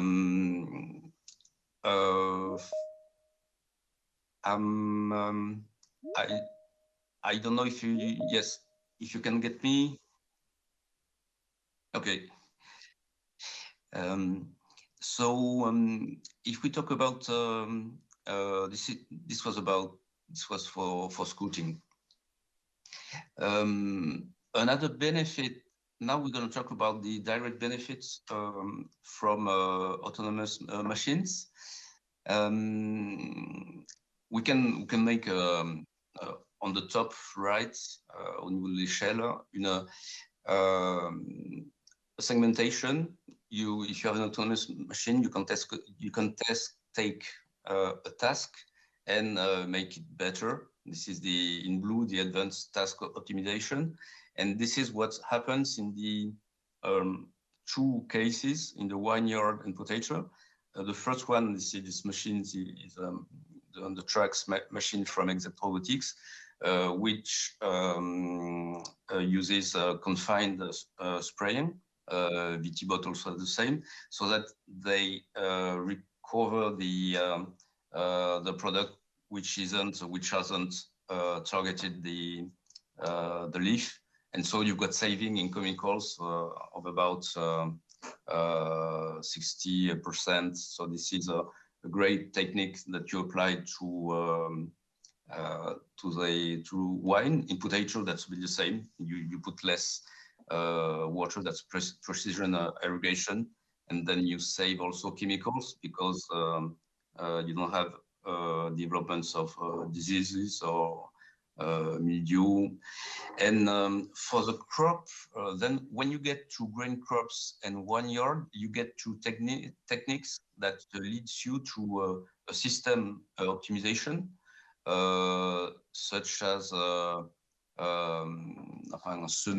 sowing, crop relay cropping, different crops between two major crops, or spreading trichogramma in the core, or also putting pheromones as we saw it with drones.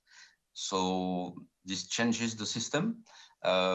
Same as for control natural grass. If you can control your grass in your wine, in your vineyard, that's better. And then the last one in orchard is dans les vergers. It was about 15 or 20 years ago. The system was changed. You know, it's like a fruit wall because it was much too difficult for an autonomous machine to advance, because there were il était gêné en fait pour avancer par les branches en fait. So it was so the system was changed in fact, and then when you lead to this, that's a total reconstruction of the system in order to be adapted to the machine.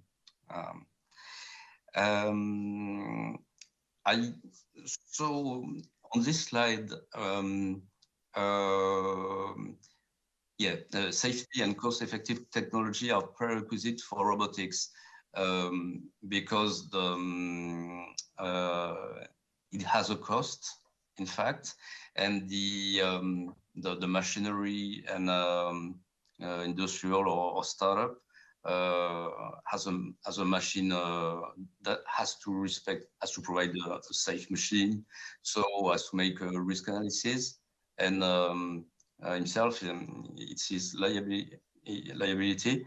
And in fact, for the moment, sometimes some machine can be not affordable for certain types or farmer.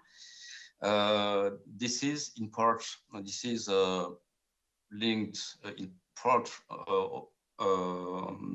to this, and also because of the starting emerging market. At the moment, you've got more or less a bit more than 1,000 machines in the field, except for the milking machines.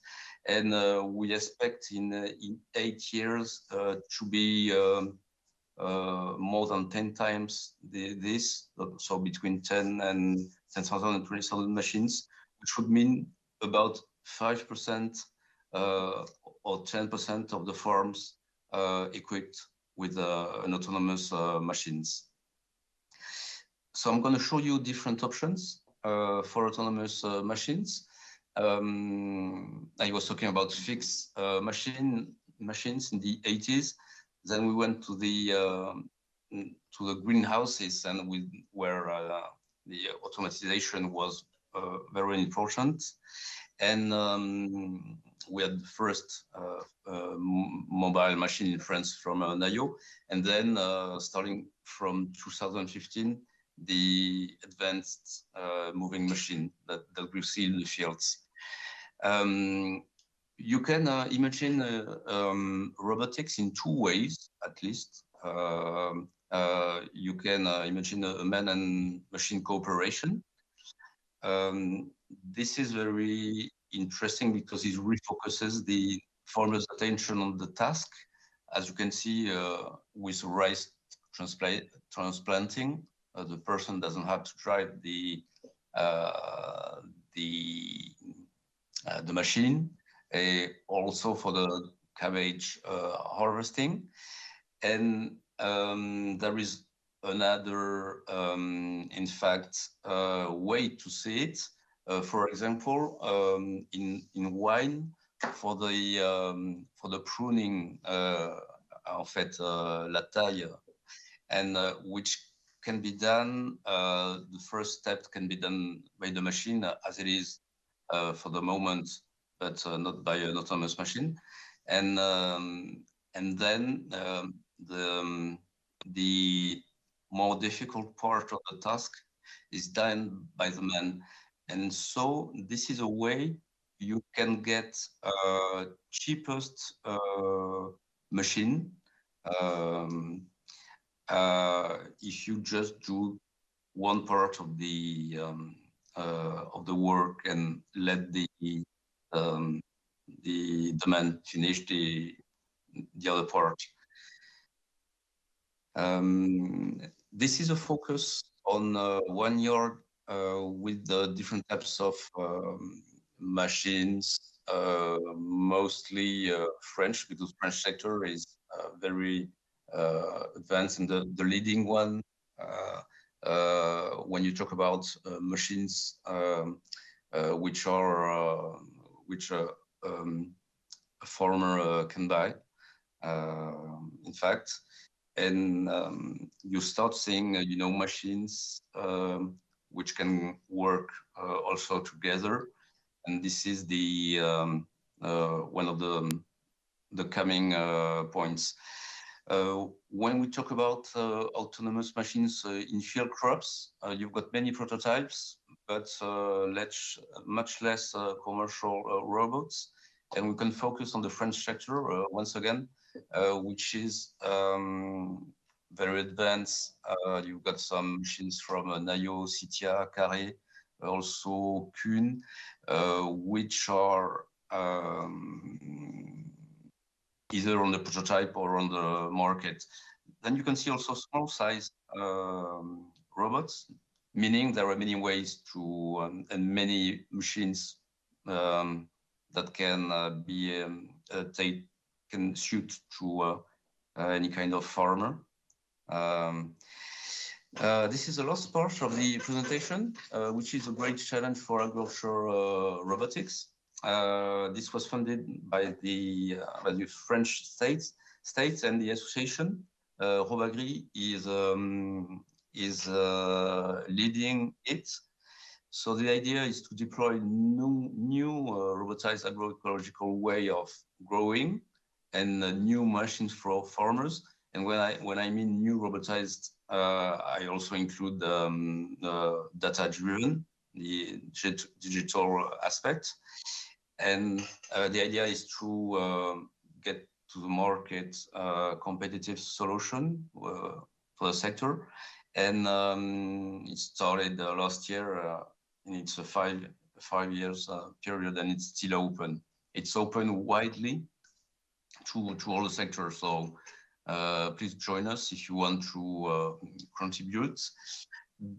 The reason why this was developed are the same that we talked about, the climate change and the lack of labor and increase in population and environmental aspects. What is important is that the farmer is at the center of the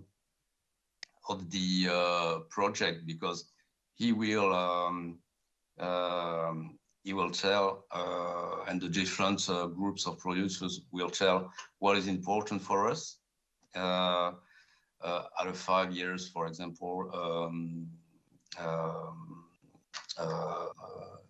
period. And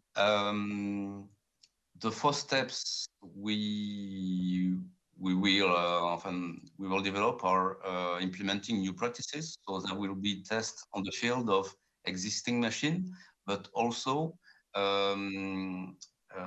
we will develop new machines according of the needs of farmers and the maturity of technology and the involvement of the machinery sector. Donc, and also the idea is to make some key technology to mature, especially in the safety sector, safety and detection sector. And we've also got a lot action about telling and giving key numbers and figures and reference en fait for the farmers. And then you've got a detailed graph for the 14 actions, which are guided by two principles: the farmers' needs and also mutualization. Then, if you look at the top left, the new agroecological ways of growing, as I detailed before, but also at the right develop new tools, shared tools. So it means, for example, shared database and imaging image database to detect bad weeds, and also algorithm database to for vision or detection or any kind of activity which is priority. And this is a project in which the actors are very much welcome, and as well as the farmers and groups of farmers, which is a sector we want to have a better coverage of this representation of this sector. So thank you for your attention. Thank you very much, Stéphane. So now we will move on to the next and last group of speakers. They are from EPAM system. We will have the pleasure today to welcome Uladislo Bayuski, Konstantin Barabanov, Maxim Zvik, and Vasily Slapik. So are you perfect? You are all here. Which one of you will share its screen for everybody? I will. Okay, perfect. So Okay. you can share it. Yes. While I try to share my screen. Okay. So. So just a second. No problem. Okay.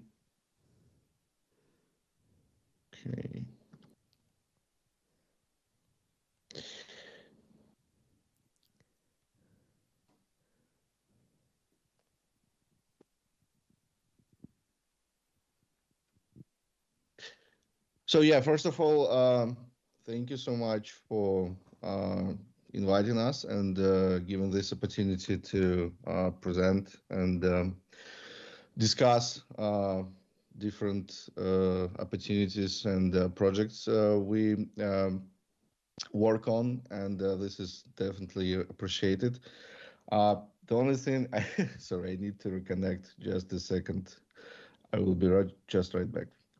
No problem. We are on time, and so it's okay.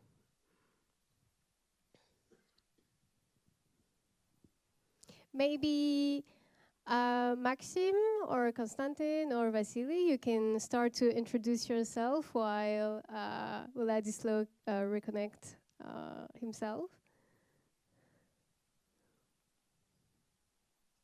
Okay, Konstantin, my name is Konstantin. I will start. So I'm senior delivery manager with EPAM Systems, working there like 12 years, and also all of us, we are part of IoT community in the company. And we would let you to present what we are going to present today. And let me pass this to Maxim. Yep. Hey everyone, my name is Maxim. So I'm a lead electromechanical engineer, and I'm responsible of the hardware as well here at EPAM Made Real Lab, where we build awesome and sometimes even incredible prototypes, alpha devices, and preparing devices for mass production later. So the focus of Main Real Lab is to assist our huge software department to deliver cutting the edge and up and coming devices that you often can see on the shelf of the store or somewhere uses in their daily life. Nice to meet you all. Hello, nice to meet you all. My name is Vasily Slapik. I'm within EPAM for like 14 years already, and I'm a chief software engineer at EPAM, and my primary specialization is devices former, device drivers, low-level programming, basically inflating life in hardware with help of software and firmware. This is what I'm doing. Hello, and I'm back. And could you see my screen? No. No? Not yet. Okay. It says that I'm sharing. Okay. Kostya, could you share? 1 sec.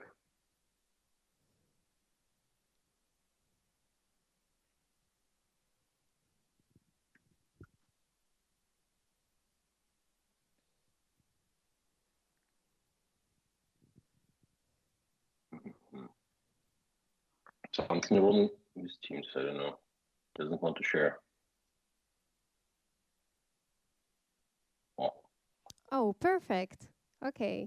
Awesome. Thank you, Kostya. You saved the day.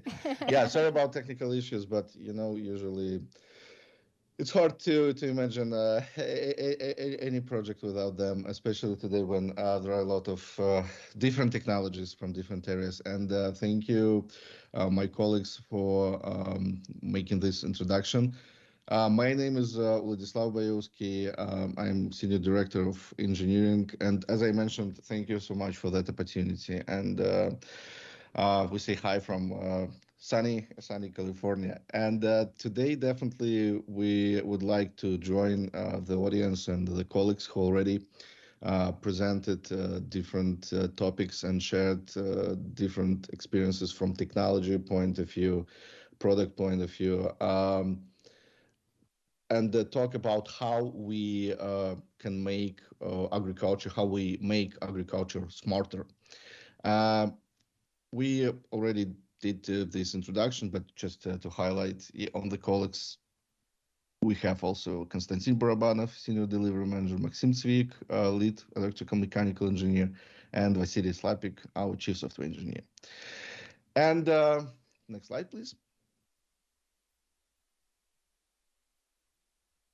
So technically, on the video on the screen, you see the promotion materials about Made Real Lab. So we work in EPAM Systems, and EPAM Systems is a global IT service provider and technical consultant company. We have offices in various locations.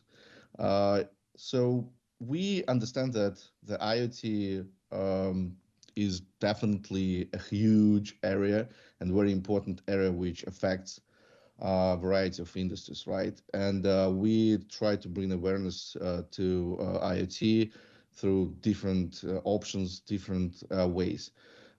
We do have like garage approach where people mostly focus on pure hardware prototyping. Uh, we do various communities where we try to involve people in a simple, without any commitments way, try to gamify the way they learn and get more information from different sources. And we do have our, let's say, global practice we call Made Real Lab. And Made Real Lab is focused on end-to-end prototyping of different products. And some projects we share today were designed and fully kind of like completed, assembled in Made Real Lab. Uh, so technically, to imagine like the capacity and possibilities of Made Real Lab, we do have multiple locations like Boston in the United States, Poland, Hungary, and usually they have huge facilities, like huge space to build products, because it's not always about some tiny uh, devices. Sometimes it's about real attempt to make a full copy of the product on a bigger scale. Um, the thing is that through the different approaches, like as I mentioned, garage communities and the Made Real App, we definitely want to focus as well on areas which bring additional value to people, to the society. And if we move to the next slide.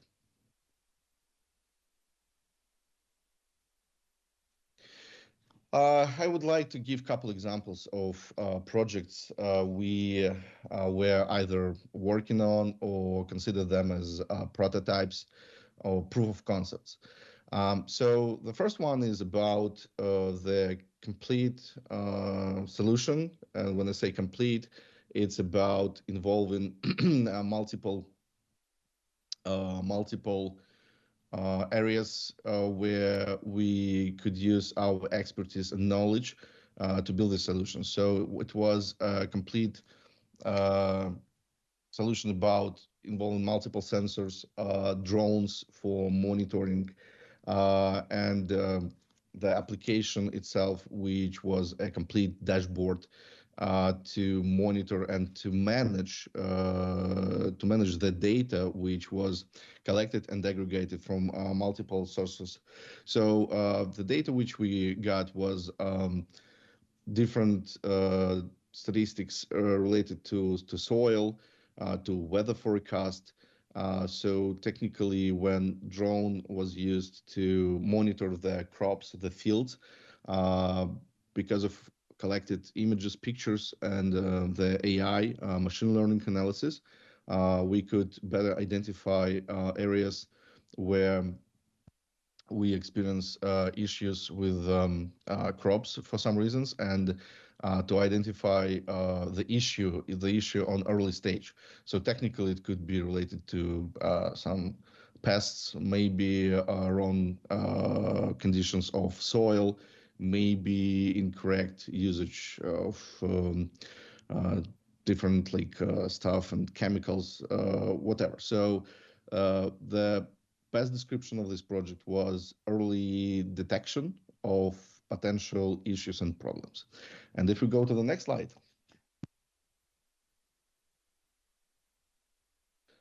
The next slide, it's more about software approach. The thing is, we do have in United States and in Europe, there are different publicly available sources of agriculture-related data. The issue is that in most cases, these sources, they use different formats. So it could be well-known, easy to use, easy to transform, JSON, XML, like, but at the same time, it could be some kind of like proprietary binary formats. And definitely, if you would like to aggregate them all to like extract, transform, collect this data, you face with a very, very potential and actually real issue. You need kind of like to have multiple solutions to process all this data. So the idea was to build a solution which follows FAIR principles and gather all possible data sources to aggregate this agriculture data. The idea was to use it later for data models training, because if you're familiar, and today most of people who are involved in the technology sector, they are familiar with definitely machine learning. You know that data model is fine. I mean, like development of data model is challenge at some point, but training data model is even bigger challenge because you need to collect this data, to label this data properly. So that solution was actually used to create the way of aggregation of this data. And eventually, as I mentioned, based on FAIR principles, it was possible to use these multiple data sources and to fully automate the pipeline. So technically, with different approaches such as web crawlers, all this data was gathered on a schedule. Then it was passed through transformation pipelines, and eventually you get JSON linked data information in JSON linked data format, which is easy to use, to read, and to actually share with any other solutions, products, APIs, whatever.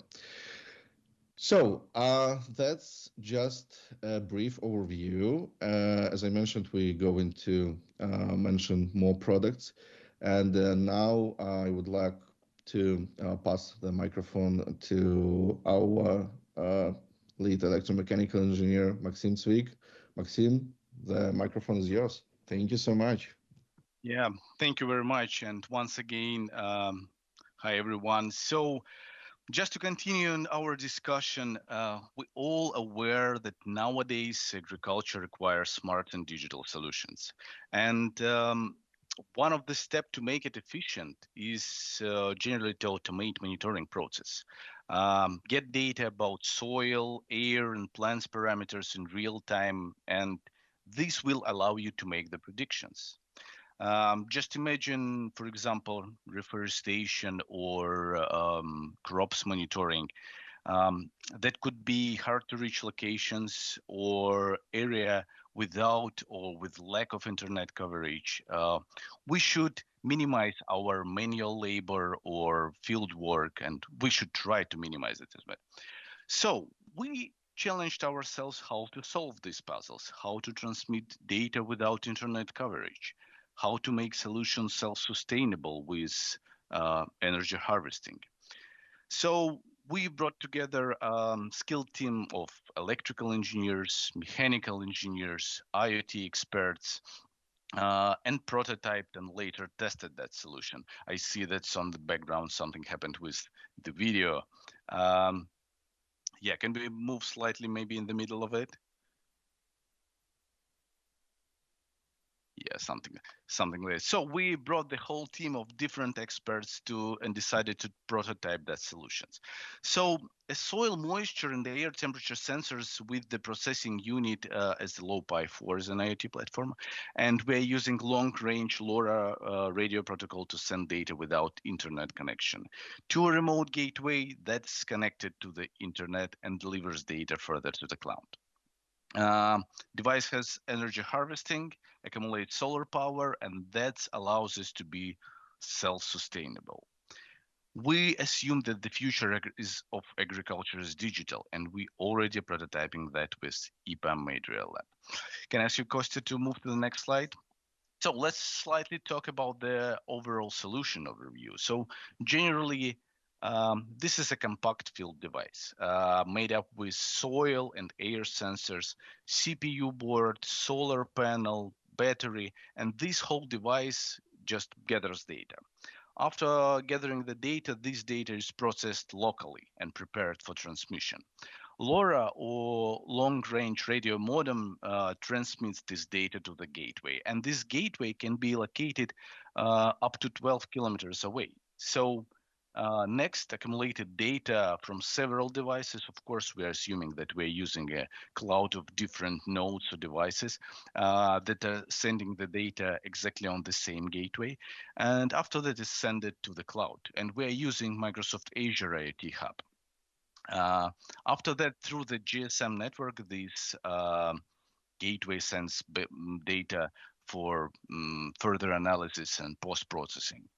Pretty simple, straightforward, and at the same time reliable solution.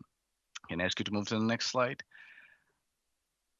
Yeah, thank you very much. So what's about the hardware that we used? And as I'm the hardware engineer, I'm mostly interested personally in the hardware, what we are using to build that.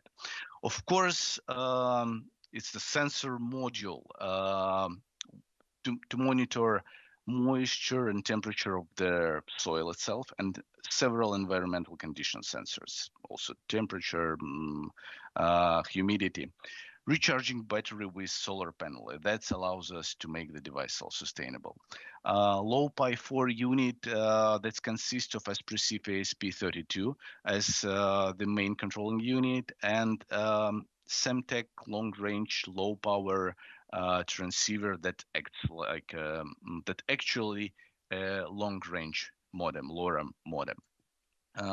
So long-range wireless network parameters, including gathering and transmitting data, and we set up this frequency not less than once in every 5 minutes, and we easily can adjust it. We're utilizing adaptive data rate, but generally operating at 868 megahertz band. And overall, this device belongs to class A with inactive data receive functionality. So we're just transmitting the data.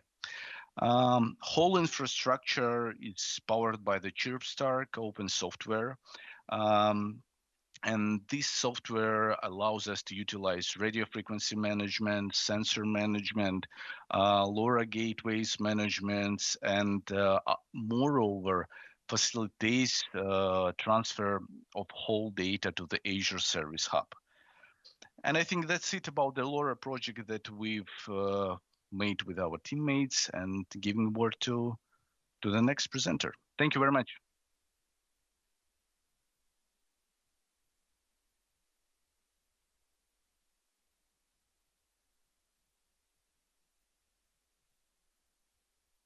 Konstantin. Sorry, as usual, I forgot to unmute myself. Okay, Hello the floor again. is yours. I can restart with you if you want. No, it's okay. So, headliner of our story is Smart Greenhouse Project. It was born not from the executive directives of top management. It was like kind of genuine concern for global issues and internal initiative. And we were thinking about world hunger and sustainability challenges like facing modern agriculture. So, and team behind it was driven by shared vision to address these concerns using ESG framework.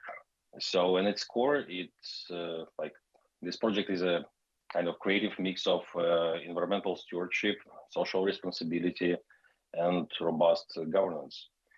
Our goal was simple, but quite ambitious. We wanted to create a cost-effective and community-driven, innovative greenhouse to improve influence on the agricultural sector. And we were thinking holistically.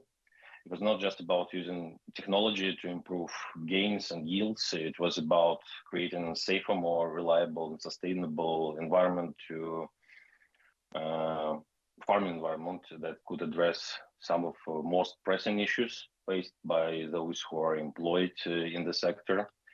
And so by focusing on workers' well-being and health of the environment itself, we aim to contribute positively to the communities it would serve. And our project quickly evolved beyond its initial concept, and we decided to contribute to larger community. And as we were gaining momentum, this project got attention for its low-cost solutions. And those solutions promised to minimize the common errors found in non-automated greenhouse, like automated greenhouses, like overwatering or inadequate temperature controls and such. So our greenhouse has a set of features like light and watering control, as you see on your screen, temperature, humidity monitoring, automatic management, automatic photography of plant growth, protection against electricity outages and short circuits. And for sure, we have smart monitoring via internet, via web. So most of these features are very cheap and easy to implement. And also because of that, smart greenhouse represents a leap towards precision agriculture. So technology was just the beginning. Over the course of the design and implementation, the team learned a lot, and we collected a huge set of best practices. This would allow us to continually improving and help us to adopt the system. And by doing so, we think we just set the stage for more sophisticated and even more intelligent solutions. And these solutions may attract the attention of governments, large corporations, and what we hope the most, enthusiasts to foster a new wave of innovation in the agricultural sector. Next slide, please. Sometimes engineers do things because they can. Sometimes we do things just for fun. I won't deny it was a fun project, and as engineers, we also know how technology transforms the environment and global ecosystem. Something acceptable 20, 30, like probably 50 years ago is no longer acceptable now. So, okay, our greenhouse is smart. Does it bring any better for environment? Yes, we think it does. First of all, IoT-enabled greenhouses can precisely control water, nutrients, and energy use, and that leads to significant conservation of these resources and reducing waste. Second, we monitor real-time conditions like temperature, humidity, soil pH, so that we can create ideal environment for plant growth and improve yields and plant health. We also can detect pests and diseases early with computer vision and other technologies, and that minimizes the overall use of pesticides and herbicides and other chemicals. And overall, this leads to less contamination. And also, like, environmental conditions are often changing, and sometimes to extreme levels. And IoT greenhouses can automatically protect plants from extreme weather conditions and reduce risk of crop failure. And also we collect data through analysis, and like analysis helps us, allow us to refine agricultural practices continually. And that leads to sustainable cultivation methods that can be shared and replicated in other farming systems, basically. And I'm talking not about only data we collect from sensors. It might be also that most effective hardware and software configurations tied to specific needs might be also collected and distributed amongst enthusiasts. So that's overall description. And before passing a virtual talking stick to a brilliant engineer who contributed to the project heavily and hands-on, we want to thank Java. It's very popular in software development and IoT, and it also helped us to get Oracle Award for the Smart Greenhouse project. So thanks Java again. And now it's time for deeper details about the greenhouse. Please welcome Vasily Slapik to the stage. Thank you, Konstantin. Being part of the engineering team, I wanted to provide a bit more details about the architecture and the components I've used. But first of all, what about greenhouse? So greenhouse is about growing plants, and here at the PAM we like to play with technologies, and we wanted to see how, with help of technologies, we can make the greenhouse smarter. Smarter means using more precise monitoring, more precise actuations, altering the environment inside greenhouse to make the process of growing is more effective. More effective means spending less water and nutrients, and giving more yield. So first of all, we needed to build some isolated environment for experiments. And as you saw on the video on the previous slide, we just made a box from acrylic glass. So we could start growing something inside that box and put our sensor inside the box, and we could put the rest outside. So the most important sensor we had was temperature and humidity sensor. And alter humidity, we used automatic watering mechanism. We also had lamp, so we were able to switch on and off the lamp according to some schedule. We had some air management system, basically fan to move the air. And of course, we had some central computing board where all the sensors were connected. We could run our software, and this computer was connected to Wi-Fi, so we had remote access. Last thing is power management for all these components. Here we had some challenges because water and voltage, they don't mix well. We used we used approach like it was prototype style, but for real greenhouse, of course, something more sophisticated would be needed.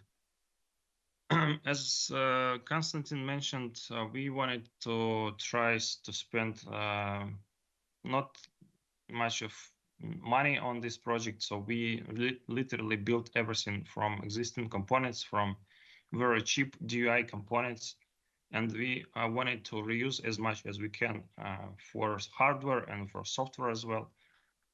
So can you please go to the next slide?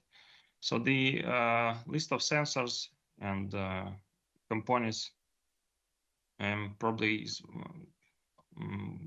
well known, well recognized by DIY enthusiasts. So we used Raspberry Pi for single board computer. We used digital temperature and humidity sensors from Arduino DIY, like DHT11. We used existing relay modules. We reused water pump from old car, and basically everything we bought. Nothing we built from scratch. We just bought all this stuff and connected. Can you please go to the next slide?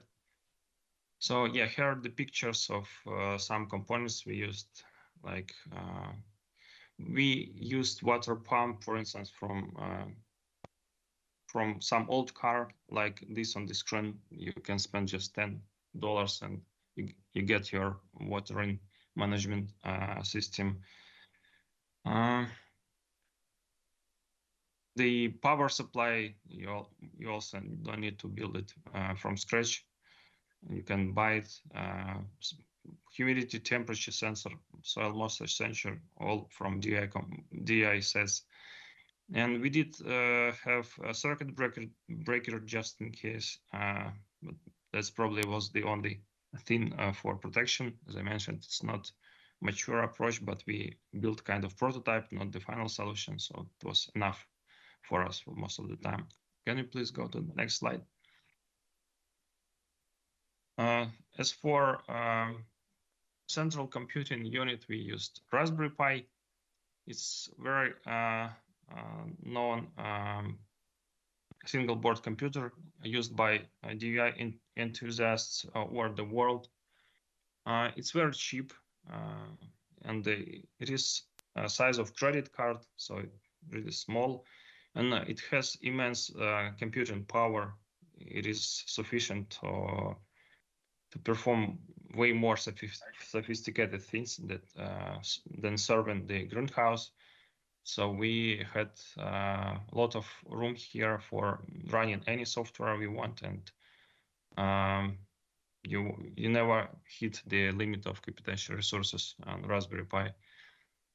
It's also very configurable. You can connect any sensors, any peripheral devices easily, and again, you need some configurations, but you don't need to write much of software for interacting with external components. Last but not least, that this is open source driven. The operating system, drivers, some system services, everything is ready for be reused, and also you can improve them and share with a community back. So it was also a big selling point for us to switch to use Raspberry Pi. Can you please go to the next slide? Again, as Konstantin mentioned, the software which served the greenhouse was implemented in Java, and Oracle recognized that we were winners of IoT Challenge. But some people may ask whether it was easy to integrate Java and force it to work with some sensors, kind of low stuff, low programming stuff. Yeah, on Linux it was easy because Linux is a typical Unix operating system. So all the sensors, all the peripheral devices represented as files, and Java doesn't have any issues with reading sensors well as through the files, through the file system abstraction. So that was not a challenge. However, we do have some issue with one of sensors, and we did have to implement some wrappers, so-called GNI wrappers, Java native interface wrappers, to integrate the driver software into the Java. But that was, I'd say, minor effort, and Java on Linux for Green Smart House it worked well, so not much to code. Can you please go to the next slide? So in the end, we built the final prototype. We managed to grow beans. We managed to kind of see how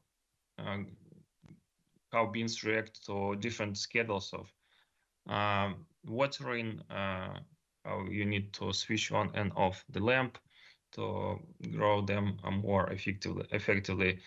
And we saw that indeed it can be rather cheap solution, and a lot of things can be reused. So you don't need to build something very sophisticated. You don't need to build custom hardware and write a lot of software.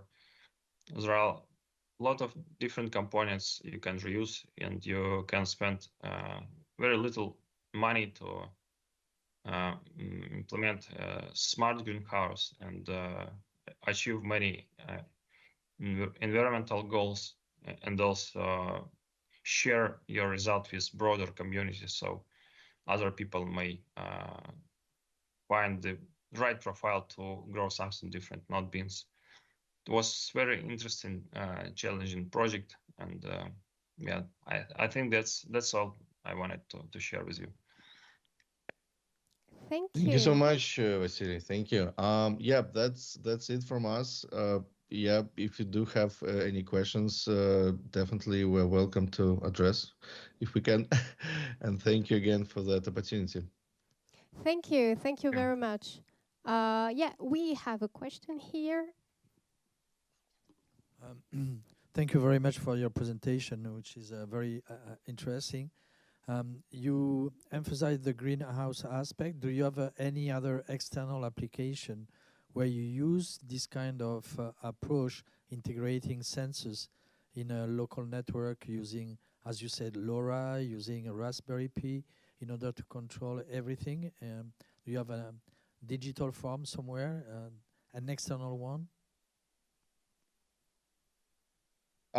Thank you for the question. So, if I got it correctly, you ask about like if we do have an example of integration of all these examples of different technologies into one real like farm, smart Yes. farm or smart greenhouse. Yes. Okay, so today I would say no, because the thing is we usually work we do our work in two directions. One is when we do invest on our own, when we consider some technology, some idea could be promising or could be helpful in terms of as we mentioned, like CSR involvement. The other is when we do have a project request from our customers. So technically, on the, let's say, prototype level, on the overall idea level, yes, we do have such solutions in mind where we could combine all these technologies and products we were working on. But you're absolutely right in terms of the main idea of all these projects we shared. And in general, Material Lab we have is to have all the available components. And in case we have an opportunity or demand to build something like as a complete real smart farm, we do have all these components ready. So we just could assemble them as a Lego. Okay, thank you. And then, sorry, and then there will be other question near to me, but question concerning the storage of data. It seems in a certain point that you use the cloud from Microsoft, Azure Microsoft, and do you have any strategy concerning creation of kind of data lake with the data coming from captors, from different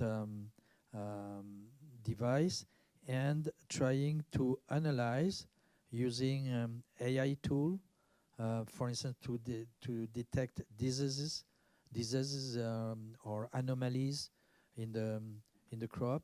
So do you use, for instance, artificial intelligence tools for that, or what kind of approach do you have in the present or in the future concerning this kind of image analysis you taking?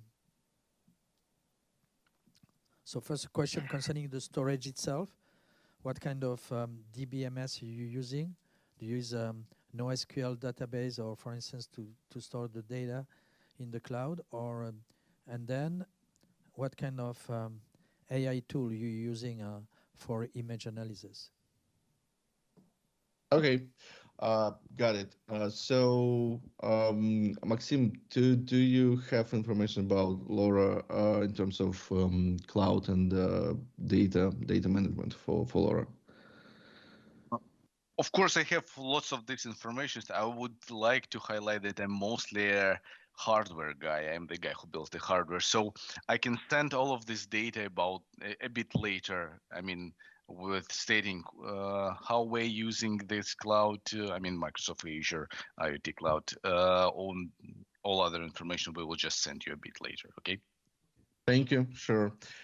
Yeah, regarding like overall, what we usually try to do. So when we consider like for Microsoft Azure, right? Usually we still try to be, let's say, cloud agnostic, because the thing that, again, this is definitely related to projects which we consider our own investment. Because if we have customers requests, definitely it's up to the customer which cloud, which infrastructure, which technology to use. But if we speak about our own investment into solutioning some ideas, we try to be, as I mentioned, cloud agnostic, which means yes, we may use, for instance, like Microsoft Azure for this LoRa project, or like AWS for the project related to the first slide when we consider solution to get the data from drones as a monitoring system to analyze it through AI solutions, machine learning.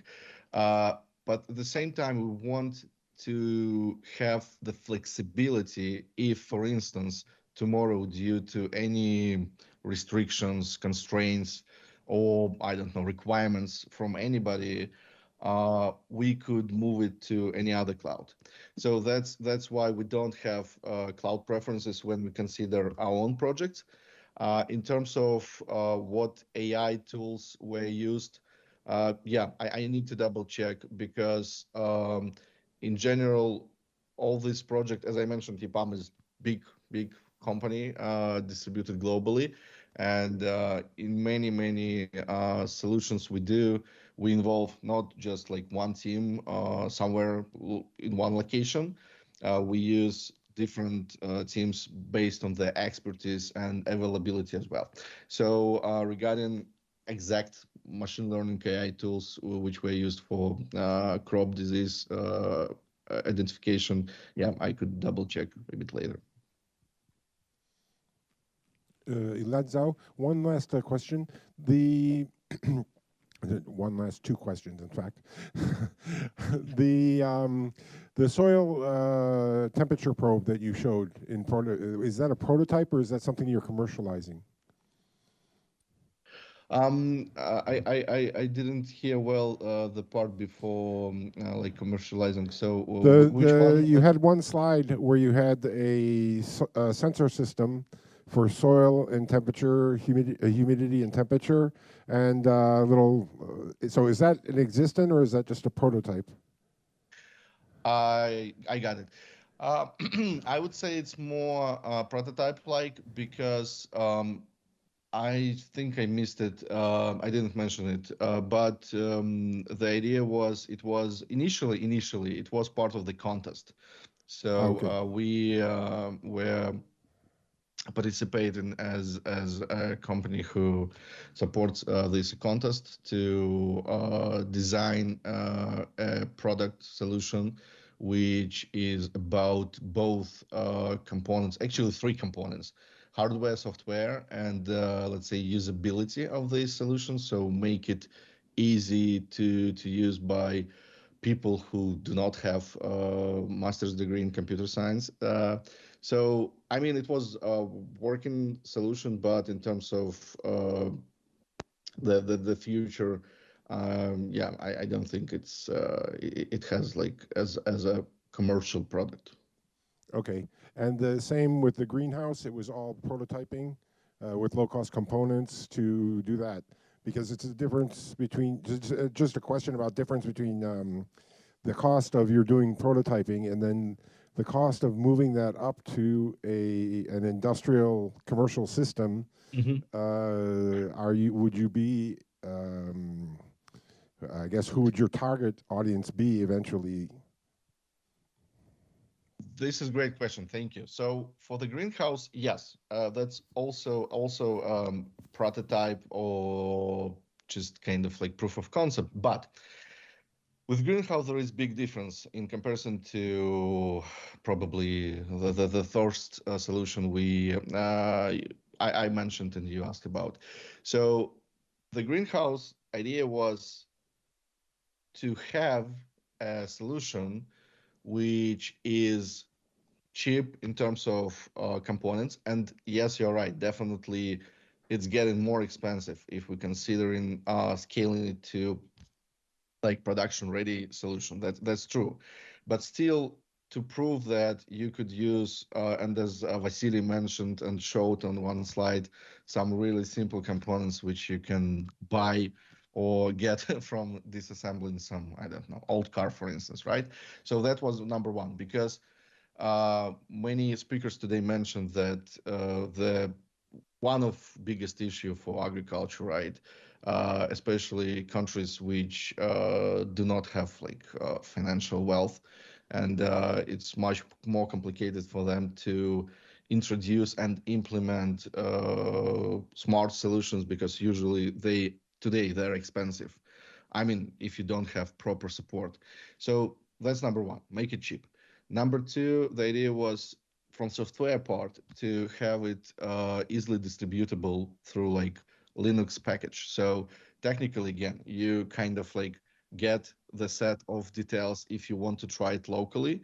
But if you consider to extend it, yeah, definitely you need to have some team of experts. When I say team, it's not exactly something very big in terms of headcount, but yep, I would say you need some experts to be onboarded to help to scale it. And Vasily, do you have anything to add, or Konstantin?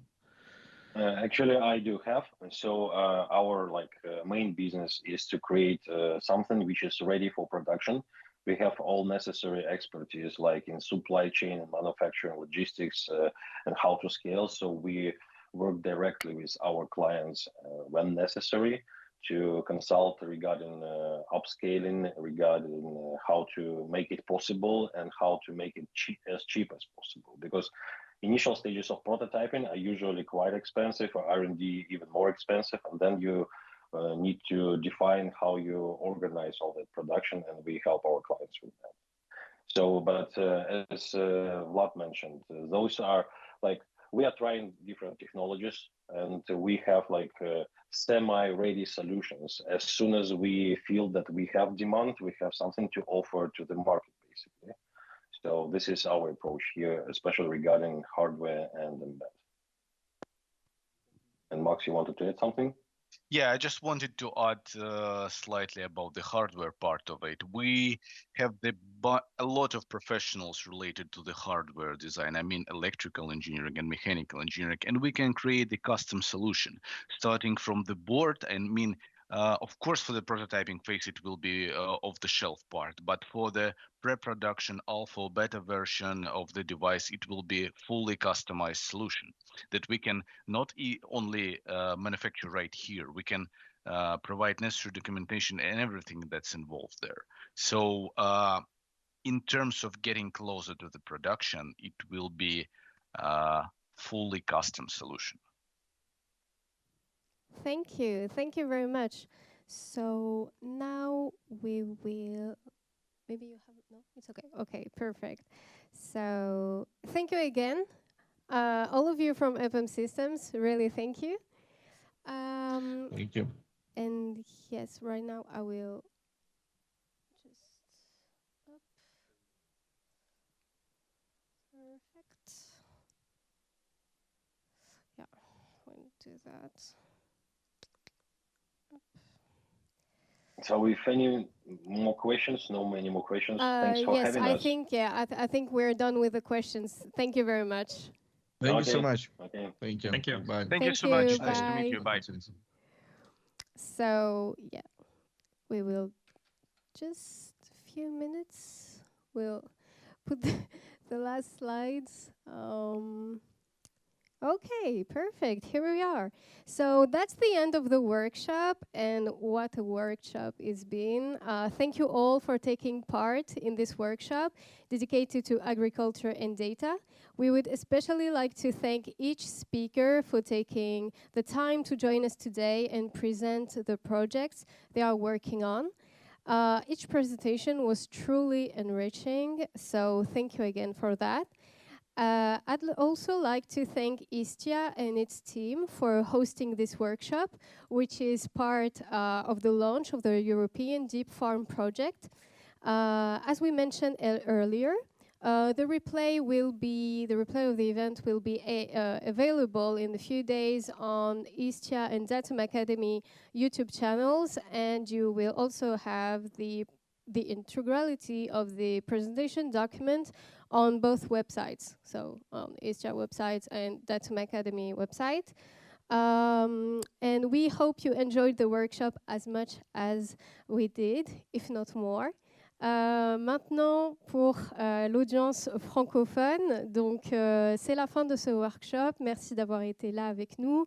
On aimerait bien évidemment remercier chaleureusement le panel d'experts, d'intervenants qu'on a accueillis aujourd'hui, que ce soit sur site à l'ESTIA ou en distanciel. Merci beaucoup d'avoir pris le temps de nous rejoindre aujourd'hui, d'avoir présenté les projets sur lesquels vous travaillez, des projets qui étaient particulièrement intéressants, tous les uns comme les autres. On aimerait aussi on aimerait aussi remercier chaleureusement l'ESTIA et toute son équipe technique d'avoir accueilli ce workshop qui est dans la continuité du projet Deep Farm, projet qui a été lancé officiellement hier, projet européen. Donc merci beaucoup à l'ESTIA et toutes ses équipes. Et comme on l'a mentionné, comme vous le voyez à l'écran, le replay de l'événement sera disponible sur les chaînes YouTube de l'ESTIA et de Datum Academy. L'intégralité du document de présentation de chaque speaker sera également disponible sur les sites internet de l'ESTIA et de Datum Academy. Donc n'hésitez pas, si vous avez raté quelques présentations ou quoi, vous pouvez toujours les revoir et parcourir ces projets très très intéressants. Merci encore à tous et voilà, c'est la fin de la journée, donc très bonne journée à tous. Have a nice day everyone and thank you again. Bye. Merci à vous.